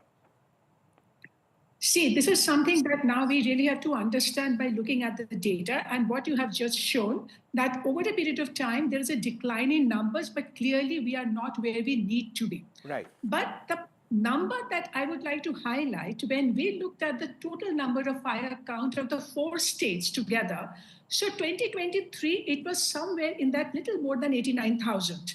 And already in October, by 15th October, we are talking about little more than 59,000. I'm combining all the 4 states here. Now, if by October we have so many numbers, now going forward, obviously we are predicting and we are just assuming at this moment. But if the numbers are already high, then there's a likelihood that if we do not step in right away with everything that we need to do, and what is more important today, Vishnu, that solutions are clear to us. And yet we are in this situation, though there is a decline, something is working on ground clearly, but not enough, and there is a lot more to do. But it is more important to focus on why the in-field solution and the ex situ, that what you can do with the stubble that can be taken out of the field and the farmers can earn something out of it. So both the set of solutions, why is it that we have not been able to scale up adequately with the right intervention to build supportive infrastructure to enable implementation at a scale and with speed? I think that is the question we are asking repeatedly all the time. So if we know that the farmers but they have to do need access to the machines on time, whether that's rental or self-owned, then why are we not prepared adequately in advance to ensure all farmers have access? And second, there's an opportunity in NCR today because all the industry and the others, the power plants have been asked, and they're already using biomass as fuel, which has created a commodity out of the stubble that is being generated. There's a value that we have added to it. But even though there is a market for it and is growing, but we need to step in, the government needs to step in to support development of the infrastructure for collection, baling, storage, transportation, so that access to the raw material and marketing it on time by the farmers can be enabled. So we have to focus on the enablers now. No, absolutely. I mean, enough of blame. Yeah, and I asked both my political guests, let's not make this a blame game, because the air doesn't stop in the Haryana-Punjab border or vice versa. It's all over. It's a mess. We need to fix it for all of our sakes. But I want to go back and Zarin, just come to you about the situation in Pakistan. So if we can have that final image up, and that's an image from the 17th of October. This is the one that I'm talking about over here. We want to get better in India, and we have to. But this is not stopped by some boundary or border or a border fence. If the wind shifts, it comes right in over here. So Zarin, if this is the trend in Pakistan, are we in serious threat of this having an impact on India? Hi Vishnu, good evening, and thank you so much for having me on the show tonight. Yes, this is a problem because, like Anumita said, it's an airshed approach that needs to be taken into account. We are doing that. We have an example of that happening currently in the Indo-Gangetic Plain region, where we have the states of Punjab, Haryana, and Uttar Pradesh already in the first phase of the program.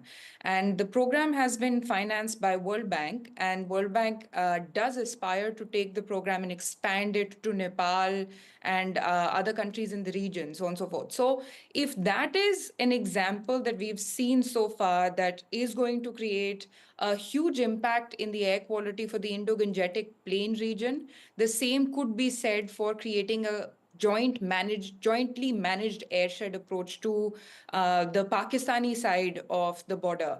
Now, coming to the legal aspects as well, the public international law also gives us lots of frameworks and principles of common law that could be used. So, for example, transboundary harm, which is a well-established principle of law, could be applied in certain circumstances. If this is a problem that persists into our borders, despite us having done as much as we could have possibly done. And so the approach then becomes a twofold approach. One is to look at what we can do domestically within our borders, and the other looks at what happens through externalities, as you're pointing out, using the data here. No, absolutely. And I just want to, as we come close to the end of this program, Shazia, what the Punjab government says, and every government in Punjab has said it, it's not just Aam Aadmi Party, is that, look, there is only so much that we can fund in terms of encouraging farmers to find some way of dealing with their stubble. There has to be some financial incentive. They don't have the means of doing it themselves. Now, Anumita raised the larger concern. Without getting into a tutu meh, what is the way forward? Because it has to be done, right?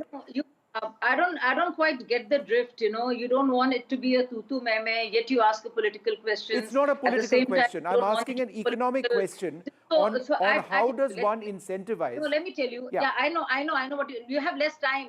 So I get it. I'm not so slow on the uptake. I do get things fast.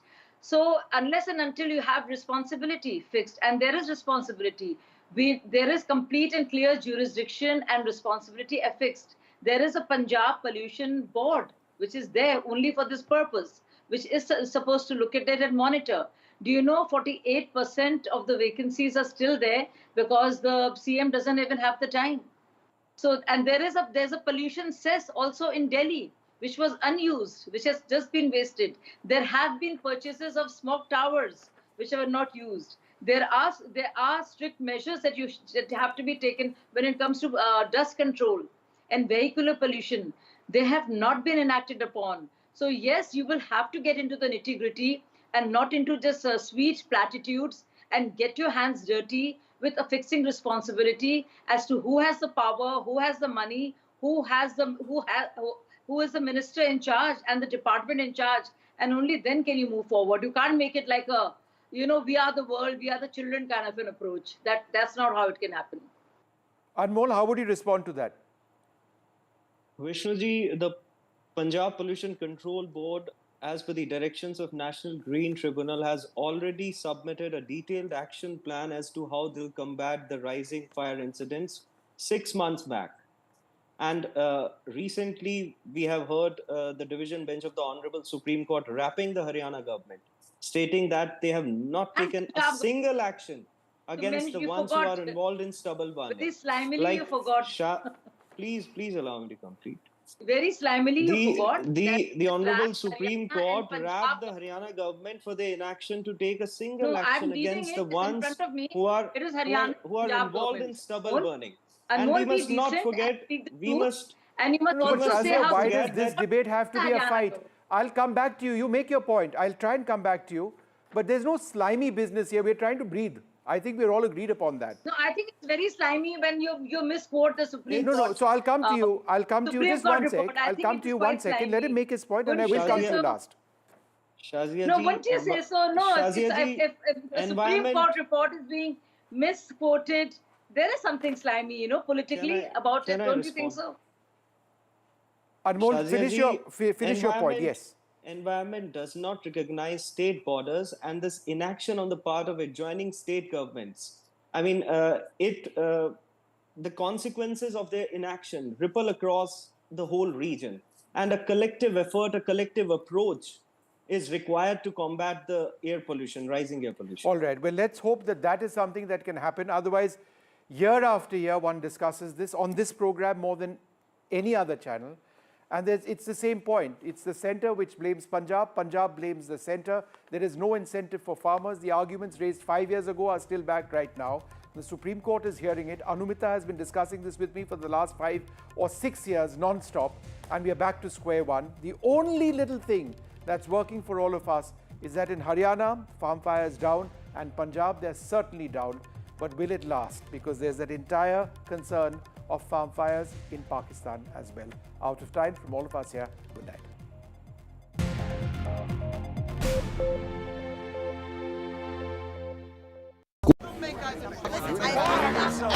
I don't care for no songs and proses. I don't care for no sweet boys with roses. All I want is a touch of love.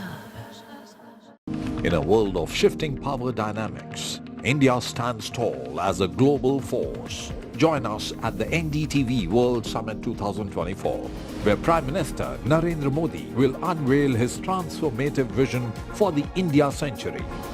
Be a part of a summit of thought leaders and visionaries, shaping the world's future. NDTV World Summit, October 21st and 22nd on the NDTV network. New day, new show, a new experience. Start your day with the news, not views. We bring you stories that matter and impact your life.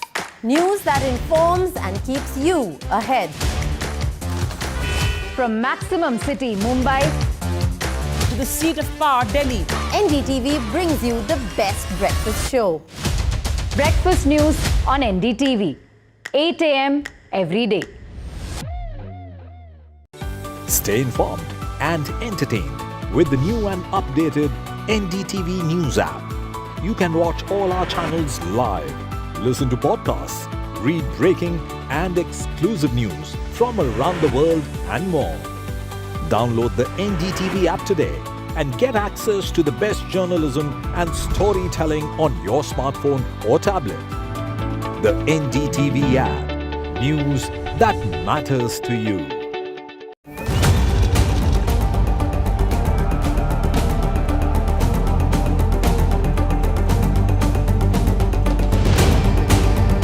This week on India Ascends. Why Canada and US probe on Khalistani terrorists have taken different trajectories.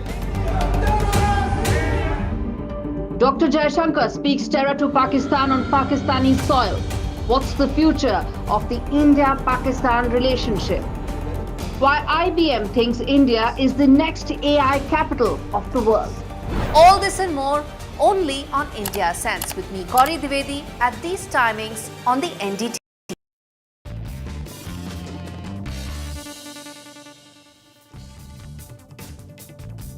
Hello everyone, this is The Big Fight and I'm Maria Shakil. In a startling admission during a public inquiry, Canadian Prime Minister Justin Trudeau admitted that Canada had no hard evidentiary proof to support allegations linking Indian government agents to the killing of Khalistani terrorist Hardeep Singh Nijjar last year. Mr. Trudeau's testimony comes amidst heightened diplomatic tensions between India and Canada, which escalated following these accusations in 2023. The diplomatic fallout between the two countries worsened when India expelled 6 Canadian diplomats following Mr. Trudeau's allegations. India also recalled its High Commissioner to Canada, Sanjay Kumar Verma, as part of the escalating diplomatic row. Mr. Trudeau accused India of not cooperating with Canada's investigation, while India dismissed the claims as unfounded. India responded with rejections of the accusations, stating that the Canadian government had failed to provide any evidence. In fact, the Ministry of External Affairs in New Delhi said, and I quote, "The responsibility for the damage that this cavalier behavior has caused to India-Canada relations lies with Prime Minister Trudeau alone," unquote. At the heart of the crisis lies the contentious issue of Khalistani separatism and the murky circumstances surrounding Hardeep Singh Nijjar's assassination. India and Canada's relationship has long been fraught with tensions. Historical grievances, nuclear proliferation concerns, and competing interests have contributed to the strain. But the key flashpoints are 3. First, Khalistani separatism.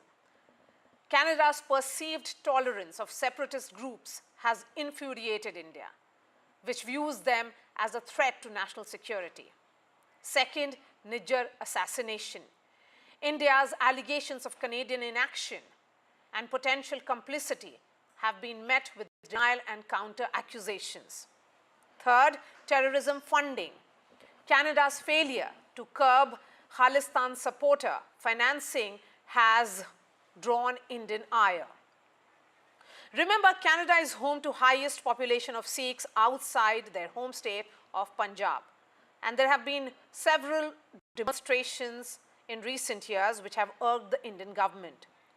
As rift takes form of full-blown diplomatic confrontation, trade and investment have taken a backseat. The rift may have far-reaching consequences for Indo-Pacific geopolitics. The question that we ask on the show tonight, will India and Canada finally find common ground, or will the diplomatic rift continue to widen? Can Justin Trudeau separate domestic political considerations with diplomatic bilateral relationships? Joining me on the show is Daniel Boardman, journalist of Canada. We also have Terry Milewski, who is an author, Blood for Blood, 50 years of the global Khalistan. Michael Kugelman is the director of South Asia Institute, the Wilson Center. We also have Dr. Tara Kartha, former director of National Security Council Secretariat, and we also have Pinak Chakravarti, former MEA secretary and ambassador. But first up, let's bring in Ujjal Dosanjh. He is a former minister former minister of Canada. He's joining me from Vancouver. Sir, thank you so much for speaking to NDTV. Justin Trudeau's testimony of sorts has come amidst heightened diplomatic tension between India and Canada. There have been accusations which have been escalating since 2023. How do you see the fact that finally the Prime Minister of Canada has admitted that Canada doesn't really have enough evidence to allege that Indian government's links to the Khalistani terrorists killing? If I remember correctly, what he said was that at the time he spoke in the House of Commons, all he had was intelligence. I don't think anybody has said that they don't have evidence today. I think that that's the distinction. Perhaps more importantly, the fact is that there are 4 individuals charged with the Niger murder.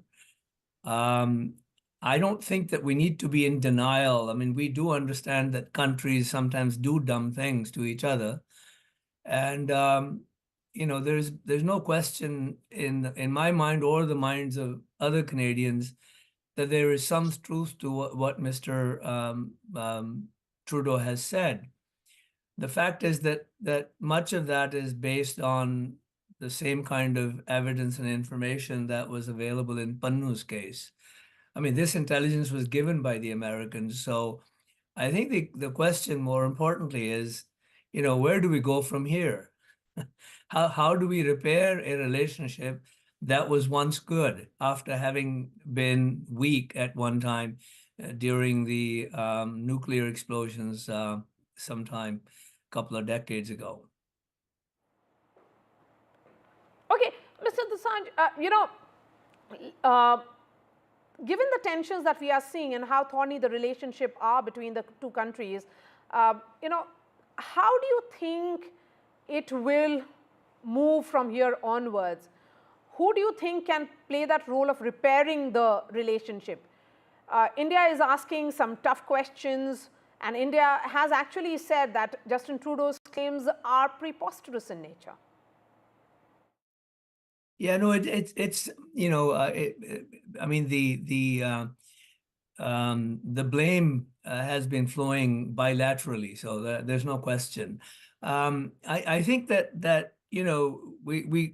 Canada needs to recognize that the Khalistani business had essentially died down after the 80s and 90s, and it has only become more prominent in Canada during Mr. Trudeau's time because he's surrounded by the Khalistanis, has been so from the moment he gained the leadership of the Liberal Party, and he's never disowned them. He's never criticized their violent and extremist activities, their hate speech and their violent speech.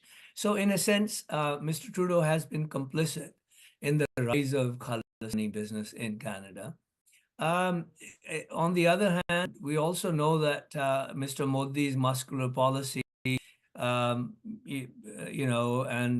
the thing about saying we're going to go into your home to kill you, those kinds of utterances don't really lend themselves to a good diplomacy. And therefore, I think the perception of Mr. Modi in Canada is that he is somebody perhaps you will find difficult to do business with. And similarly, Indians, because of his own history, have no trust in Trudeau. So to repair the relationship, I think we got to dial this down. And I think Mr. Trudeau did not need to go into the House of Commons when he did initially. Now he didn't have to call a press conference. The RCMP had already done that for obviously legitimate reasons. They may have some evidence, obviously. But Mr. Trudeau did not have to inject himself into this and send it back into the stratosphere. He did. So in a sense, he is to blame for that. But we need to dial it down. We need to dial it down from India and from Canada. And the leadership needs to figure out how diplomats can come together and deal with it. And if there is blame to go around in terms of murders and extortion and things of that nature, if India has encouraged or has done that, some might say out of frustration, because India has been sending all kinds of information to Canada to act on, to send some people back, extradite them. Canada hasn't done that. I mean, that's been happening from Mr. Trudeau Sr.'s time, when Indira Gandhi had asked for extradition of some people. And Canada has never done that. So in a sense, I think Canada may have some blame, but that's not a reason for transnational murder or transnational crime. And therefore, I think we need to sit down and figure it out. Both sides need to do that. But if nothing changes in the leadership in terms of their attitudes toward each other and how they deal with this situation in some sort of perhaps with low decibels, then I think we may have to look beyond the current leadership in India and current leadership in Canada for our relationship to become normal again. Ujjwal Dosanjh, one view is also that US is backing Canada, and this in a way has emboldened Justin Trudeau. I don't think the U.S. Has done anything that they wouldn't have done. I mean, U.S. is part of the Five Eyes. They share information. We share information with other Four Eyes. That's quite normal. That's been going on for decades. So it's nothing out of the ordinary that U.S. has done, except U.S. also has a case that they are now prosecuting. But I think the U.S. dealt with the case somewhat differently. I mean, the president did not stand up in the Oval Office and made a statement. The Secretary of State Blinken didn't say anything. It was some lowly State of Department official who talked about it when the indictment was released. And therefore, I think America, despite the fact that it's a superpower, has dealt with the situation somewhat more diplomatically. I know there is a theory that America has been putting Canada up to it. I don't think so. I mean, they help each other. Five Eyes help each other. That's the norm here in this country. But I think Mr. Trudeau sent it to the stratosphere by his intervention in Parliament and now by his news conference. I think he's done that on his own because he's had some. There is a theory that he's had some. Some of his own political issues to deal with. Therefore, these two things, news conference and the initial intervention in Parliament, they've come in handy for him. He didn't need to do that. You make an interesting observation, sir, and that brings me to my next question, that Trudeau may have wanted to create a distraction from his domestic issues. But what really explains the situation now onwards, in the sense that there was this perhaps a great degree of hurry on part of Prime Minister Trudeau? Would you agree with that? And what next in terms of when you say dial down? Can there be a potential dialing down at this stage? Well, I think dialing down, by that I simply mean that the Prime Minister or the Foreign Affairs ministers need to kind of stop making commentary on these issues and let the diplomatic channels work on them. That's what I mean by dialing down. It has to be dealt with. I mean, there is a man who's been killed. There are 4 Indian citizens who are being charged with the crime, and there may be more. I mean, that's a real issue. The murderers, the killers may have nothing to do with India. They may have had something to do with India in the sense of being encouraged to do what they did. And that may all be divulged during the trial. In this country, you don't divulge evidence before you go to trial because it may taint the evidence and make it inadmissible in court. All right. Thank you so much for joining us. Let me bring in the guests now. And this is a question to Michael Kugelman. Michael, the Indo-Canada diplomatic ties have been one of blow colder nature. How do you see these recent developments? And how much of that theory is believable that US is completely backing Justin Trudeau? Yes, I mean, it's easy to forget, given how bad things are with the relationship now, that this was a quite a robust partnership for quite some time. And if you look over the last few years, trade ties between or trade volume between India and Canada has gone up significantly. Canada is a top 20 investor in India. People-to-people ties are very strong, as you well know. You've got very significant Indian diaspora in Canada, large numbers of Indian students in Canadian universities. And there's strategic convergences too between India and Canada over the Indo-Pacific, particularly when it comes to China. But I really do think that this Khalistan issue has really hijacked the relationship in the sense that it's made it difficult to move forward in those other areas just because it's become such a big tension point. And yeah, I think that the relationship has maybe not hit rock bottom quite yet, just because Canada's investigation of the Niger killing continues, and that could bring out more allegations that are put out there publicly, and that could then lead to more Indian responses that are very angry, understandably. So it's in a bad state. To your question about the U.S. And Trudeau, well, of course, I mean, the U.S. and Canada are allies. They're Five Eyes partners. They're allies. This is what allies do. They stick up for each other. And I think it's not surprising at all that the U.S. has consistently said that Canada's allegations against India should be taken very seriously, and that India should cooperate in the investigation. It's quite significant that this week the U.S. government indicated that it agrees with Canada that India is not cooperating in Canada's investigation. But I don't think that we should overstate this. I think it's quite notable that the U.S. has been very careful in terms of how it's engaged with India over its own allegations against India for the alleged attempted assassination of Panoon. Unlike Canada, the U.S. has been very restrained in its public messaging about this very sensitive issue. It's let the indictments that have been unsealed do the talking in terms of bringing more information out there. So I think the U.S. is clearly very intent on balancing its alliance with Canada with its strategic partnership with India. And I think to this point, it's done a pretty good job Yes. with that. So Daniel, here is the Prime Minister of Canada who begins day one of the entire investigation with a lot of escalation. He speaks about it on the floor of the Parliament. And on the other hand, the nature of allegations which are coming in from the US are backed by some kind of evidence, and there is a trial which is ongoing. Do you think when it came to Justin Trudeau, there was a great degree of perhaps pressure coming from within that forced his reaction on the floor of the House? Well, if we're talking about what are Justin Trudeau's motivations, I mean, he did say in the hearing that initially he thought it was just another gangland killing, but then people within his own caucus of the South Asian community told him that no, India was actually behind it. So by his own admissions, he admits that, read between the lines, the Khalistanis in his caucus really wanted to push this on Niger.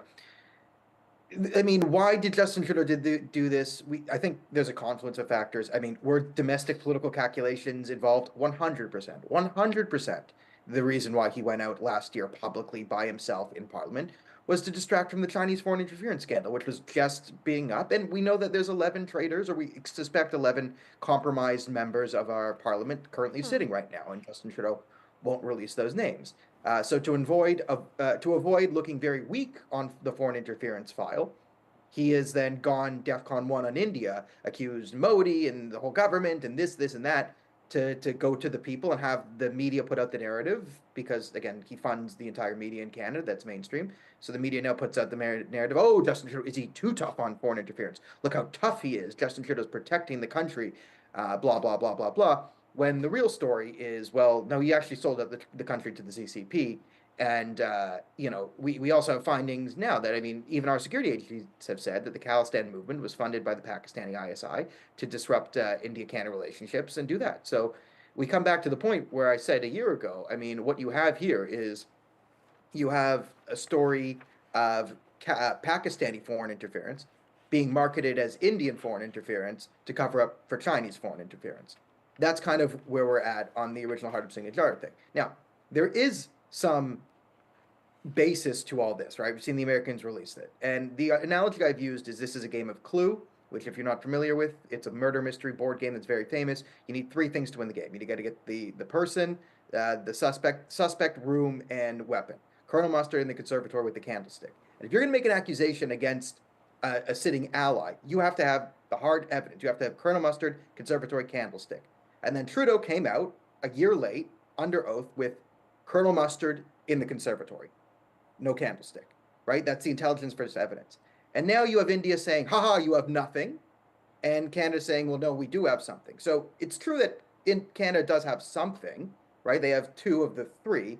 What they have doesn't meet the threshold needed realistically to start kicking out diplomats of an ally that's positioned within other strategic alliances. So that's what India is mad about, this technicality.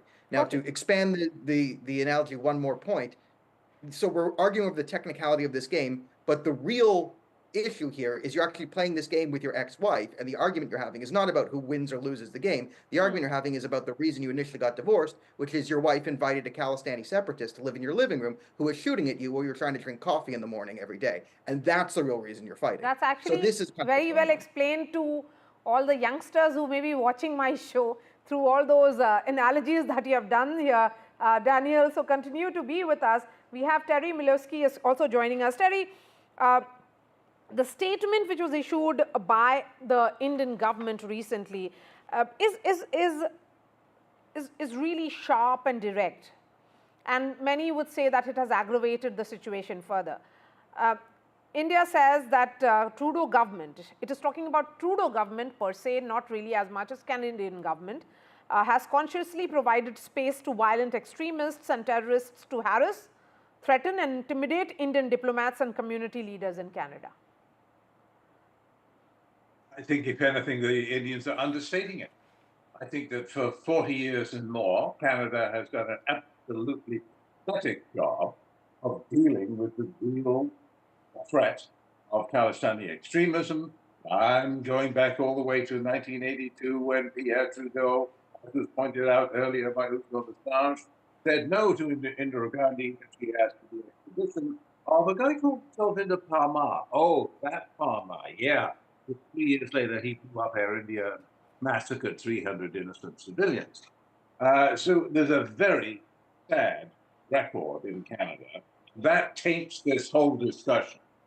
If the Indians are hopping mad about Canada's attitude to the Khalistan menace, then they should be.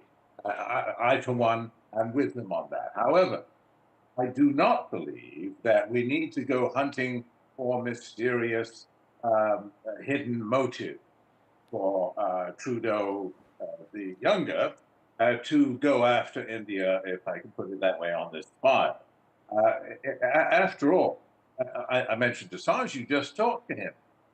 Do you know that as a passionate anti-Khalistani, who they tried to kill, by the way, in 1985, left 84 stitches in his head, that he was elected and re-elected in heavily Sikh ridings for 20 years as a politician. It's not as though you've got to be that only the Khalistanis have political influence. The road to power in Canada is through the Khalistani. I mean, that's just nonsense. You know, there's one or two here or there that get elected once in a while. So that's just to say that the idea that it's domestic political considerations is not going to win him any elections. By the way, at the a year ago there was a poll on what Canadians thought about all of this, and people were asked what they thought about the Air India bombing. 9 out of 10 said, "Well, didn't know what they were talking about. Didn't know what the pollsters were talking about." That's how much attention they're paying to this file. A couple of other points.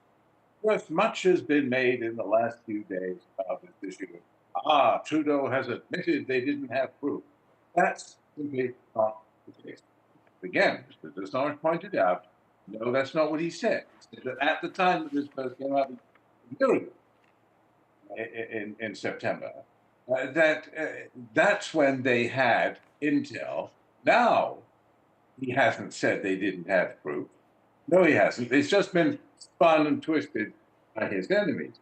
Now, finally, I want to make the point that the whole idea that Canada hasn't been okay.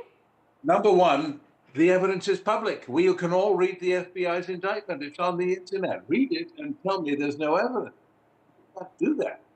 Number two, if you read it very closely and you look, for example, at paragraph 6 or paragraph 28, you will see the FBI, which is not in the fantasy, quoting the suspect Nikhil Gupta, who is allegedly handling the murder plot against Panoon, tells the hitman that he's hired, it's not just Panoon, that another target of the same plot is Hardeep Singh Nijjar in Canada.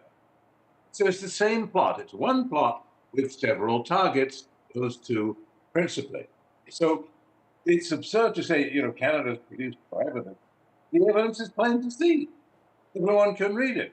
And the idea that Trudeau and his officials met at least 2 or 3 times before he went public to raise this matter, that Prime Minister Modi knew all about it already before that meeting at the G20. All of this suggests to me that it's absolute bunk that the Indians are saying that there's no evidence. And by the way, just one final quick point. India can't go on getting away with saying that when the same allegations about the same plot targeting the same people is raised by the Canadians, bunk. It's absurd. It's preposterous. When the same allegations made by the Americans are a lot bigger geopolitically, oh, well, we're taking that very seriously, and we're setting up a high-level committee, so blah, blah, blah. There is the point that has You been get my made by point. Terry here, Dr. Kartha, about India's reaction vis-a-vis the nature of allegations which have come, which is more or less similar from US and from Canada. One may say that here was the Canadian Prime Minister who jumped the gun, while he relying completely on intelligence, while the US allegations, they have taken it in the form of a trial which has begun. No, you see, like what the former speaker said, the US attitude has been very different. They've tackled this in a very mature manner. They're going by the law. They've gone, we know exactly what will happen next. There's a process to it. And that's what is giving us an ability to react to that. Right? So, in fact, a number of these guys have been arrested in the US earlier. Many of these guys who have been linked to these, seek for justice. A couple of them were arrested, I think, in Fremont. They have acted against some of these so-called, I don't want to call them Khalistanis because there's no Khalistan, right? But whatever they are. So they have taken. In the case of Canada, he is so deliberate about this whole thing that he announces something in Parliament. He sort of explodes this whole thing. He knows very well it's going to make you completely annoyed. Then recently you had that whole meeting with NSA, which was leaked to the Washington Post in its entirety and with God knows what other masalas added. In such a situation, if I was still in the National Security Council, I would not talk to this guy. Because I don't. Yes. What is he going to charge? What is he going to leak? He's completely unreliable. So he knows. He's playing on the fact that he's made you so mad that you're not going to give him any data. You're not going to help him. So he'll go back and say, oh, India's doing nothing. That is not what the US is doing. So to that extent, where we've always said that if we can, we can sort of get things going between these. But let me make one thing clear. Our relationship with Canada is different from our relationship with Trudeau. Please make that distinction. We have a very good relationship. We've had a good relationship for years. Okay, there are these hiccups going on. You don't want that relationship spoiled. But this man is playing that game by saying, playing on this word of allegations. Then he says, I have reports, then I have something else, and I have something else. So right now, I would agree with what your first speaker said. We need to dial this down. Okay. Especially don't go for that bait which is constantly thrown. Before I bring in Ambassador Pinnock, I will go back to Terry. Terry, there is a distinction being made here by Dr. Kartha that India's equation with Canada perhaps would have soured because of the reaction of the current Prime Minister. Do you think Prime Minister Trudeau has made the right assessment, or has he really not made the assessment at all of the potential impact of the Khalistani separatism on the bilateral relations? Well, he does seem to have an enormous blind spot, doesn't he, about the Khalistani menace? I mean, cast your minds back. I know the few Indians have forgotten it because it was such a fiasco. And I'm speaking of Justin Trudeau's visit to India in 2018, where he dressed up like a bridegroom and invited a convicted Khalistani terrorist. Okay, he personally didn't invite him, but his entourage didn't realize he invited a convicted Khalistani terrorist to a glittering diplomatic reception in New Delhi with the Prime Minister at the High Commission. Wouldn't look very good, would it? Well, duh, as the kids say. I mean, of course that was a diplomatic disaster. And this, yes, it totally colors what is happening now between the two countries. Trudeau is not the right messenger because of these failures in the past. And I can remember doing a story once about a political campaign in South Vancouver, which called Assange's old writing, where the World Sikh Organization, a separatist organization, a separatist lobby group, if you will, was picking the liberal candidate that it preferred. So it picked a Khalistani-leaning candidate over a secular moderate in the mold of Jean Assange. And for Justin Trudeau, this was fine. He didn't see anything wrong with that. And when I asked him about it, he said, oh, well, that's democracy. Well, that's exactly what it isn't. When the party brass imposes upon the electorate, well, this is we don't care which candidate you're supporting, we're going to impose one. That's the opposite. So there's a long record incident like that, especially between which have made Indians rightly mad. Justin Trudeau madder than they are at Canada. They were already pretty mad. Okay, we'll try and connect with Ambassador. Ambassador Chakravarti, thank you so much for your patience here. You know, we are trying to make that distinction clearly between the current Canadian Prime Minister and India-Canada bilateral relations. Do you think this frostiness is because of the reactions of Justin Trudeau? And how much of that has to do with his domestic political considerations and not as much as the backing that he has from the Five Eyes? I think before I comment on your question, I should add that during the early 90s, from 90 to 95, I was heading the, not heading really, I was the director of the AMS and the Canada division in the Ministry of External Affairs. And I dealt with Canadians, and I came away with a certain impression of how they, and the Americans also I dealt with. So, you know, somehow I feel that today we are seeing a repeat of their, you know, the way they deal with us. Okay. And Canada has lived up to that reputation that I saw and absorbed at that time. And but let's not forget the history. I mean, I think Justin Trudeau has absorbed a lot of things from his father, who also took a certain position on these separatists and terrorists, etc. They were doing it for whatever reasons that they wanted, people to vote for them or whatever, as we call in India, vote bank, etc. But I am more concerned now about how to repair the relationship as a diplomat. And I'm not really happy with the way things have happened. There's no point in blaming Justin Trudeau. He may be doing it for whatever reasons. And we have just heard the comparison between how he has reacted and how the US has reacted to a very similar situation. So I'm concerned about the fact that the Five Eyes or whatever, in India we call them the white man's club, by the way. Oh, yeah. And so the white man's club is now trying to browbeat a country which was once a colony, of course, of one of the white men in that club. And so they think, I think Trudeau misjudged the whole situation. He thought that by mentioning it and that he he would accept, he would get the Indians down on their knees and say, you know, you're a white man, you are God for us, and we accept what you say without any reservation, and we will investigate and do all that.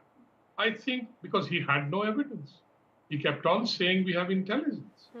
So let us see what intelligence or evidence he comes out with in the trial, because that would be the crucial.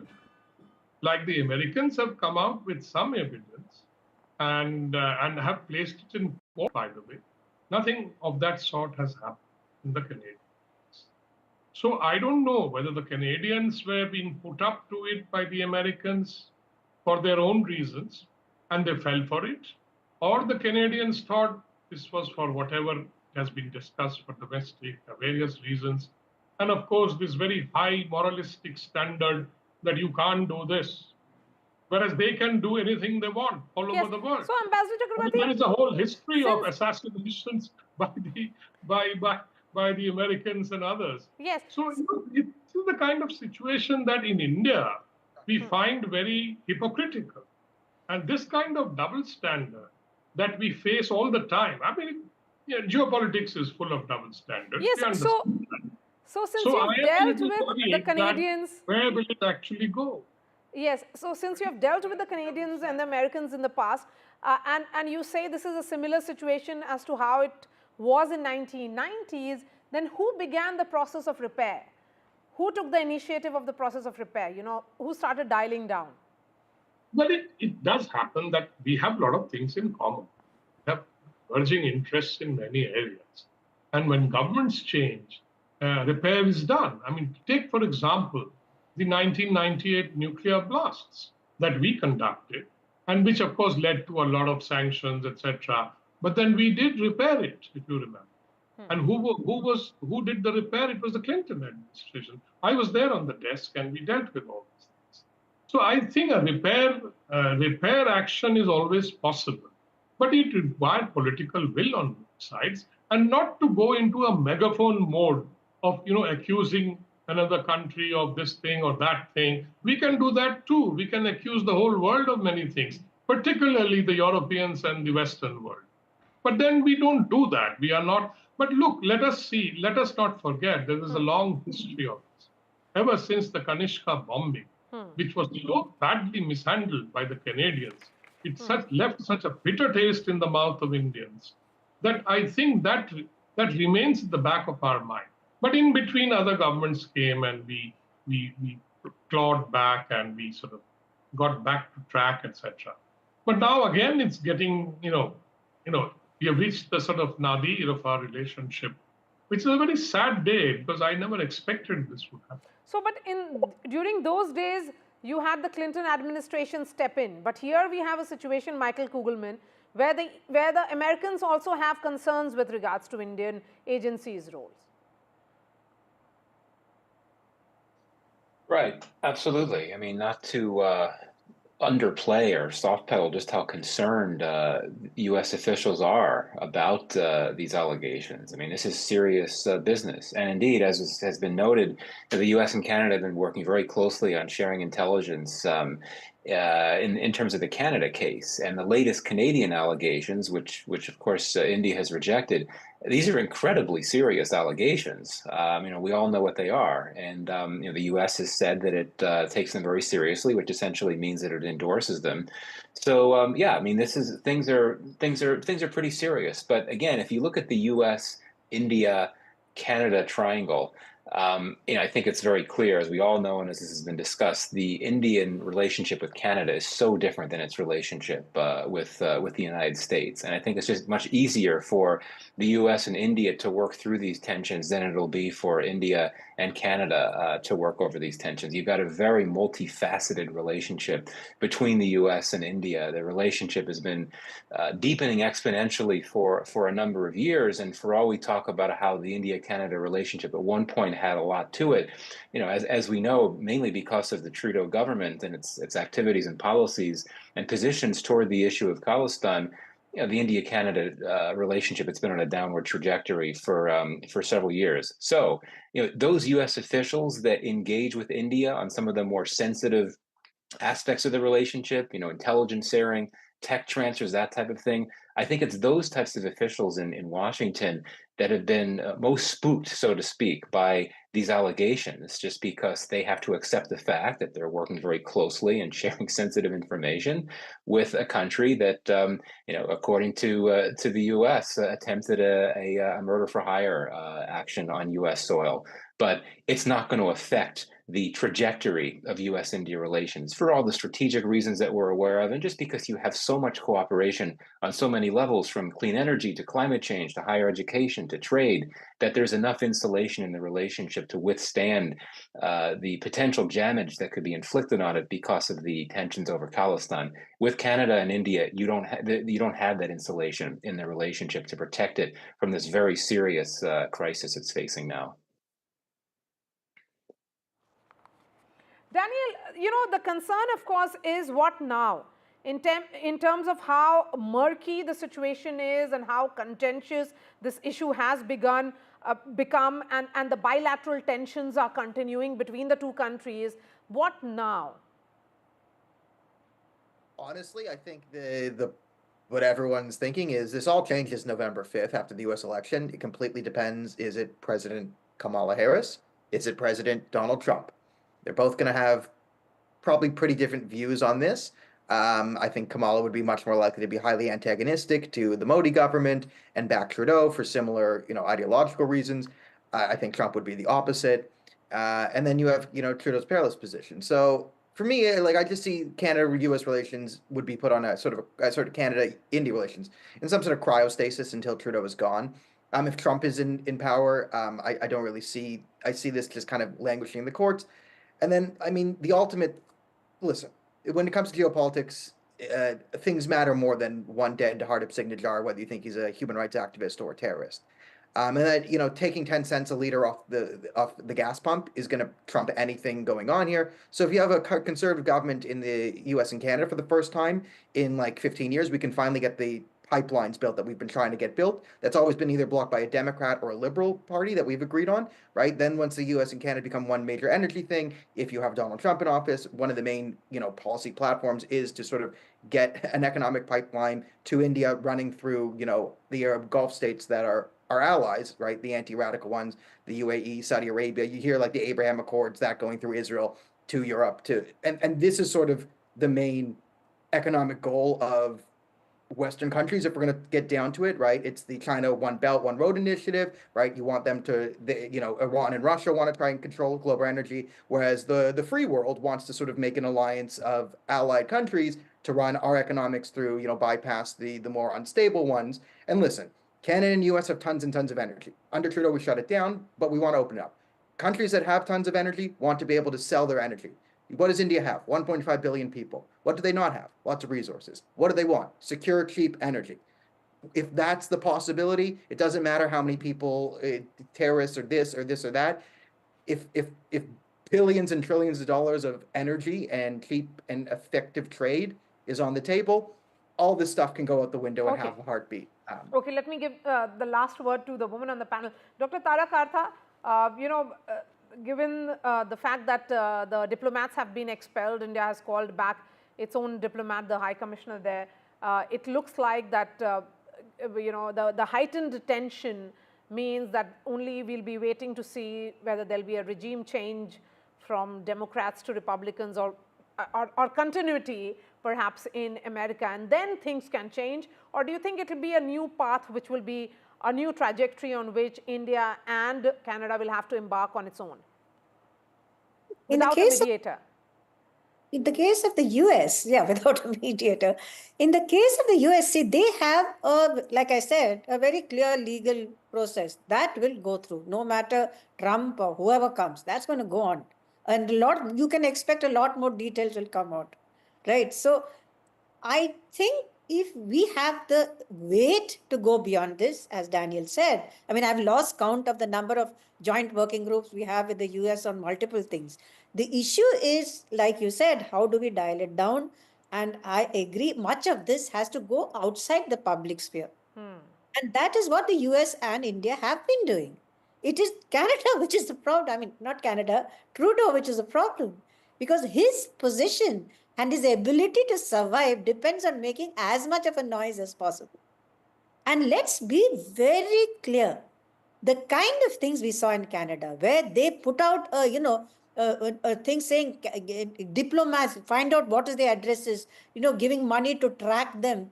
That kind of thing which went on is unbelievable. It doesn't happen in any other country. And I'm sorry to say this, I know it might sound extreme. It doesn't even happen in Pakistan.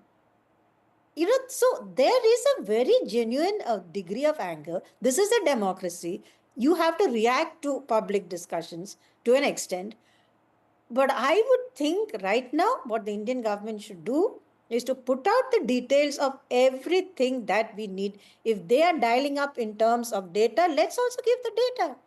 Yes, there has been AI-generated imagery which has been put out, a social media campaign which is ongoing. So it clearly looks like that there are multiple factors at play here between the two countries. So thank you so much for joining us, Ambassador Chakravarti, Dr. Tara Karta, Michael Kugelman, Terry Milewski and Daniel Broadman. We are now being joined by Ambassador Kanwal Sibal. Thank you so much, Ambassador. Of course, we are speaking about India-Canada relationship which has become frosty. There are multiple views about how there's no coincidence in diplomacy per se, and this has to do with him trying to divert attention from his own domestic troubles. And this is also coming at a time when he's also enjoying full backing of the Americans. Well, actually, if you go back to when the problem started, it was when he made a visit to India a few years ago. And it was clear that he had not come for any serious discussions with the government of India. It was actually to ensure that the Sikh vote could be consolidated behind him. So his main purpose was to visit Punjab. And then, as you know, some problems happened at the reception that was organized in New Delhi. They invited a convicted terrorist, and things began to go downhill after that. That is one part. The other is that if you look at his father, Pierre Trudeau, he in fact depended a great deal and a tremendous soft corner for the Sikh lobby in Canada. In fact, he had opened the doors for Sikh migration in a big way. And when we were telling him about the terrorist activity that was going on, that Parmar was a terrorist and was planning something, as you know, eventually Parmar blew up the Air India plane, and Trudeau refused our request to extradite him. And even after the plane was blown up, they didn't arrest him. So there is a kind of a genetic political disorder that he suffers from when it comes to the minority Sikh extremist community. Now, added to that is the fact that when he won the election, he had a lot of support from Jagmeet Singh and his party. And Jagmeet Singh is now showing his colors very openly, how he is actually a promoter of Sikh terrorism. He's put the photograph of Parmar in his office. And I saw an interview that he gave to the Canadian TV. And he refused, absolutely refused to accept that what he had done in putting up the poster of Parmar was wrong in any way. He totally avoided the question. He wouldn't answer the question despite prodding by the anchor as to, is this right what you're doing? Do you accept that is wrong? He wouldn't answer that question. So he was dependent on Jagmeet Singh for support, for political support, because it was a minority government and needed their support to survive. And now, of course, Jagmeet Singh has withdrawn his support, but will give him issue-based support. So he's vulnerable. Now he wants absolutely to win the elections. It is clear that he's behind the Conservatives in polls, at the moment 20%. but given his sense of entitlement, his mental makeup, and he wants to hang on to power, and therefore he'll make whatever concession is necessary to the Sikh community. Ambassador Sibal, one of the Canadian leaders, in fact, he's the leader of the People's Party of Canada, Maxime Bernier, he has said that that he has in fact accused Justin Trudeau of using this crisis to divert attention from other controversies. And he has also gone on to say that perhaps the time has come that posthumously Hardeep Nijjar's citizenship should be revoked because it would mean correction of an administrative error. Yes, I saw that. I don't think that this will happen at all. There's no question. I mean, whatever little chance Trudeau has to remain in politics, much less win the next election, will be totally, would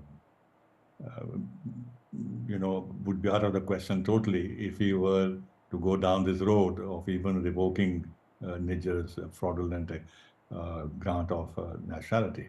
So that's not going to happen. This is polemics which are going on inside Canada between rival political factions or whatever it is. I don't think we should take that seriously, except to note that there are people in Canada who question Trudeau's version and his motivations, which is important going ahead. But insofar as diverting attention from some other issues and therefore raising the India issue